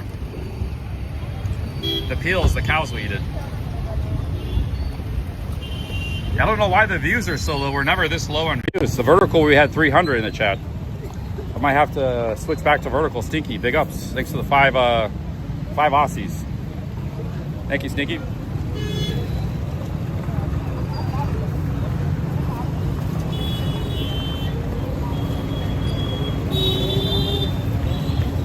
Thank you, Stinky. Big ups. Got some fruit here.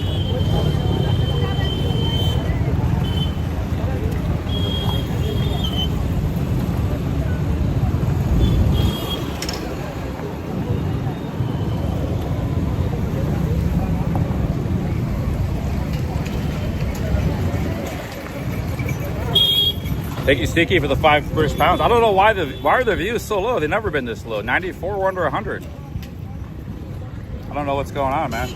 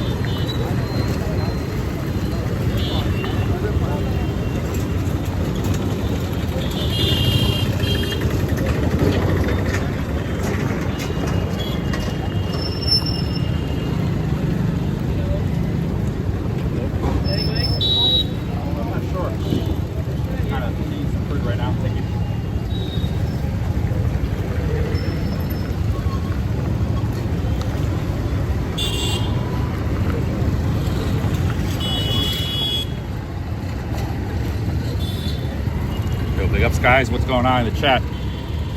Why is the view count so low?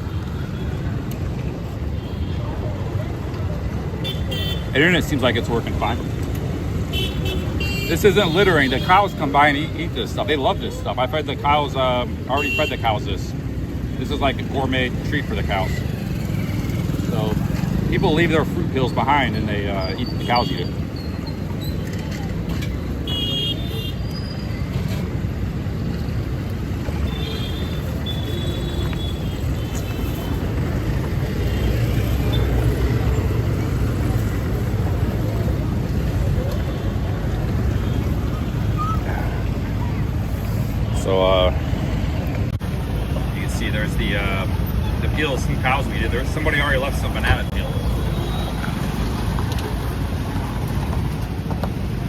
almost got to eat.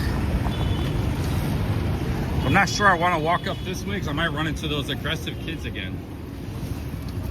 Maybe we gotta get a tuk-tuk. Here's a trash bin.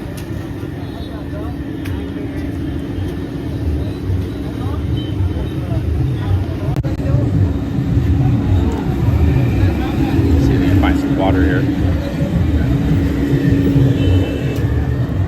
Oh, thank you.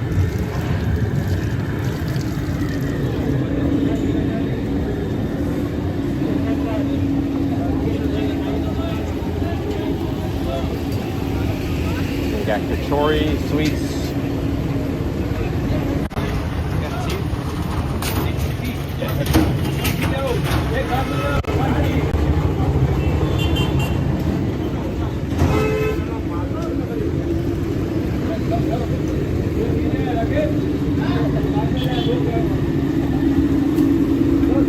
Oh, it's a restaurant, yeah. These are the best kind of restaurants, guys. You see there's people eating? USA? USA? These are the best kind of... Oh, shit, I got the camera. Okay, thank you. 20 rupees? Okay. Oh, Jodhpur chai. How much is it? 18 rupees. 20 rupees, yeah? 18.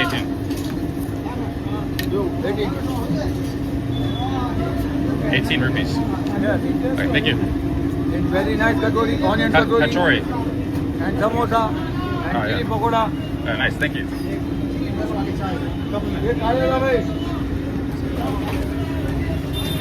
Some tea here. Nice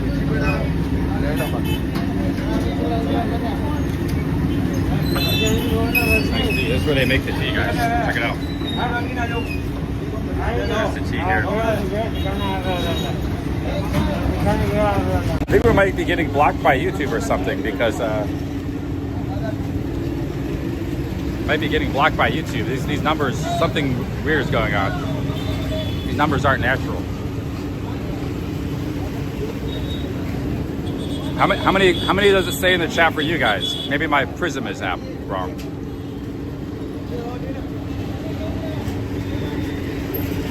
Yeah, it's brewed with spices and milk. Could use a little more sugar, but it's very good. What's it? 93. Oh yeah, it's the same thing my Prism says. I don't know why it's so low.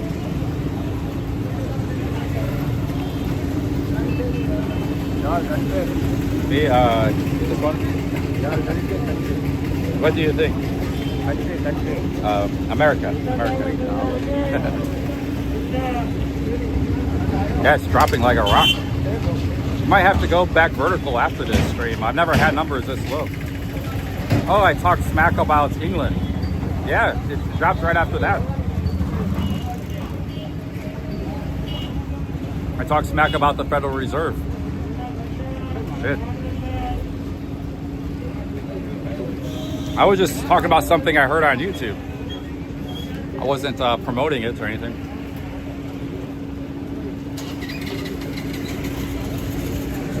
But there's big channels that talk about that stuff, so I don't know why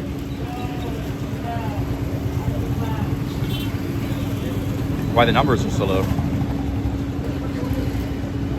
I got canceled. All right, guys, I'm gonna restart the stream and go vertical. This is BS. Let's go vertical. Let's really find out. I'm gonna restart the stream and go vertical.